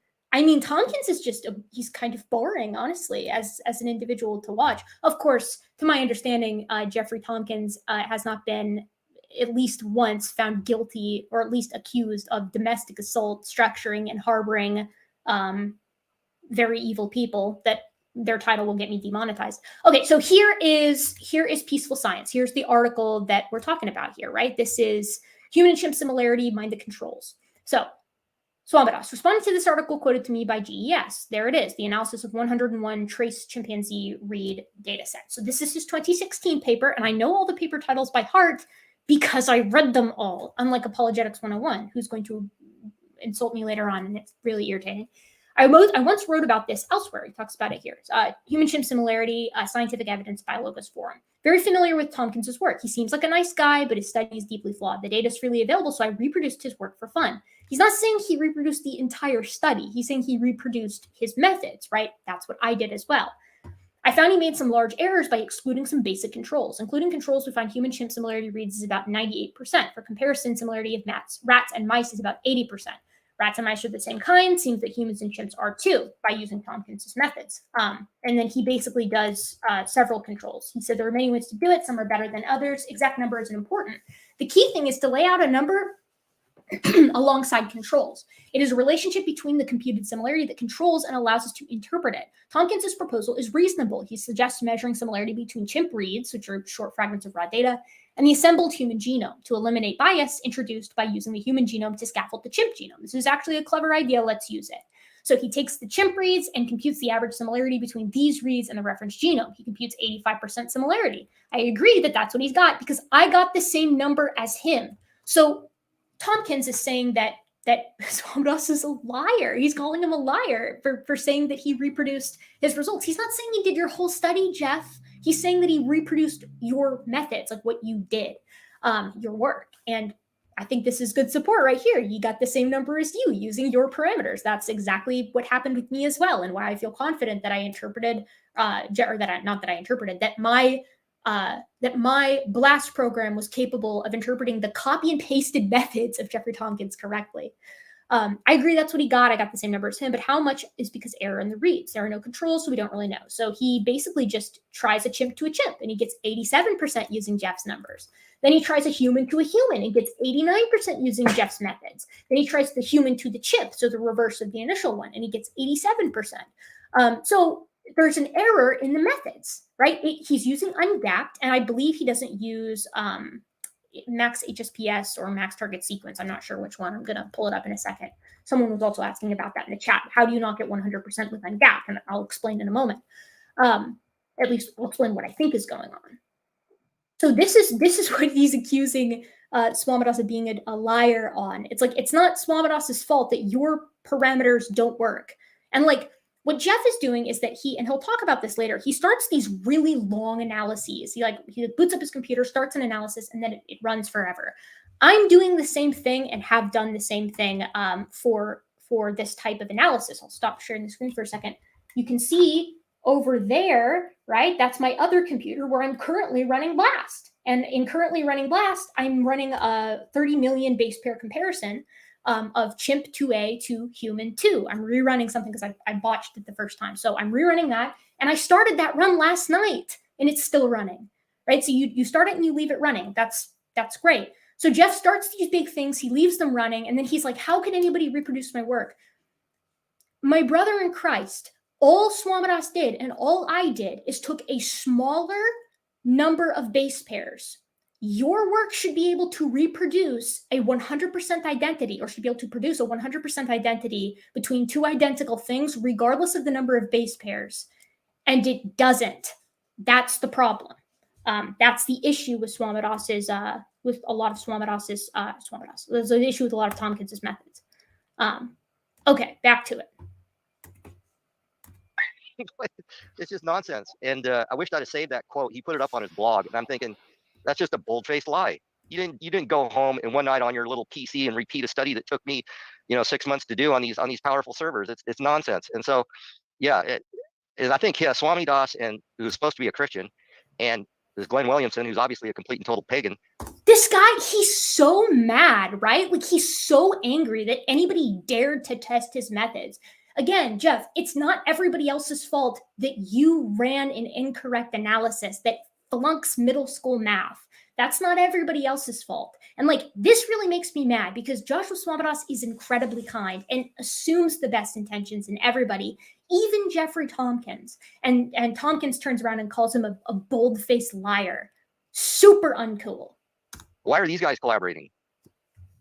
Yeah, and there was a video. Because it's not team sports, Jeff. This is science. You don't have to pick it's not like a team where you're not allowed to work with somebody who you disagree with on. In science, people collaborate all the time with folks who they differ on religious views with. Because get this, if you're a good scientist, your religion doesn't impact your science. So it doesn't matter if you differ on religion with people, right? Only younger creationists let their religion get in the way of their science. Only them. Just posted a few days ago by a evolutionist named Erica from Guts and Gibbon, and she actually posted a video where she was trying to target that, and she used a lot of these same arguments. She used Yes, I absolutely did. I ran all my own analyses for his 2011, 2013, and 2015 papers. That's all me. I did all that on my own time. Now, Glenn helped me a lot with figuring out how to use BLAST. And get all my stuff situated. My husband helped a lot as well, but like, that's all my own work. But like, what else would I do? Right? Like, what else would I need to do to Jeff's 2016 and 2018 methods when like they're proven wrong by downloading his own files and just showing that he doesn't weight them? Like, there's nothing else that needs to be done here. Why reinvent the wheel? And also, like, I'm a scientist. I like citing my sources. The arguments from math, and she used the arguments from she focused on the bug in the original system or whatever the case may be as an algorithm, and she said she'd done these tests, these experiments, and she also had her regular computer system. She said she used BLAST. She said, and she said that she did a study on the first one was on the things that we would agree is the same kind of animal. And she said that she come up with all these differences and stuff like that. Now, of course, that's easily explainable. I mean, we don't expect them to be exactly alike anyhow. But then she also said that she also tested it against itself, like using your method. And she said that she didn't get 100% identity. Okay. So pause here. We need to be clear what we're talking about here. The tests that I did, again, on my own computer, on my own BLAST, those are for the 2011 to 2015 methods. The ones that I relied on other work that had already been done for was the 2016 to 2018 methods. And specifically, it isn't that the kinds were different. I'm not saying, this is what I'm saying, that Apologetics 101 doesn't understand what I did and why it was important. A line and a link should not be 100% identical under anybody's model, under conventional science or under young earth creationism. No one is saying that. But they should be more similar than humans and chimps. Or they should be more similar than a human and themselves. Or they should be less similar, than a human and themselves, right? but they're not in either of those cases, right? Because the way that Tompkins is running BLAST is bugged, or not bugged. I mean, it was bugged, but it's also not correct. And I'm going to show you guys another key thing that he left out that I think heavily influenced his results here in a moment. We're just going to run a little bit of Tompkins stuff here on camera. I think that would be fun, don't you? Now, of course, Swami Das said the same thing on his Peaceful Science blog, like you mentioned, where he tried to test rats and mice, he claimed. Again, to me, I'm already automatically skeptical of this because they're using their personal computer. Granted, they're using some similar algorithms, but they're using the personal computer. She's claiming that she did it exactly as it's spelled out in the papers, what she's claiming. But I read the methods in some of your papers, and they're pretty advanced. So okay, so Apologetics 101 does not understand that there's a difference between the equipment that you're using and the parameters in the program. I am using the exact same program, and the program is only influenced by the actual type of computer that you're using insofar as how fast it runs. The program is identical. BLAST is going to operate the same way on my podunk little computer as it is on the best supercomputer in the world, but the supercomputer is going to go a lot faster. The rest is the parameters are what's important. So how about you guys, we do that again? And I hope you appreciate he's called this home experiments in quotations at the bottom, which is super like condescending, I would say. I can't remember if that comes from Tompkins or if it comes from our friend here. So let's do a few things here. I'm going to share my screen here brutally. We're going to share the screen. We're just going to do an entire screen share. Click, share. Okay, so here is the, let me fix this over here. Where's my other Excel? There it is, config. Okay, so you guys can hopefully see everything going on here. I'll check in a second to make sure you actually could see everything. But for now, we are going to adjust these windows, and we're just gonna have to show Apologetics 101 again that my methods are Jeff's. Verbatim. Okay, so this section here, good. This is like based off of the default parameters that you want to use in BLAST. And we'll notice that like we got our output format there, but the applications to it it's GAP is automatic, but it's also max HSPS 1 and max target seqs 1, max target sequences 1. So here's Jeff here. We've gone to parameters, Control F parameters, and his parameters are right around here somewhere. Is that it? Yeah. BLASTn parameters utilized were as follows. E-value 10, word size 11, max target sequence 1, dust, no soft masking, false, ungapped, number of threads 6. And hopefully you can see down here where my cursor is, the exact same format. E-value 10, right there. Word size 11, right there. Max target sequence 1, dust, no, soft masking, false, ungapped. And then if you scroll to the side, you can see number of threads, or actually I didn't do number of threads 6. That's how fast it runs on your computer, but mine doesn't have that many threads. So I actually can't run 6 threads at once, but Tompkins can because he has a big computer. So these are the parameters that actually influence what's going to, how BLAST is going to run the algorithm. They are verbatim, directly from Tompkins. So now that we have that in mind, what do you guys say we run something? Let's just run a little something here. Let's pull open our guy here. Hopefully, let me make sure actually that you guys can actually see this. Please, God, let you guys have been able to see this whole time. Necess, yeah, okay, you can see. If you know that I play Necess, then you can see. Great. Okay, so here's our system, right? We're gotta change directories to get to the right place, change directory document, change directory genomes. Okay, so now I initiate how I actually run this. Generate random win. This is the executable or whatever that I utilize to basically, what's the word I'm looking for? It's like streamline. It streamlines the process. My husband made it. He's a computer programmer, and he was basically like, okay, well, doing it this way, we can basically kind of package it into a single executable so that you don't have to have different code in a different place that you have to execute at different times to create the random sequences and then actually do the alignment. And you don't have to like narrow it down by chromosome. You can download full genomes and do it that way. So here's dog full. Dogful1, this is a downloadable Canis familiaris. It's just the dog. It's a downloaded dog genome.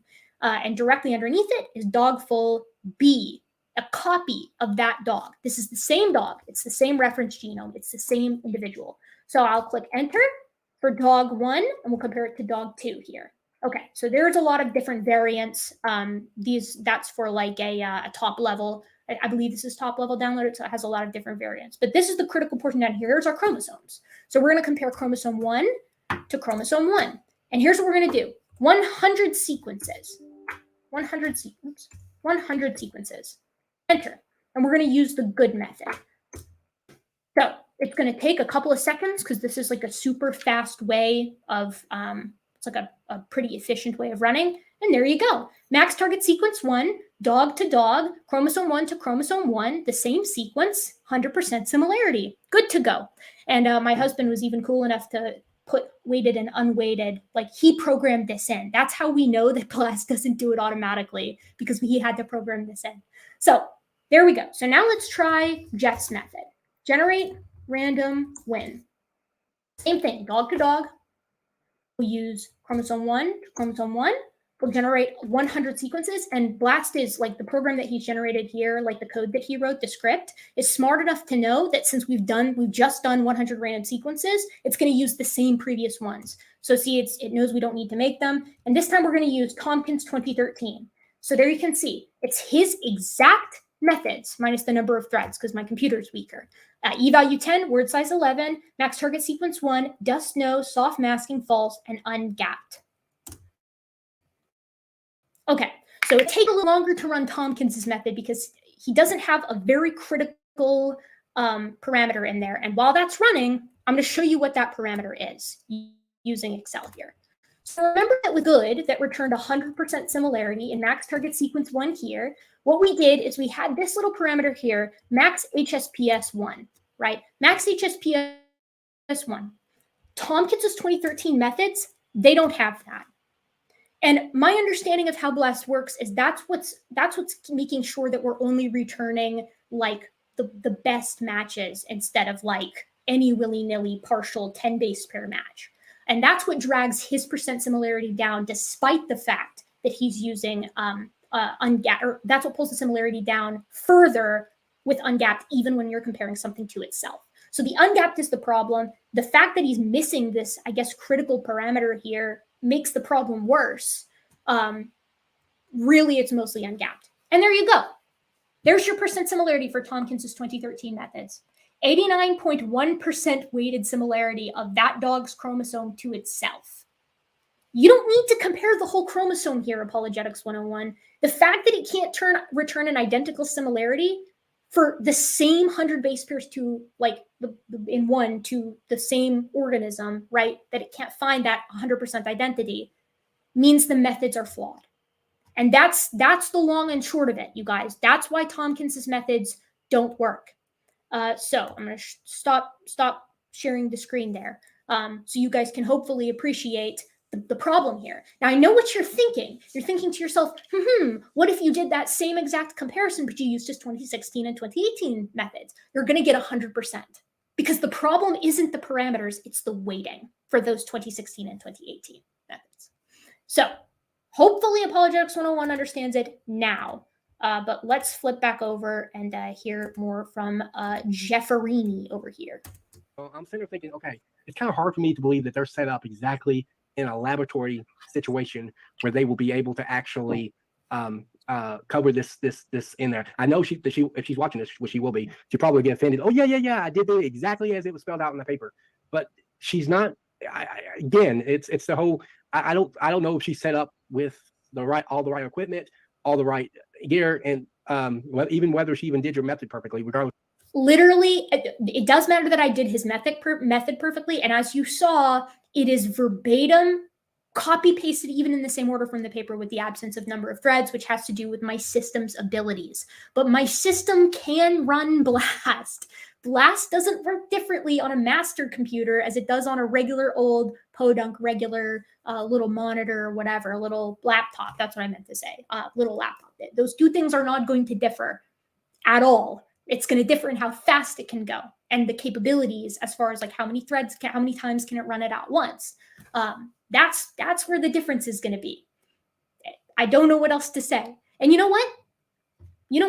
While we're listening to this in the background, I'm just gonna add to my configuration number thread 6 to my Tompkins configuration, just to shut everybody up who might say the number of threads, they don't understand what it is, but they're like, the number of threads is gonna influence it somehow. So we'll let this continue to play. That's what she said she did. But in any given case, how would you respond to people saying that that they've used this experiment, that they've tested it on similar kinds, that they've tested against itself, the same kind, not just the same kind of animal, but like test my DNA with my DNA, and they say that okay, they pounce on it, they say nope, the method doesn't work. I mean, how do you respond to people like that wants to claim that they've done these types of experiments? Now, granted, like you said, it took you a while to actually do the experiments, and you got resources, you got much more powerful stuff. But how do you respond to people who said that they basically try to replicate this back at home, and they say your methodology doesn't work? Well, right off the top of my head, I don't believe them, because I would basically log in to a Linux server and start these jobs with shell scripts running, and then log out, and the jobs would just keep running for weeks because the data sets were so big. And so I know Swami Das, what he said was utter nonsense when I first read that. And I almost felt like sending the guy an email, but I didn't, calling him out on it because it was so ridiculous. I have no idea what this gutsick Gibbon girl did. But yeah, you're right. They just kind of feed off of each other and put out all this stuff on the internet. Okay, so what was wrong with it then, Jeff? Like their whole argument here is you didn't run the experiment using my powerful computers, and instead you ran like a smaller subset of the data. So my methods are fine. No, the problem is that your methods can't even return an accurate result with the tiniest data set imaginable. That's the problem, Jeff. That's how you know that you didn't utilize controls. And for you to call Swamidass a liar about that, when you evidently don't even know what he did, because you can't sit here and say, here's the reason why I know Swamidass was incorrect. His whole thing is Swamidass said he did my whole experiment, but he couldn't have possibly because it took me so long. Well, he doesn't need to. He could run a control just like I did, a tiny data set that shows that your methods don't work. And then it doesn't matter what your size of data set is. It literally doesn't matter. If they can't work with a small data set, then you shouldn't be applying them to a large one. You simply shouldn't. So let them continue. Seriously doubt any of them have come close to replicating what I did, because I know the amount of time and effort and processing power it took, and to think these people went home and did it at their house is crazy, unless they had access to really powerful servers like I do. So right off the top of my head, I know Swami Das that was utter nonsense what he said, and yeah, and I know that Glenn Williamson, the stuff he said was very misleading and very caustic, and but I don't have time to. Really, Jeff, it was misleading. What was misleading about it? Tell us when you get an opportunity, whenever you can, or you could have done it in that comment that you chose not to do it in. Tell us why the sample size means you don't have to weight it. Tell us statistically how that works. Since you're appealing to statistics, how does that work? Let us know. Let us know while I'm doing this. I feel like sometimes I'm in a whack-a-mole type situation, where someone pops up and says this and that, and even though it's just utter nonsense, someone else is popping up over there, and someone over there, and someone over there. And before I know it, I'm spending all my time trying to respond, to people that are creating all these diversions when I could be actually doing real research instead of, doing this whack-a-mole kind of thing. So I don't like that. I only have so much time in the day, and like I say, there's going to be people out there that are so caustic and anti-God that they'll do and say anything. Like it's anti-God, right? All these other people, other Christians who profess and work at places like BioLogos, but they are bona fide Christians. Because they accept conventional science, they must hate God. That's it, right, Jeff? That's it. Golly, he's just so.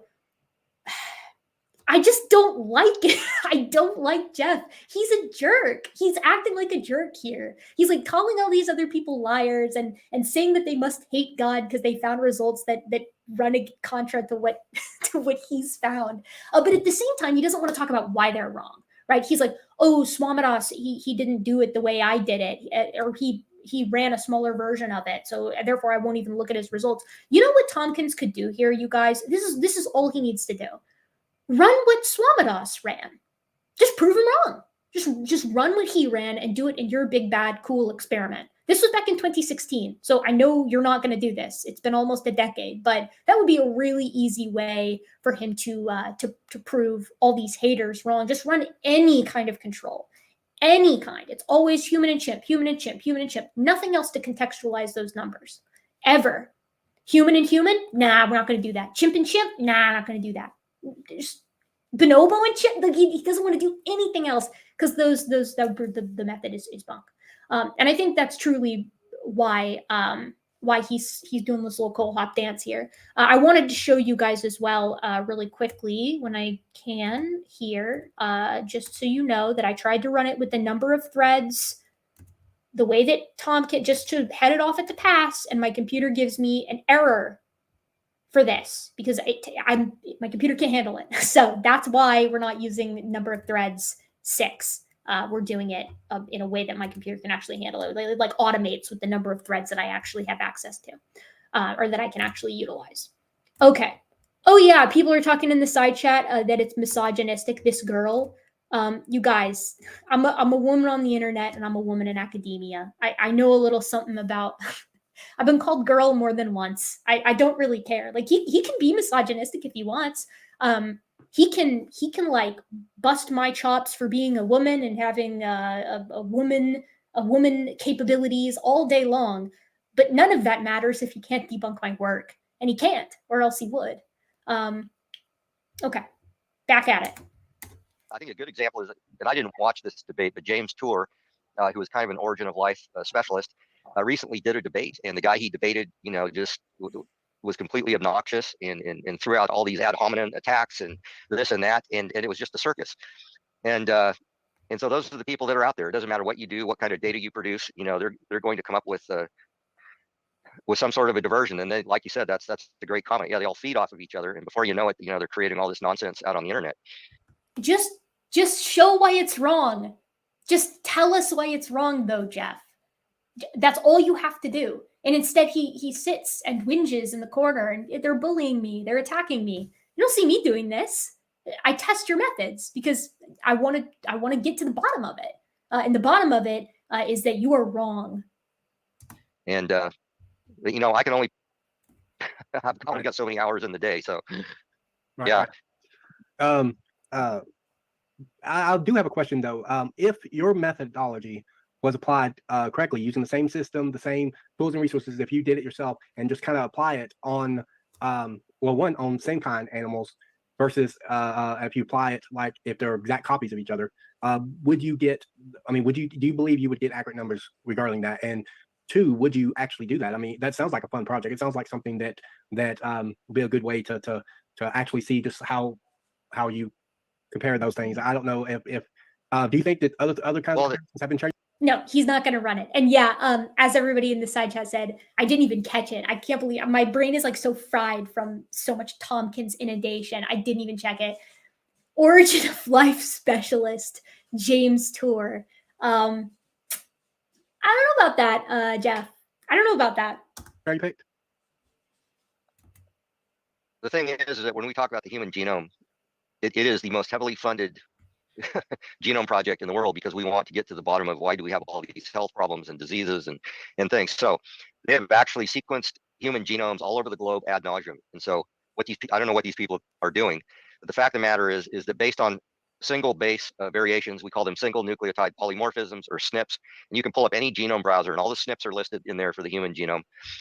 But if we just include the SNPs, or these single base differences, any 2 human genomes can be about 99% similar. Actually, I think the figure is 99-point-something% similar. But if you include the structural variance in between humans, any 2 human genomes can be 4 to 4.5% different from each other. Okay. All right. So this is meant to be the fallback, the rescuing device, if you will, for what Jeff thinks that Apologetics 101 is asking here, which is how come you're going to get a greater than 99% similar or less than 99% similarity between 2 people groups? And Jeff is like, haha, well, with single nucleotide polymorphisms with structural variants, you can get up to 4% difference. Okay, first of all, I don't think you can get 4% difference in humans. Like, I don't, because there's going to be overlap with some of the structural variants. Like, I don't think you're going to ever get a 4% difference between any two humans. I don't believe that.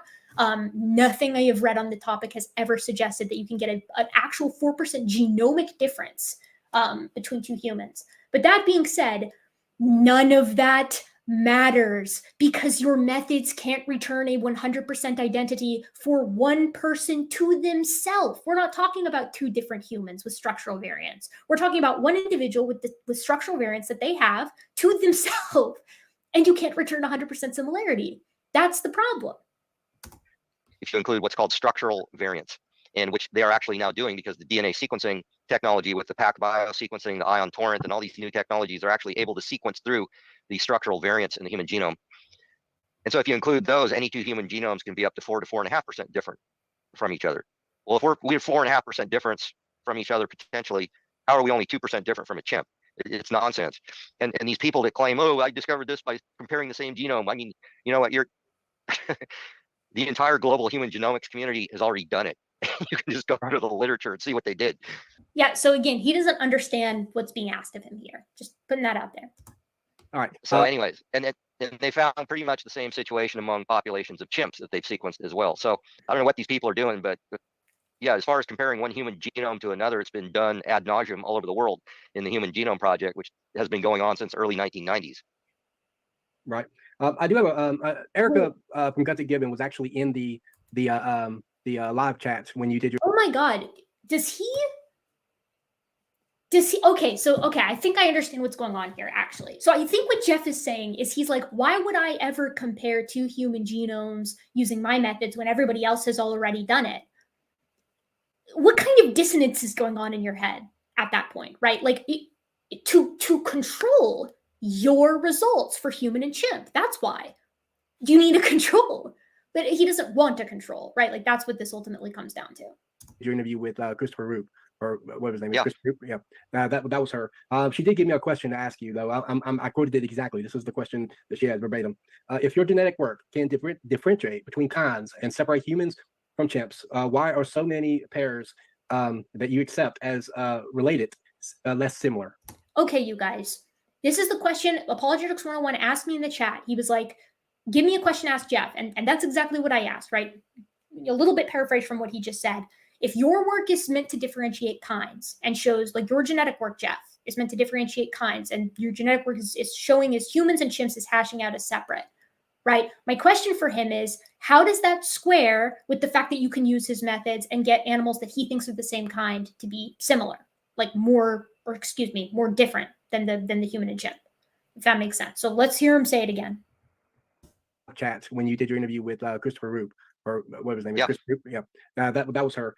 She did give me a question to ask you, though. I quoted it exactly. This is the question that she had verbatim. If your genetic work can differentiate between kinds and separate humans from chimps, why are so many pairs that you accept as related less similar? Okay, that's a straightforward question. And I'm going to pause for a second here and allow, I want to ask everybody in the chat, right? Like people in the chat, was that a clear question to you? Do you think? Like, was that clear what was being asked there with all of the context of everything going on? Was that clear what was being asked? I want to know. I need to know. Because moving forward, Jeff is going to say something quite silly.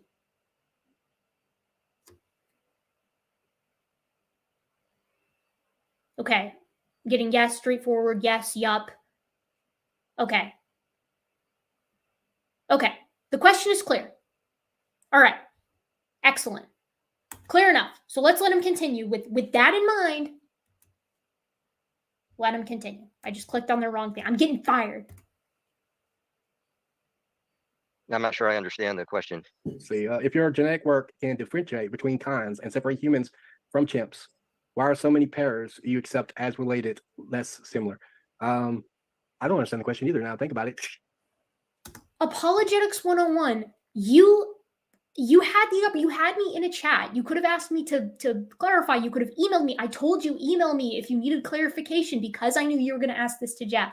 You don't even know what I was asking. Like, this question is like one-to-one related to the work that I did in that video.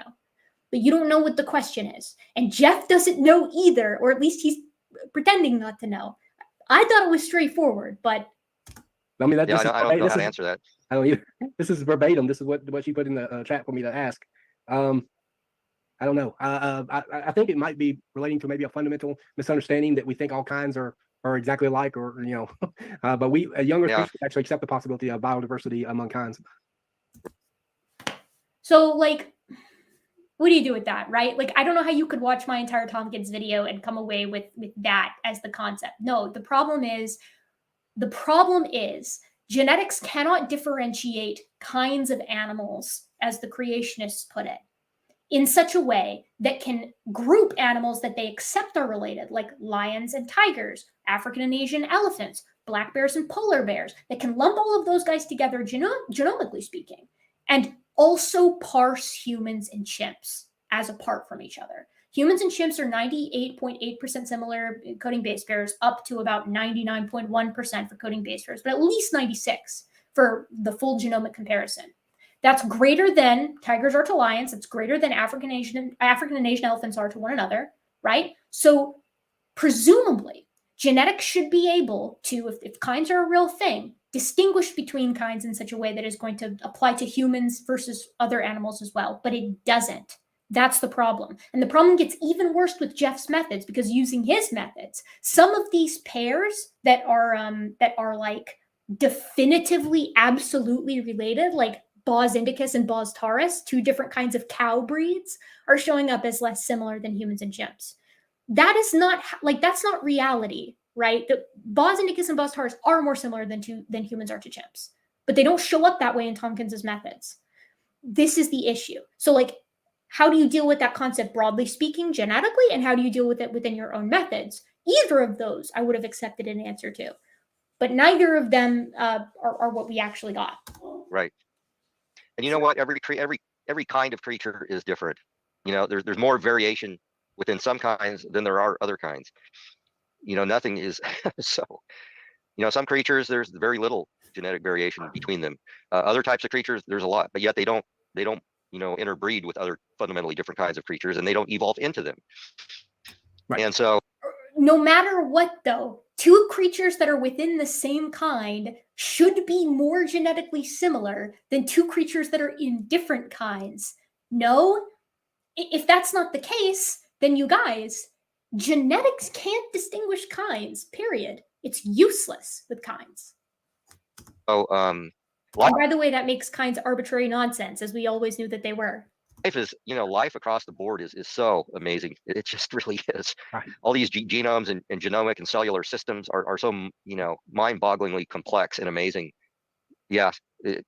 But yet, the critics are basically all nitpickers. And so they want to find some little anomaly and ignore the 99.9% of the data that screams there's a creator. It's not an anomaly. It's a fundamental flaw. Like, I don't know how much more straightforward I can be. And that's their mindset. Let's nitpick this little thing here and see if we can find something wrong with it, but it has no bearing on the broad picture of things. And so that's really common. I see that across the board. It doesn't matter what I'm talking about. They want to find some little nitpicky little thing and focus on that, but really ignore the bulk of the evidence. And so, like I say, it comes down to your presuppositions.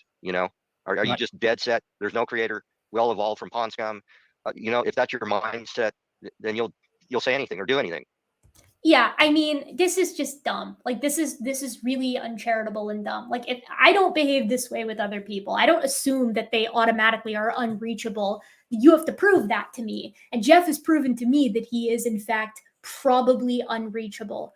Presuppositionalists are kind of a waste of time to argue with, but I do think it's worth taking on some of their challenges, because presuppositionalists do a lot of the creationist science, quote unquote, legwork, because they see the fact that they presuppose God as like Abrahamic young earth creationist style God as true, as kind of like a motivator, right? And then they go out and try to prove that point, which is the opposite of how science is run. But anyways, they kind of take that stance. And so they do a lot of the legwork with this. And it's worth taking the time to prove presuppositionalists wrong on certain points, or to show that their points don't hold very much water, or any water at all, about as much water as like a pasta strainer, because it can be useful to other people who maybe aren't so rigid in their interpretation of the Bible or in their understanding of science and what science is capable of.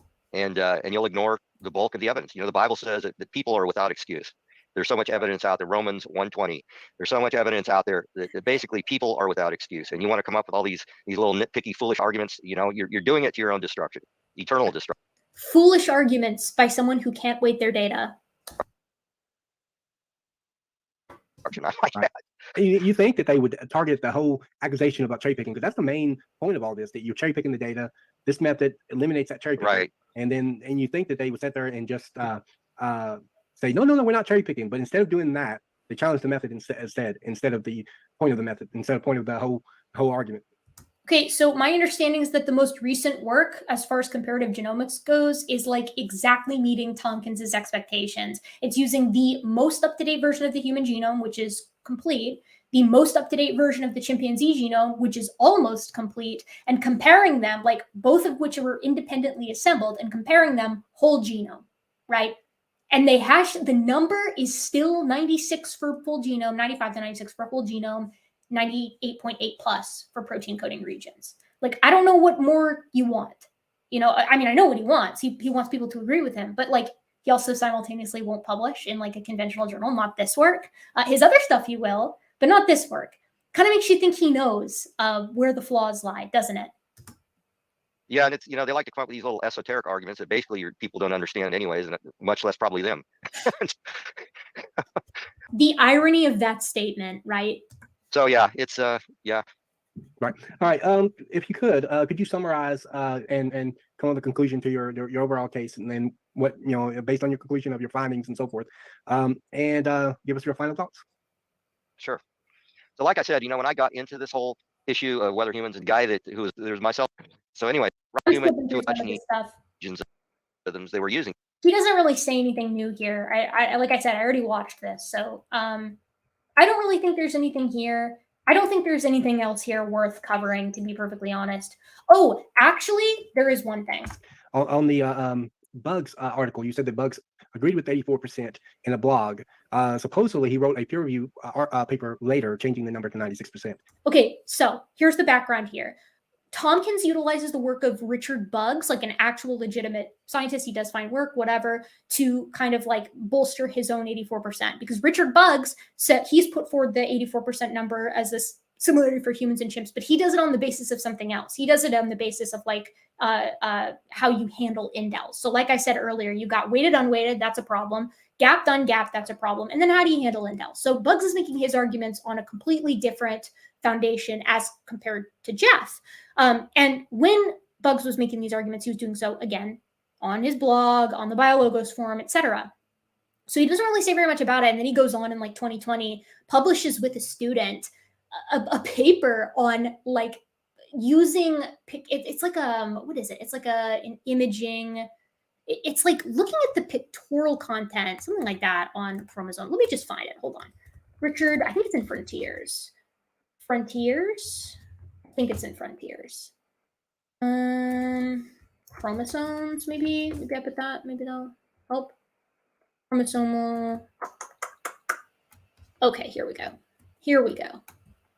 It is called Fluent DNA, Nucleotide Visualization. Why did I keep saying pictorial? Visualization, that makes a lot more sense. Okay, so I'm not going to switch it over here because it's not really worth it, but it's called Fluent DNA, Nucleotide Visualization of Whole Genomes, Annotations, and Alignments. And it's by Richard Bugs and Seaman, his student. And they come up with a 96% for the similarity between humans and chimps. So the thing that Tompkins doesn't like here is that Tompkins is like, oh, well, maybe Richard Bugs did publish with his student on a 96% similarity between humans and chimps. But earlier he published in a blog that there was an 84% similarity. So who will you believe? And it's like, I'm going to believe the published paper, because like Bugs could have just published on the 84%. And like he probably, I find it hard to believe that Richard Bugs published in a blog the 84% number, then published in an actual conventional science magazine or journal, excuse me, the 96 number, but he actually just still holds to the 84 number, right? I don't really believe that. I find that hard to believe, especially because the evidence that Tompkins presents is that someone told him, sorry, I got a dog. I got several dogs.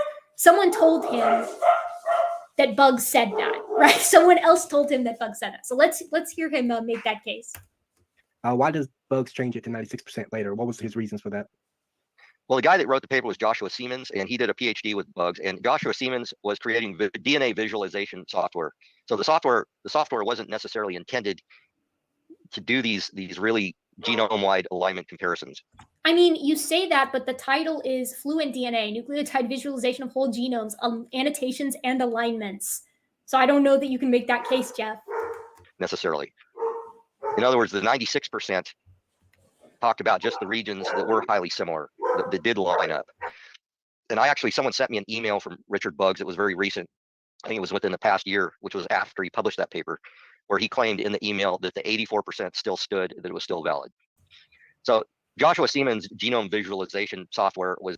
Okay, there you have it, you guys. The source is someone told me so. Okay. If you say so, Jeff, if you say so.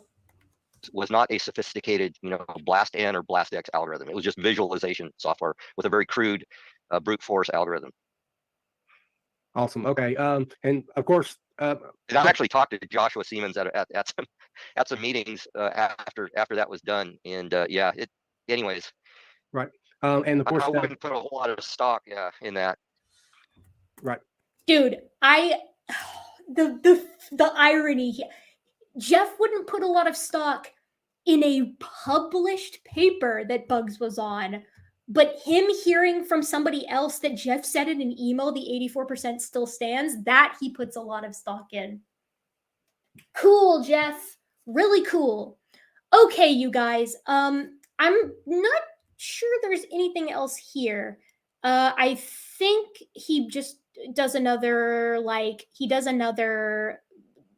witnessing thing and then kind of finishes. I think that's pretty much it. I think that's the video. That was Jeffrey Tompkins' response, I guess, to my video that I made. And to sum it up, gosh, where do we even go with this? Okay, to sum it up, Jeffrey Tompkins thinks that my experiments were not correct because I didn't use a big enough computer. And therefore he doubts that I actually ran his methods. He thinks my methods are incorrect because weighting actually doesn't matter. No, he did not elaborate on that. He thinks that he's still correct because Richard Bugs still agrees with him, even though Richard Bugs wrote a paper that he was on, or at least he was a second author on a paper with his student where the number is 96% between humans and chimps. And no, he does not elaborate on any of the actual work that I did. He doesn't comment on any of my actual tests. He doesn't run any of my actual tests. And his conclusion is kind of just like, nuh-uh, I'm good. My work is still good. So that's pretty much what Jeff had to say. Very disappointing, actually. The only good thing really about this interview is I feel like I learned a little bit more about Jeff. And I learned that he's kind of a jerk. He's kind of an asshole. And like Jeff can get mad that I'm being crass here, but like I just don't care. I don't care what Jeff has to say. I don't think he's a very good geneticist. I don't think that he's a very kind person or a very charitable person. And I frankly am very much looking forward to another decade of whinging and obfuscation from him. I hope moving forward that young Earth creationists and other types of creationists will continue to abandon Jeff's numbers as they've been doing. Evolution News, as I included in my previous video, they don't even like name drop Jeff, which I think is absolutely hysterical. They name drop plenty of other people.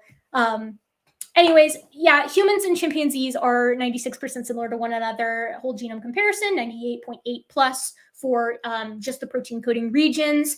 And we are more closely related to one another than either of us is to anything else, and more closely related to one another than lions are to tigers, or to cats, or to lynx, or African and Asian elephants are to one another. And using Jeff's methods, humans aren't even 100% similar to one another, like to themselves, I guess I should say. So now with that in mind, here's what I'm going to do. I'm going to get some more water, and then we're going to see where we're at with the fundraiser, because I've been working myself into a collective tizzy this entire time. And then we're going to read all the super chats, and it's going to be great since we've been going for 4.5 hours, which look how powerful I am when I don't have a moderator to rein me in. All right, I will be back momentarily. You know what? Maybe I'll even get a beer. We'll see.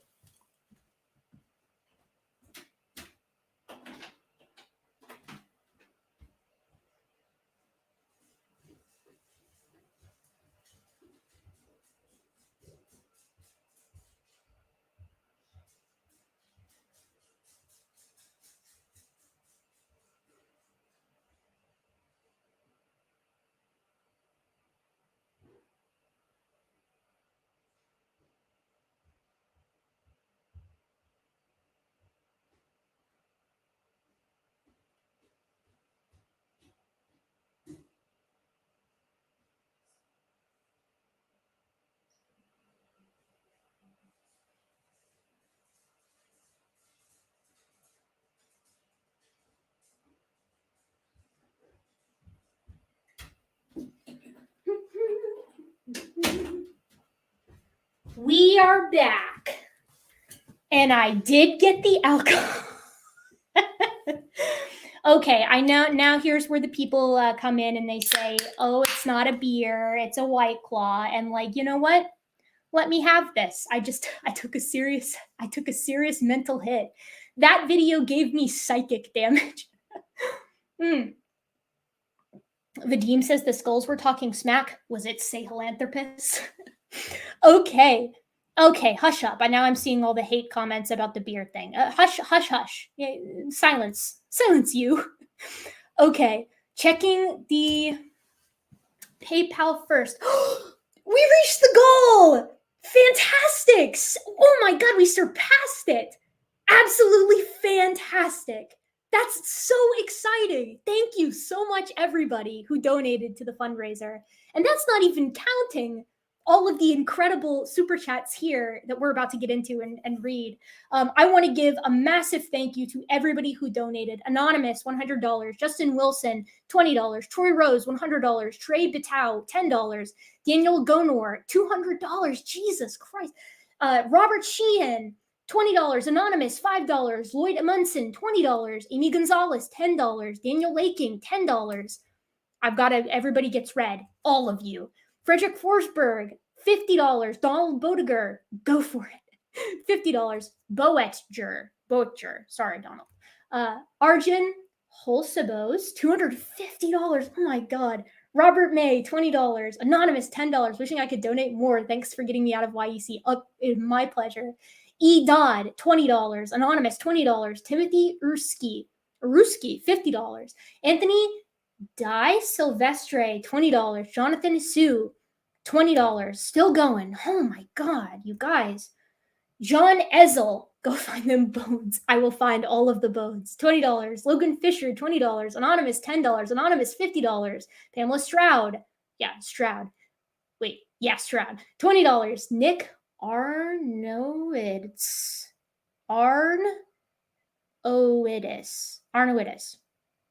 Thank you, Nick. $20. Joe Martinello, $25. Alan Smith, $30. Gary Armstrong, $10. Anonymous, $40.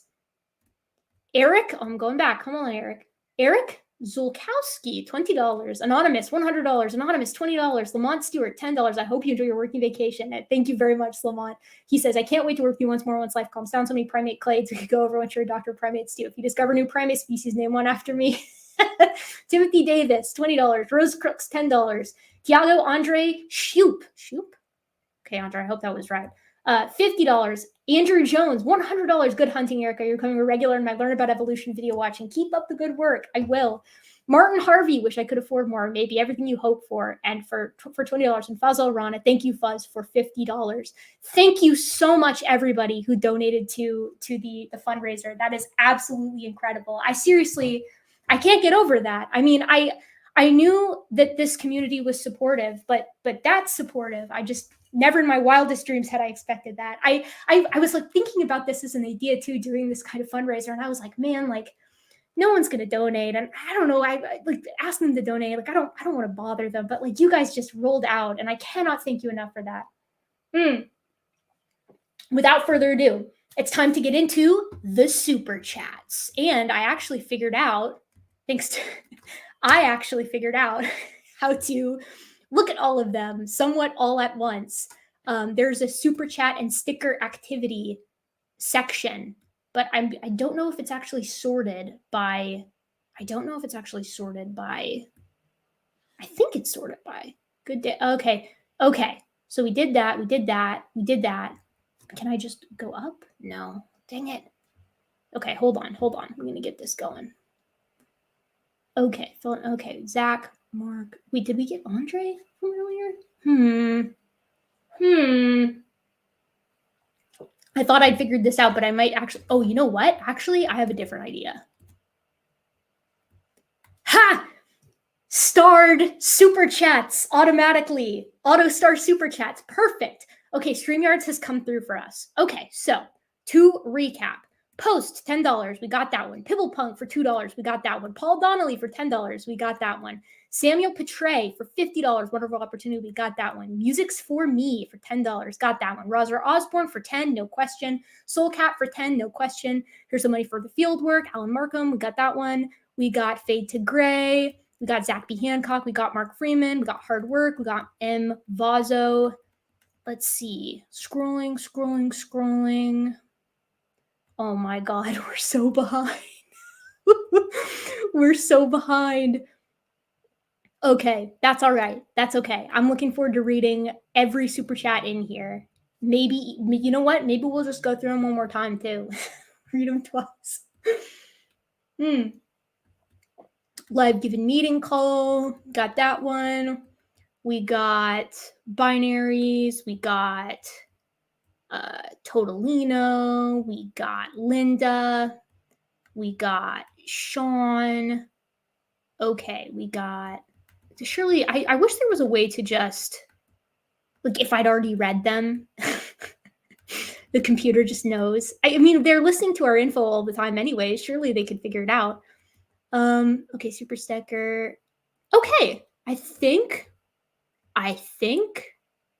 we are caught up. Okay. So we ended with Brad777. Okay, Texas Knight, a $20 super sticker. I'm just going to show these as I read them. Thank you very much, Texas Knight. Super kind. Scotty Orange. You know what? I feel like I remember saying, too, that we're going to start with Scotty Orange, and then that just vaporized out of my mind. I like to imagine that the Jeffrey Tompkins content was like The Legend of Zelda, Tears of the Kingdom gloom, eating away at my gray and white matter, taking my memories from me and making me forget that we were on Scotty Orange for $10. Thanks for all you do. To what extent do you think YCs are willing to engage in academic dishonesty? You know, it's really funny that this is the one that we read after the Jeffrey Tompkins one, because I didn't actually read this until just now, right? And now we finished this Jeffrey Tompkins interview and you asked this question. I think it depends on the YEC in question. Like I'm really struggling here, genuinely, to find a way that Jeffrey Tompkins can justify the stuff that he said in that interview, in the preceding interview, and in a lot of his work without there being some level of like dishonesty or dissonance or something going on there. I don't know how to square that. So to what extent? Any extent is inappropriate, and I do think that they are capable of it. That's what I'll say about that. Okay, Donald Bennett. He says, I enjoyed your enthusiasm. I think the best teachers are in the process of learning. I'm learning from you. Thanks.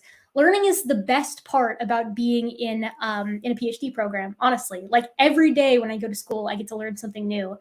Even when I'm teaching, sometimes I learn something new because a student will ask me a question and I'll be like, okay, I don't know the answer to that. I need to look it up, right? And it spurs me to read into a topic that maybe I'd not given previous attention to. I had a student this semester who asked me when the human-like sort of maturation pattern showed up. Like, are there like teenage apes, right? That was kind of the question. That's kind of how it was phrased. And it got me to look into like development. How do they grow up? And is there anything unique about the way that humans grow up? Okay, Lance Hall, money for a most deserving ape. Thank you, Lance. I give you a hearty chest beat for that. Savage Cobra, Fizzle Per Se, for $10. Always a good sign when you only need minimal expertise to tell when a YC's questions work is nonsense. I maintain that this is true. If a layman can tear your work apart, or even somebody who's like tangential to it, you probably need to give a second look to the work at hand. From Psychological Projectionist, for 10 pounds, even 80% is problematic for YECs. They should expect the human and chimp genome to have 0% in common. I know they talk about common design, but an omni designer does not need to conserve design IMO. So I agree with this to an extent, right? I mean, the common design argument fails because you have nested hierarchies in functional and non-functional regions of the genome, right? Unless God's just being kind of funky, just kind of a trickster, you wouldn't expect that to be the case. But that being said, like, I kind of think you're right with the 80% being problematic. It's not so much the number though. It's the number relative to other numbers, right? The fact that humans and chimps are so closely related, like that number could be anything in isolation. It could be 99.99999, whatever. But if lions and tigers are more similar to them than that, what does it really mean? The problem is that that number in relation to other animals tells us just how close humans and chimps are relative to how they perhaps could be, and that humans perhaps aren't as separate as we once thought ourselves or once hoped ourselves to be. Not me, though. That would have been great news. I would have been psyched to hear that for the first time. And that's why I think Jeffrey Tompkins and them have to talk about, oh, they say they don't need 98 to 99%, but they do. Where? Who said that? Someone needs to show me where any evolutionist ever said that we need 98 to 99%, or else evolution is dumb and stupid, actually. Like, where was this? Lead me to the person who said it. Mike Long for $50 says, I love your videos. They're fun and educational. Have a great time in Kenya. Thank you so much, Mike. I will absolutely have a great time. Hopefully I'll be able to create some content. Last summer when I went, I was like, I'm going to make content if I can. And then I got over there and it was like some of the material in the vault where I was working, which is really cool because the hominid hominid vault is like, I said, it's like kind of a hominoid vault, to be honest, because they keep the Miocene ape stuff in there as well. It's a big bomb-proof vault. And the reason it's bomb-proof is so that I guess if anything bad ever happens, the precious specimens will be okay. And like, there's unpublished material in there that I've gotten to lay my eyes on. And, you know, you're kind of under lock and like, it would be catastrophic for my career if I ever accidentally filmed some unpublished specimen and then it put it on my channel, right? Like, it's not a good thing to do. So even if I do make a video, and I really, really hope to clear that with my field site manager for like my experience on the dig, I'll probably need to okay every specimen that goes on camera, if I can put any specimens on camera at all, with them beforehand, just so I don't ruin my career.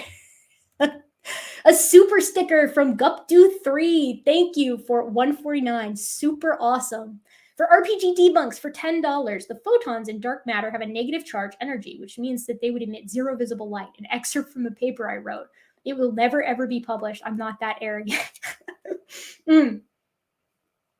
We all have things that we put into papers where you go back and you read it like the next day or something like that. And you're like, what if I had submitted that manuscript? That would have been so bad. For the green, for $9.99, says, love your content and wanted to be a primatologist growing up, but didn't because I grew up YEC and it would have conflicted with my beliefs. Thanks to your content, I still get to learn about what I love. The green, I hope you are incredibly happy where you are today, but like, that's exactly why I do this. That is exactly the reason I do this. We should find excitement in the unity with the rest of the tree of life. We should find that thrilling and beautiful and romantic. And it really pisses me off that some people try to discourage folks from foraying into that area, from figuring out a little bit more about this fascinating family tree that we find ourselves a part of. So this is for that purpose. Kyle Franson for $20. Have a great time in Kenya and thank you for the great content. Thank you so much, Kyle. It is absolutely my pleasure. Lance Hall for $20. I think we talked about Lance. I think Lance also donated to the page. Lance, double donator. Generosity. Thank you very much. Guy Plunkett for $25 says, thanks for the great content and enjoy your time in Kenya. I absolutely will. How could I not? From the Misanthropic Humanist for $20, just wanted to say you're awesome, Erica. Looking forward to more Human Evo reboot plus bite-sized bus. Okay, so Human Evo reboot, Sahelanthropus chilensis is next. I'm really excited about it, but it's kind of a long video. Like once you get out of the general Miocene apes, you get into the hominins. Every hominin has like 100 trillion papers on them. Not really, but they have a lot of papers on them.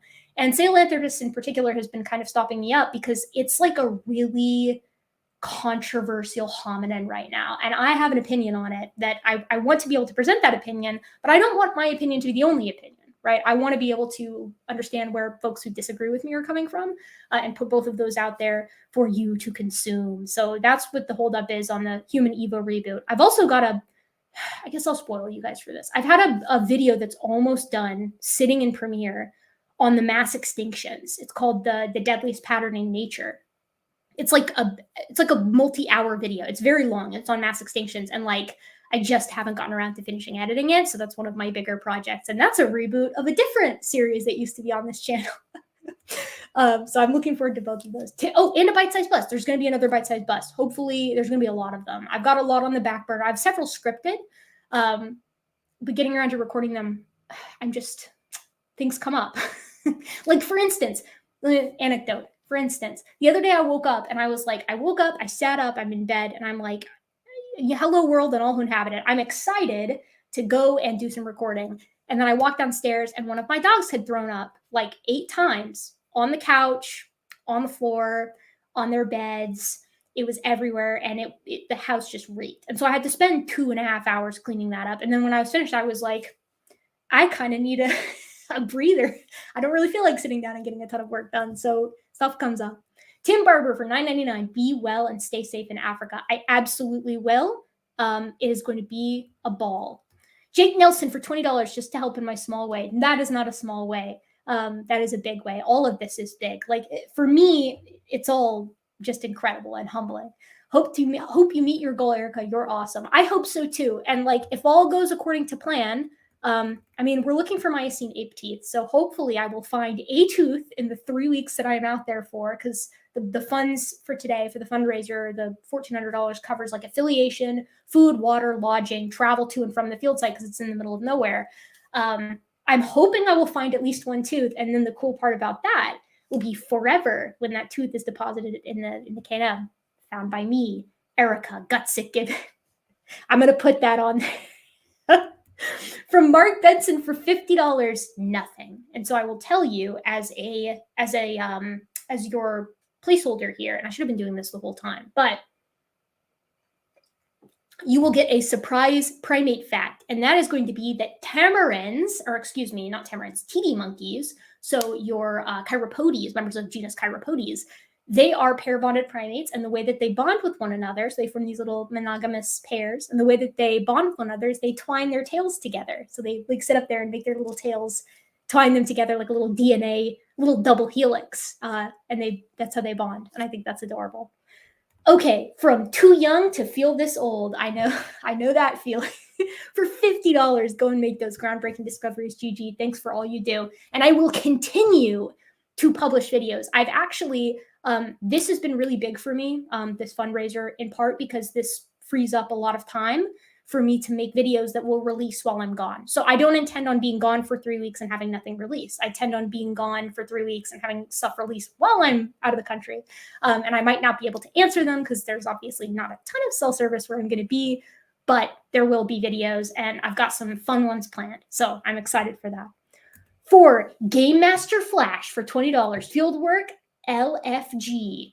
Touching grass and learning stuff. Yes, this is a big grass touching moment. Actually, like, it's always so nice when the semester ends because I go from like egghead book nerd for the entire year, and then it's like I just get to go off somewhere for a little while. And last year my travel was funded. This year, not so much, because again, there's like all this additional stuff that like fell in my lap that I did not account for. If I'd known ahead of time, I probably would have applied for more grants, and then we wouldn't be in a fundraising situation. But then imagine we wouldn't have gotten to hang out together like this and dunk on Jeffrey Tompkins for almost 5 hours. So, everything happens for a reason. For Lee McDonald, $5. Damn, I missed the start of Dr. Gibbons' video, smiling face. Lucky for you, that was approximately 4 hours ago. So you got a lot of the video. From Ion Riley's Birdwatching for 50 pounds. Sounds like a great opportunity, and I look forward to the fab content once you're back. And like I said, while I'm gone, you're going to get content the whole time. I will never let you guys go contentless unless something drastic happens. From Savage Cobra, official per se, $10, Dr. Tompkins, you shall not bear false witness against your neighbor. Interesting that, isn't it? Boy, if I had the literalist and very hardcore interpretation of the Bible that Jeffrey Tompkins had, I would probably be very, very careful in my accusations of people, especially in relation to what I myself did on the regular. Unrelated, lying is bad. From TD Lane, $2, Tompkins is a dishonest weenie. You said it, not me, TD. Thank you for your donation. From G. Fevenin for $5.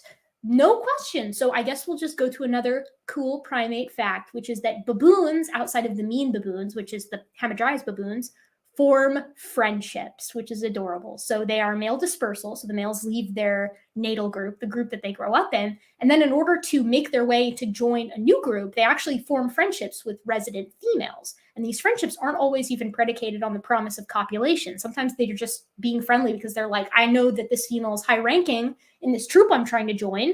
I'll be friends with her, and then she'll be my in for getting into this troop. And it works. So the male is friendly with the female and provides her protection from infanticide or male harassment when her female relatives aren't around to protect her from those things.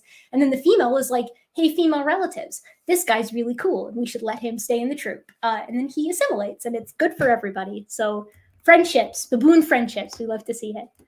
From Robin Grieve for 20 Australian dollars with no question. So we, of course, have to talk about another fun primate fact. This fun primate fact is going to be about Pithecea, this little Saki monkey here, which has canines that are laterally splayed. So they jut out to the side like that. And the reason is because these guys eat their fruits, like I mentioned earlier, in their unripe form. So they have to use their canines like a little can opener. They puncture it like can opener would. And that's how they kind of predate on their fruits. That's not the cool part, though. The cool part is my favorite extinct Miocene ape is Afropithecus turkinensis, a giant ape, as you can tell. Like this was a big animal. This thing was like as big, if not bigger, than a chimp. And it also has the laterally splayed canines. So this characteristic is found in living New World monkeys that predate on unripe fruits and a giant extinct ape that presumably did the same thing. Similar morphology, probably similar behavior here, which is really weird because you don't see a lot of like apes like this that predate in that way. Super funky. From Al Trucker for $7 Canadian. I'm super chatting my suggestion that Erica give us a whole series on BJ and the bear that brought primatologists and truckers together in 1979. I don't know what that is, but I am absolutely titillated by the possibility of a trucker primatologist union, and so I will simply have to look into this. From Stephen Sinclair for $11 Canadian.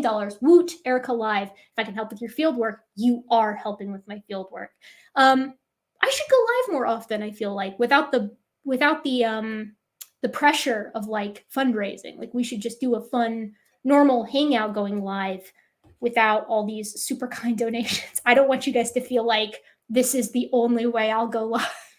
You must donate money to me or I will never show my face live on camera.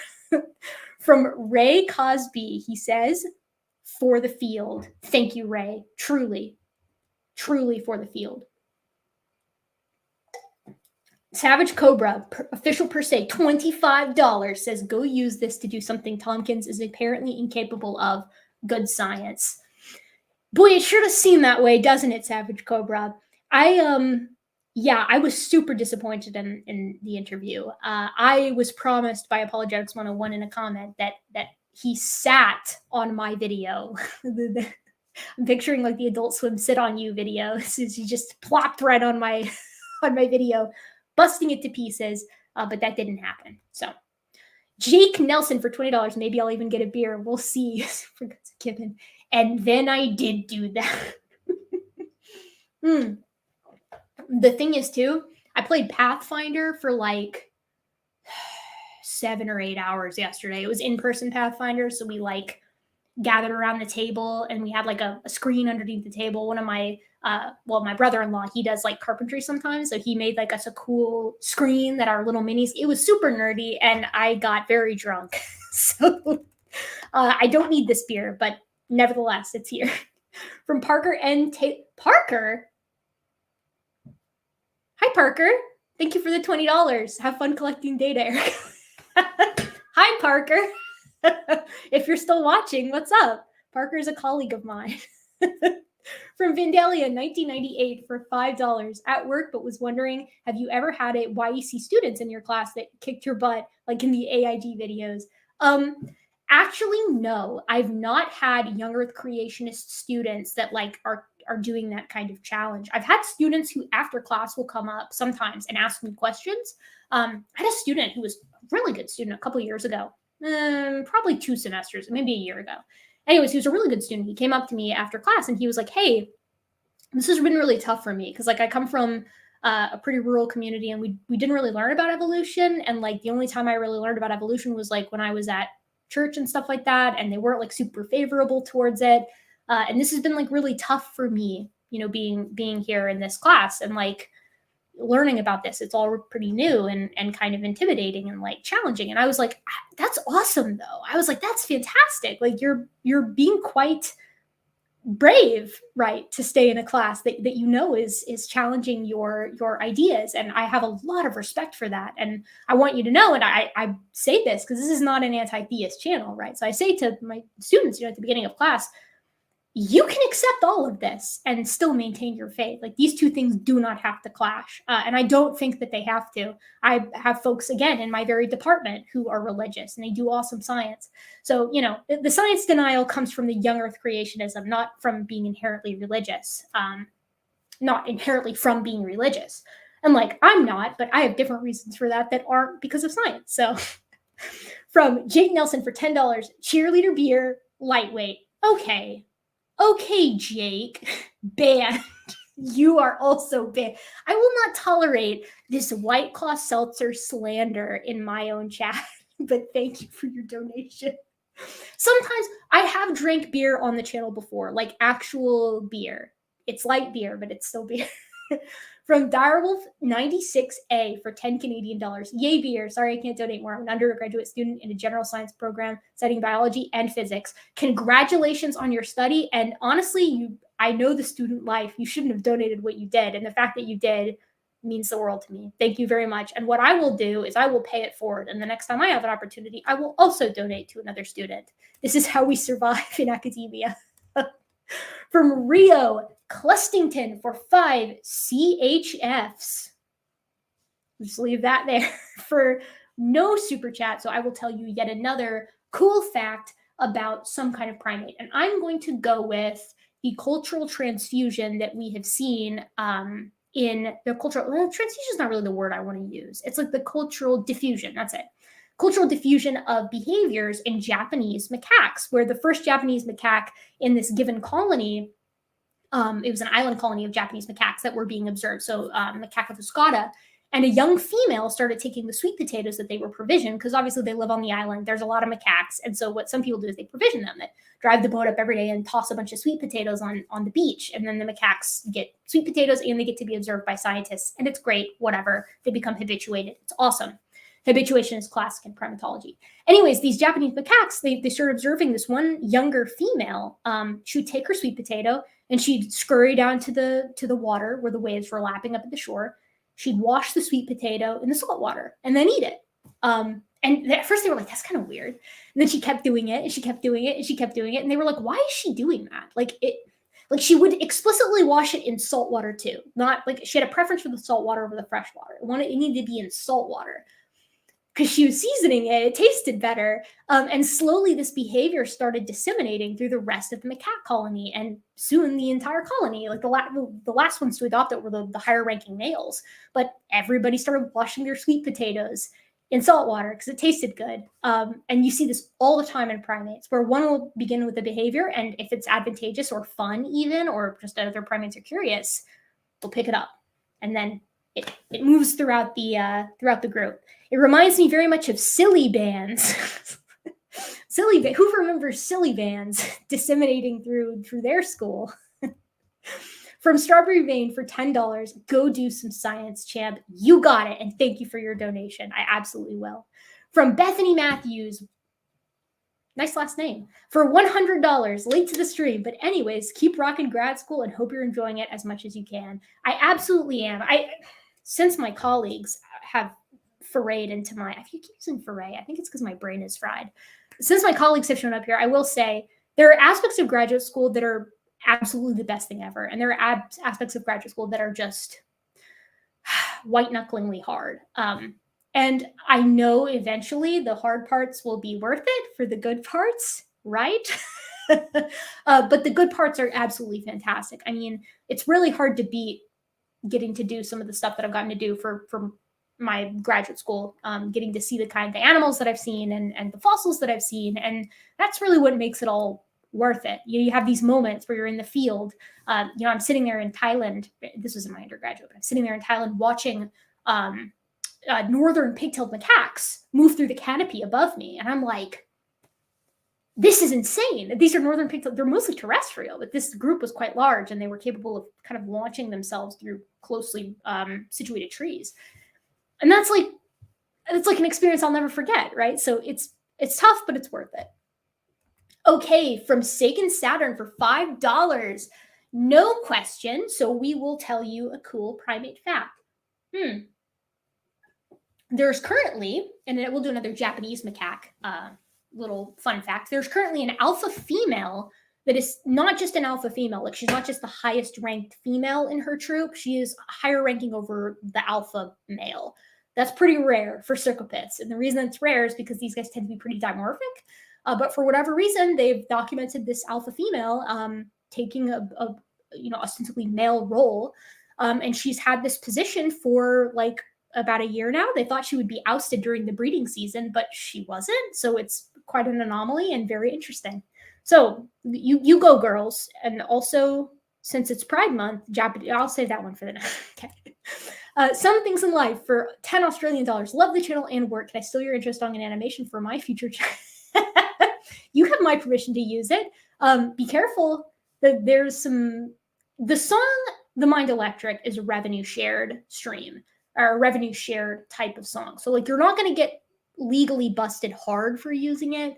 However, you might want to alter it in such a way that it becomes transformed, like actually I don't mean that in a sneaky way. You might want to transform the song so that it becomes yours, so don't get busted for copyright. That's what I'm doing. It's officially going to be maybe a cover. We'll see.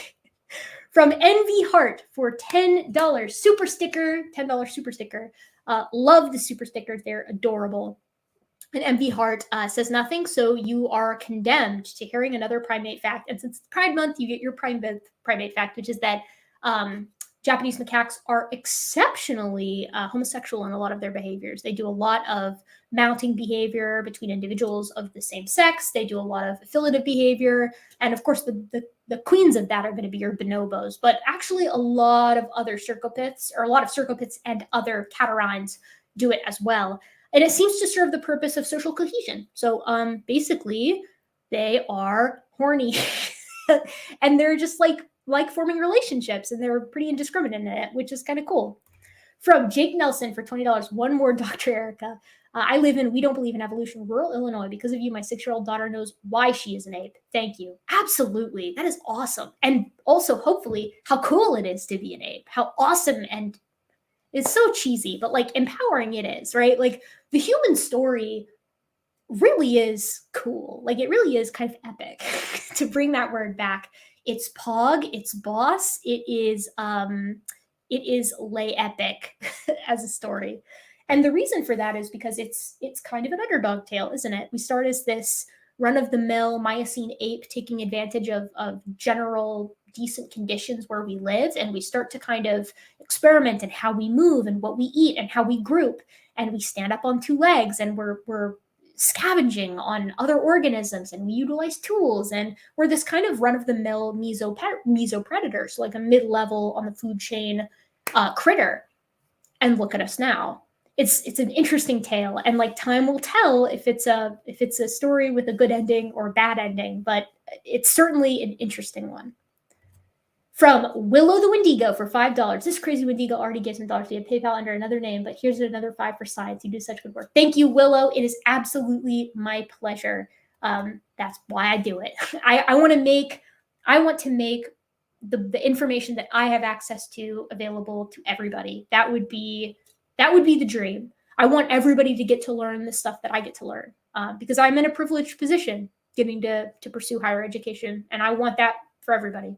So the least I can do is provide it. From Slackback for $10, share the wealth. This is for your hubby. I'll let him know. Yeah, I'll tell him specifically, Slackback, that you donated $10 to him.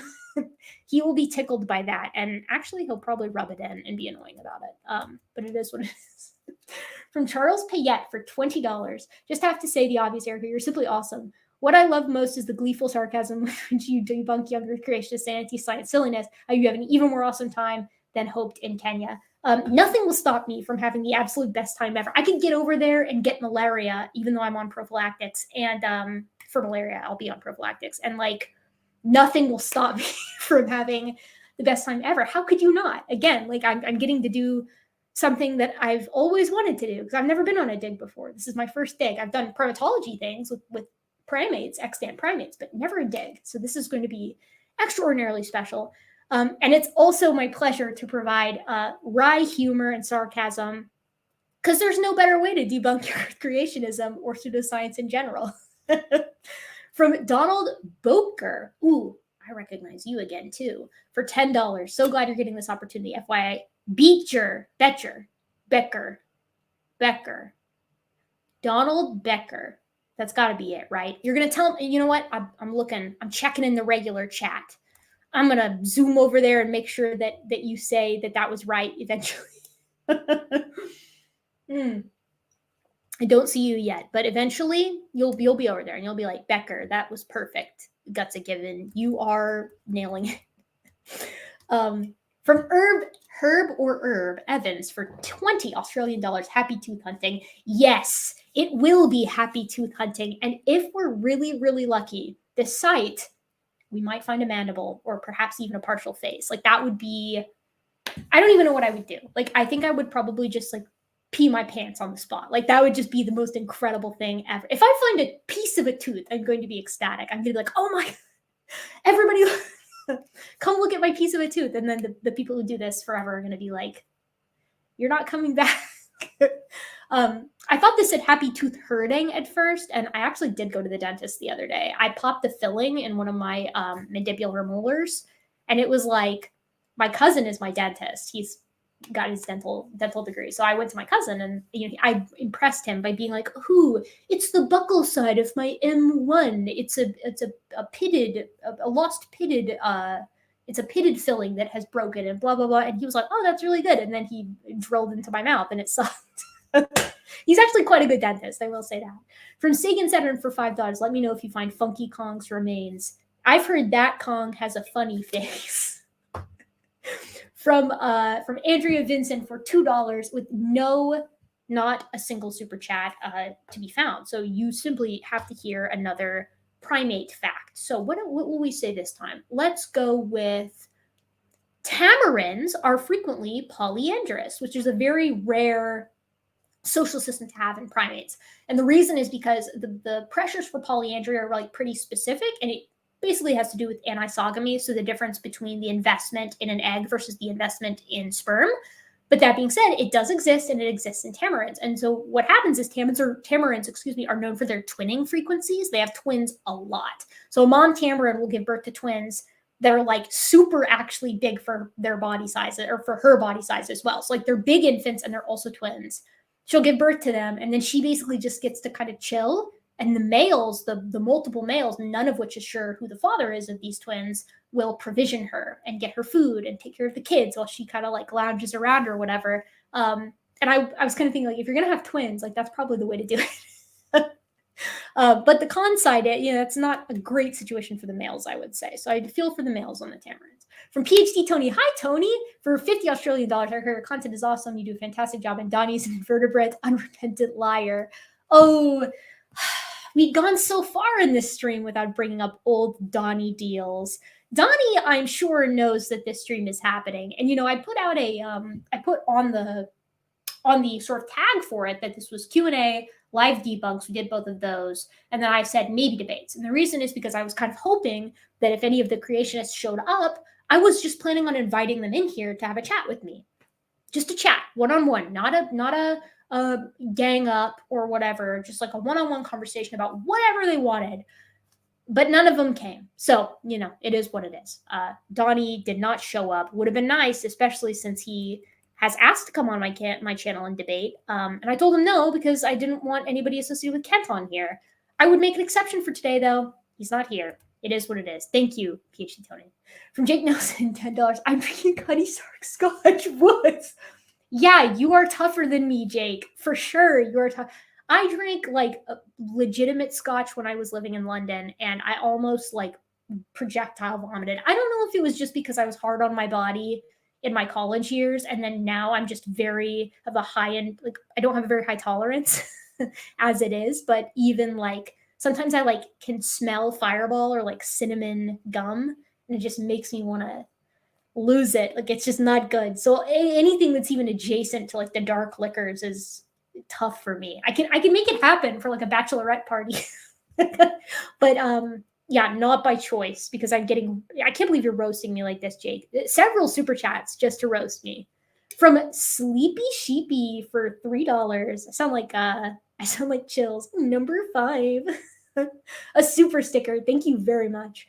And your primate fact. What do we want to talk about for your primate fact? Ooh. I'll tell you a cool one that I like anyways. Chimpanzee communities have different toolboxes, and the differences between the toolboxes are sometimes arbitrary, which means that they're cultural differences. So they just have a preference for using a tool in one way or creating a tool in one way that is basically just the way that it is because it's been passed down from parent to offspring. That's kind of familiar, isn't it? And I like that. From Magnus Lithos for $10. Don't listen to Jake. There's no wrong way to drink alcohol. Very true, Magnus. I'm glad someone here is streets ahead with me on the alcohol consumption. You know, I actually still have several bottles of wine from my wedding, like left over from the bar from my husband and I's wedding. And like, it's kind of got to be a special occasion because like when you break out the bottle of wine, like you're not going to drink half a bottle of wine. Like maybe I'm telling on myself here. Actually, I've been sticking to the White Claws because I can cut myself off with the White Claws. From VJ Rex for 22 New Zealand dollars. See, I know that one because there aren't very many NZs out there. From a fine arts professor, love your work. Thank you very much, VJ Rex. I love the fine arts. I'm not good at them, but I like them. I find them enjoyable. From Swinkiest Nerd for $20. I have a PhD in New Testament and a minor in Old Testament. I'm a theistic evolutionist. Love your channel. Go get him, Gutsick. What's the deal with variable speed of light? Oh man, that's a good question. And welcome. Yeah, again, like this is not an anti-theist channel. We welcome anybody who's down with science here. I'm the fence-setting agnostic around these parts, something which I get picked on for by all sides, which is an absolute blast. Yeah, the variable speed of light thing. So the speed of light is kind of a weird situation. It's not variable per se. Lyell's whole situation where he's proposing like this, the anisotropic speed of light. That's what he argues. So he accepts the speed of light. The two-way speed of light is not going to be alterable in meaningful ways. But because of that, he basically argues that the speed of light towards Earth is instantaneous, and then the speed of light away from Earth is double the speed of light, right? It's double C, I think. That's obviously really silly. And it's not wrong in the sense that it's like mathematically impossible, but the observations that we've gotten, particularly from like the James Webb and from the Hubble, are going to be a pretty hard sell with that, because we're finding galaxies that are quite young, very far away, and that should not be the case unless God is being like intentionally deceptive, which I think is quite out of character. The same is true for like seeing things like supernovae, mid-explosion, galaxies mid-collision, accretion disks on black holes. And like Lyell's weird about the speed of light stuff because he will propose that the reason why he's using the anisotropic speed of light instead of just saying God creates light in transit is because he thinks that the latter makes God seem deceptive. It's like, bro, your other version is not better. So that's what I would say to that. The robot with human hair for $5, just funding my own education. Go discover things to teach us. I will do that. I've said this before, but no one can stop me. My entire goal is to take, again, what I know and make it transparent to everybody else, because I think it's cool. And thus, I think other people would think it's cool. So what I try to do, I got dogs again. What I try to do is that you'll notice I've got like spikes in certain topics on my channel. And that's usually when I'm taking a relevant class, like in my university, my PhD, like coursework, my course load. And it's like, okay, I'm learning all this cool stuff. I need an outlet because my poor husband and my poor family members can only handle so much of me telling them what I learned that day. So you guys are my outlet. You'll always be my outlet. From Misty for $2. I've learned so much from you. Have fun. I absolutely will. And thank you so much for that. That means the world to me. From Mung107.com for $5. We love watching your videos. Hey, Erica, we love watching your videos. Good. That is the goal. It would break my heart to hear that it's like, hey, Erica, I watch your videos, but I don't want to be watching them.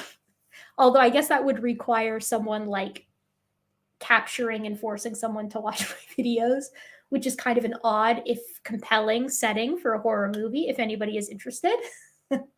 From Legitimate for $2. Real Chad's drink, Lafroig, Jake, not blends. Okay, I'm glad to see that other people are coming after Jake though, because Jake is coming out a little, he's kind of busting me a little bit too much here, I think. So feel free to dunk on him.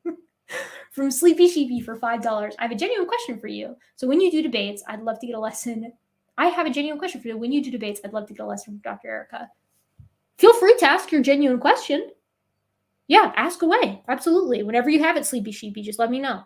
I would love to answer your question. And I would also love to do more debates. From Fade to Gray, Ultraficial for $5. Fact me. Well, maybe you'll get 2 facts since you asked so nicely. Okay, for you, which fact will we do for you? Okay, orangutans, one of the most interesting tools that orangutans utilize is when they are tearing apart prickly fruits, they will actually take thick waxy leaves and put them over their hands so that they can tear the fruits apart without getting the spines in their hands. So they actually recognize, they can put 2 and 2 together, like spiky fruit, hand hurt, protect hand, no hand hurt, and still fruit. So they utilize a wide variety of tools to basically harvest certain aspects of their certain areas, certain resources within their ecological niche, which is cool. And orangs are ridiculously smart. So that's also very interesting. And your second fact will also be about orangutans, which is that orangutans today are relatively solitary. However, females remember other females and they remember their offspring as well. So they tend to be more affiliative than males do. So females, like the way that they will lay out, the way that they'll kind of set up their territories is you'll have a bunch of females here, here, and here, and then one male whose territory overlaps all of the females, and he'll kind of visit each female in like a consort ship, something of that nature. But the females are like kind of chill with each other, so they know one another, and then they know the males, and then they know their offspring. So they kind of have like an exploded social system that's just over larger areas than a normal social hominid would be. It's really weird. And like, I think, and I've seen some literature to support this, although I don't think it's been extensively studied, I think that they were probably significantly more social in the somewhat recent past. I think they probably lived in larger groups. And my support for this is that it's only been in the recent past that Southeast Asia has changed composition to be a bit patchier, which would force a lot of these larger bodied apes and smaller bodied apes like gibbons to spread out quite a bit more in order to forage for more resources. So there you go, double orang facts.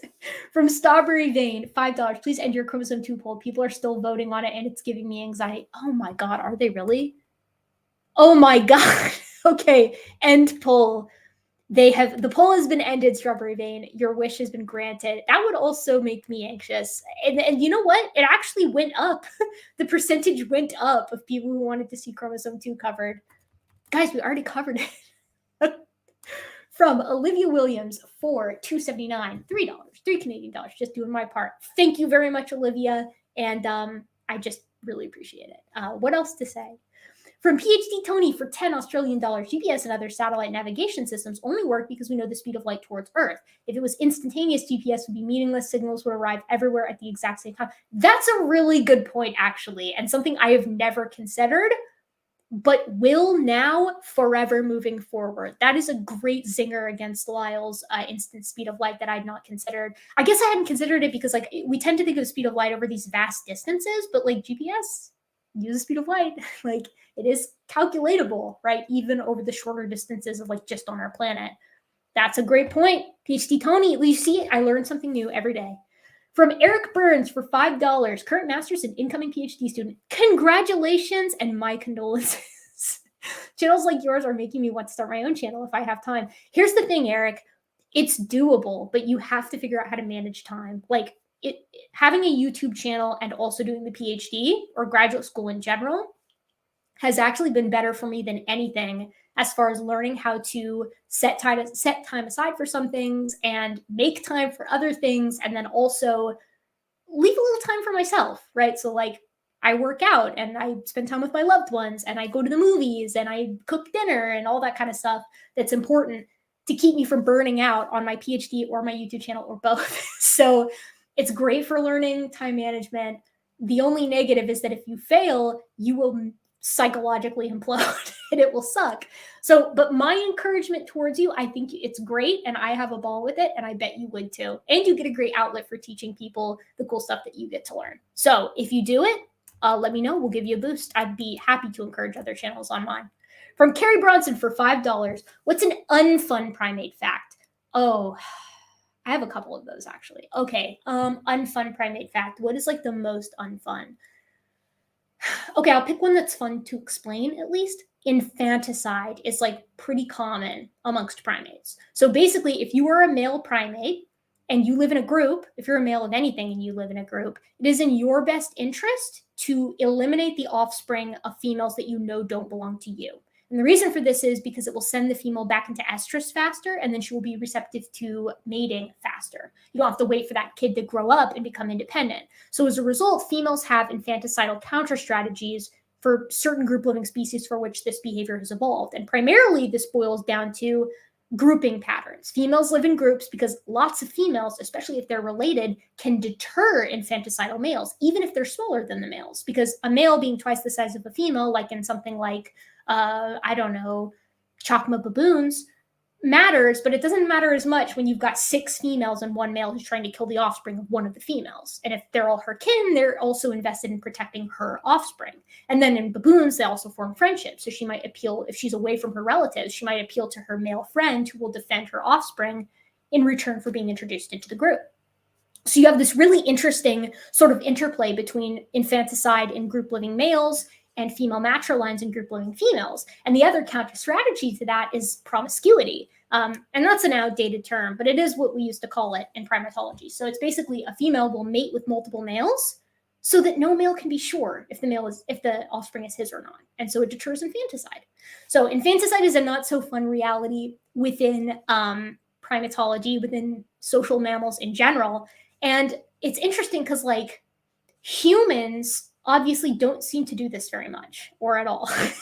And that might be in part because we pair bond. So we can generally assume that the offspring that we have with our singular pair bonded mate belong to us. But there's also paternity tests, and there's a lot of spousal violence that comes out from insecurity of paternity or an understanding that paternity isn't exclusive. So there's like this weird interplay between like modern human social norms and like things that are normal in other primates. Very interesting. From Jake Nelson, $10. My family can only take so much. We lay it on us. We love it. I do, and I will continue to. I will take you guys out, verbally speaking, with all my primate fun facts and with my human evolution fun facts, and you can't stop me. From the Badger, $12.30 for $10. After the original paper, I've not heard much about Homo luzonensis information. Do you have an idea or pet theory on what lineage led to that? Love your content. Wish I went into paleoanthropology. Paleoanthropology is a blast, and I love it. It's simultaneously a super fast moving field and a super slow moving field.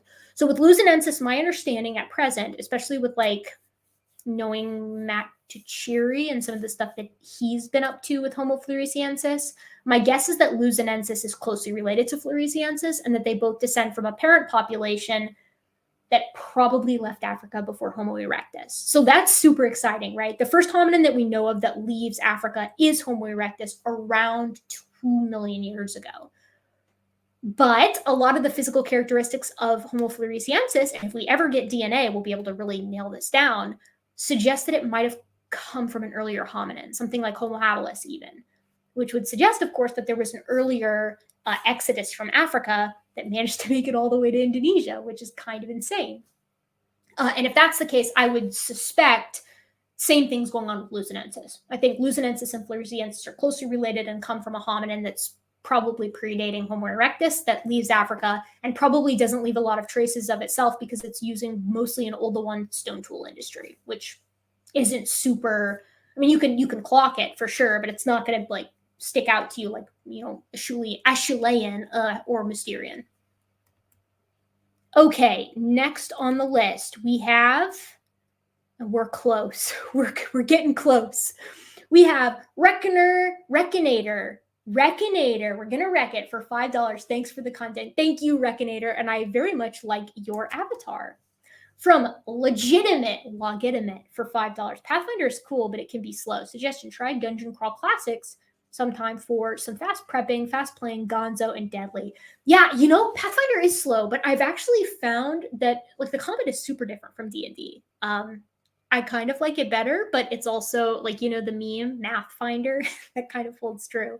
But it's been fun to create my character. I'm like I'm like kind of a dorky gnoll, so that's like right up my ankle. I almost picked a I forget what the race. There's like a race of, or sorry, like a species of kind of like ape folk that are in Pathfinder, or like monkey folk, but they're not Gibbon-esque enough for me. So and plus I thought that would be a stereotype. So I went with the gnoll. But I'm enjoying Pathfinder quite a bit. I will try some classics though. From PhD Tony for $5 Australian, also using eclipse times of Jovian satellites to infer speed of light wouldn't work under Lyell's theory. He doesn't know what he's talking about. Yeah, that checks out. PhD Tony, we should chat about this sometime. This would be really fun, and I think it would probably get Lyell's goat and also piss off some of the other YouTube creationists that we know of, and I think that would be hysterical. So we should do it. Send me an email. We should work something out. It'll probably have to be in like July though, because I won't be back till July. From PhD Tony also for $5 Australian, RuneQuest is better than Pathfinder. Fight me. I've never played RuneQuest, so I can't fight you on this. I can't take a stance. Here's the tabletop RPGs I've played: D&D, Shadowrun, Pathfinder. I am a noob. At this. I mostly am in it, honestly. This will come as probably no surprise. I'm in it for like the fun role playing and lore. And also I like to create minis and I like to draw my character. It's a great way to get my like artistic side out. But I would play RuneQuest. From Minute Rice for $5. So I've got a human evolution question. Why did our hair stay thick in some areas? Hair, underarms, trying to phrase other areas. So likely, this is a great question. Likely different reasons for different areas. So head hair is actually proposed to help wick off heat, specifically actually the texture that folks of African ancestry have. So like that kind of tighter hair that has like a tighter coil to it. That hair is actually better at wicking off heat than like straight hair is, like that a finer straight hair is. And this is better at insulating than tighter coiled hair is. So there's probably no coincidence that straighter hair evolves in these northerly climates. Oh, dogs. I'm going to send them to the glue factory. I'm just kidding. That straighter hair is better for like insulating the scalp and keeping heat from escaping, and tighter coiled hair is better for wicking off heat. These are also commonly found in their respective latitudes, which is super interesting. The hair that is found in delicate, risque locations is probably has something to do with sexual selection. You know that the individual who you're about to mate with is an adult who is capable of actually reproducing with you if they have hair there. And for underarm hair, I don't know, but some people have genuinely proposed that it's pheromonal, so that the underarm hair like promotes bacterial growth and stinkiness in the underarms. And so like some people have proposed that musk actually conveys some kind of pheromonal, almost subconscious information. And like to support this, they've done some really interesting experiments where they've had like women come in and like rate male facial attractiveness, and then they've got like a dab of like underarm sweat underneath the table, and they tend to rate males as more attractive when they can smell like body odor. That's weird to me. There's probably a lot more going on there than we think. But yeah, the reason for hair staying in some locations is dependent on the location. But there are a lot of cool ideas as to why. Okay, from PJ Rex for 22 New Zealand dollars. Mork Borg for the RPG win. I don't know what this is, but I'm looking it up. Mork Borg. Okay, I do I really like the cover art for this. That is metal. Okay, all right. Okay, you win this round, VJ Rex. I do like that. And thank you for your donation from PhD Tony. You can play an intelligent baboon in Ruin Quest. You've won me over instantly with 0 effort. Although a gibbon would be better, obviously. And thank you for your donation. From Jake Nelson for $10. You've been awesome about me busting your chops. Take another $10 because you deserve it. I really don't. That's the thing. Like this, you guys are like, oh, Gutsick Gibbon. She's sacrificing her time to hang out and talk about stuff that she thinks is interesting. You fools. This is what I like doing. Okay, you guys. I think that's the last super chat. Nope. Origami Swami, last minute, $10. Origami Swami says, I would caution using GPS with regard to one-way speed of light unless you really check it. If it were that easy, the one-way speed would not be a convention in physics, it would be a fact. Okay, PhD Tony, this Origami Swami is coming swinging at you. What do you think? I mean, that makes sense. It makes sense that conventions in physics probably wouldn't exist if they were able to be kind of like mathematically shown to be incorrect or unsupported. That checks out. That's how it works everywhere else. PhD Tony is gonna like come in right before I'm about to close the stream and gonna be like, you didn't consider X, Y, Z. Okay, you guys, I'm gonna pop over to the okay, Olivia Williams for $2.79 says, I just want to say RPG Shadowrun is my jam. Shadowrun is super fun. I really love Shadowrun. It's kind of sci-fi, which is like a nice change of pace sometimes from the D&D like super hardcore fantasy vibe, or like you basically get that in Pathfinder too. But I also like that Pathfinder isn't Wizards of the Coast, and I like that about a lot of RPGs. Rich Draws says, oh my god, this stream is still going. Yeah, it is, and my voice is really sore. Okay, I think I got all the super chats. I'm going to really quickly zoom through the super chats from early on and make sure I got them all, because I think I did. And if I didn't, I will self-flagellate. I will take myself out back and whip myself. Linda Peterson for $5. She just brutally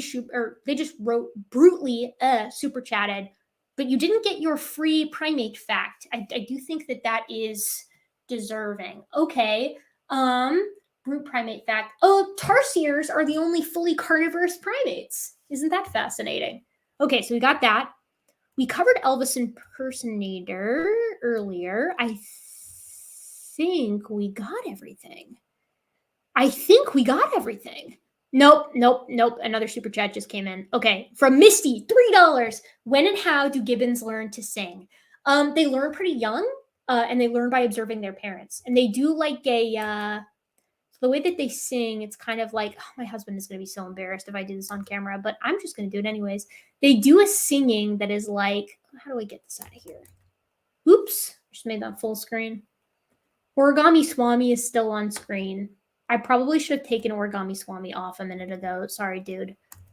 If I click on it, does that make it go away? How do you make it go away? Oh, nope, new super chat. From CC Nest, Pas on Pipe. I feel like I did French there. For 500 NIOs, which is a lot, I'm sure, and awesome. And I'm going to give you a cool private. What do I want to say for that? And I got to do my Gibbon thing here in a second. All the primate facts are cool to me. How about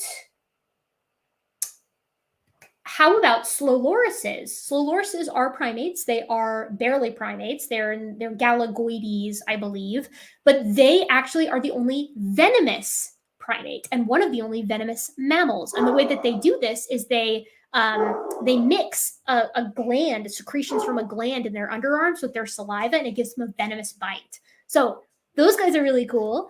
Oh God, just keep coming. From Jake Nelson, $10. It's not that you find it interesting. We find it interesting, and that's why we continue to come here. Fair enough, Jake, and that is super kind. And you got to quit donating to me. You need to save some of that money to buy yourself good alcohol like White Claws and Trulies. Jackson Wheat for $10. Thank you, Jackson, from one grad student to another. We love Jackson. Jackson's a friend of the channel, and you should subscribe to his channel if you haven't, as well as everybody who's been here who has a channel, because there are so many awesome folks who came out to support.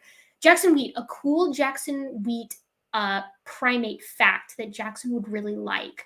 How about that Jackson would really like? What would he really like? That's going to be like a Jackson specific primate fact.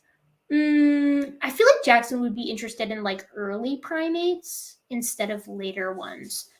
Maybe like, I'll give him a controversial opinion. Purgatorius. No, I'm not going to go there. I'm not going to piss him off. Well, okay. Regular old fun primate fact. Spider monkeys no longer have thumbs. They have really small semi-vestigial thumbs, and the reason is because they're heavily invested in brachiating. I was going to risk it, Jackson, but I didn't want to piss you off. Okay, from Rigios. $10. Have your dogs been learning to make more noise during streams? From Arons. Yeah, I mean, sometimes they hear Arons dogs barking, and then they start to bark, and it's pretty brutal. My dogs, I have 3 of them, and they kind of build off of each other too. They hear one of them start to growl, and then they start this big cacophony of like screaming and barking and clacking around on our linoleum floors, which we have to have hardwood floors because they eat stuff and then throw them up, and you can't have carpet with that. We lived in a house with shag carpet, my husband and I. It was very short-lived. You don't know pain until, actually, I would say that watching the Jeffrey Tompkins video today, watching Jeffrey Tompkins fumble his way around the genetics of today was more painful than scrubbing vomit, mid-gut vomit, so like yellow bile vomit from my shag carpet. I would say that. Yeah, I would say that. Okay, you guys, that's it. We are getting ready to shut down. But before we go, here is how gibbons sing. They go, ooh, ooh, ooh, ooh, and they speed up at the end, and then they go like that. So, and next time, if we ever do one of these, if I ever do a fundraiser again, the winning prize of that fundraiser will be, I will do for you my chimpanzee pantoot, which is legendary. I've been told by people who work with chimpanzees at Gombe Stream National Park that it is a very, very good chimpanzee impression. And those of you who are in the chat who perhaps attended my wedding will know that this is true. And some people who were in the chat did attend my wedding and know that this is true. PhD Tony for last minute $10 says, we can only measure 2 waves speed of light, but GPS is not measuring speed of light. The fact GPS signals take time to travel is sufficient to demonstrate the speed of light cannot be infinite. Thank you, PhD Tony, and Origami Swami, balls in your court. From Sarah Ombete for $2. Happy hunting. Thank you very much, Sarah. And you guys, that's it. So thank you so much for being here. This seriously meant the world to me. We easily raised the money. I wasn't expecting that, but I'm absolutely, again, just delighted to see it. Thank you for being here. Thank you for supporting the channel. Thank you for supporting me and my endeavors, both on the channel and off the channel. This makes it even more of a pleasure than it already is to make content for you guys. And as usual, I give every comment I get a read, even if I can't reply to all of them, and I read all my emails, even if I take forever to reply to them. So thank you so much for being here. And I definitely hope to be able to provide you with some content while I'm, like, you're going to get content on the trip, obviously, but like I want content from the trip, and I want to be able to make that for you. So thank you very much for being here. And my gentle and of course, very modern apes, I do hope that you guys do take care of yourselves. Bye.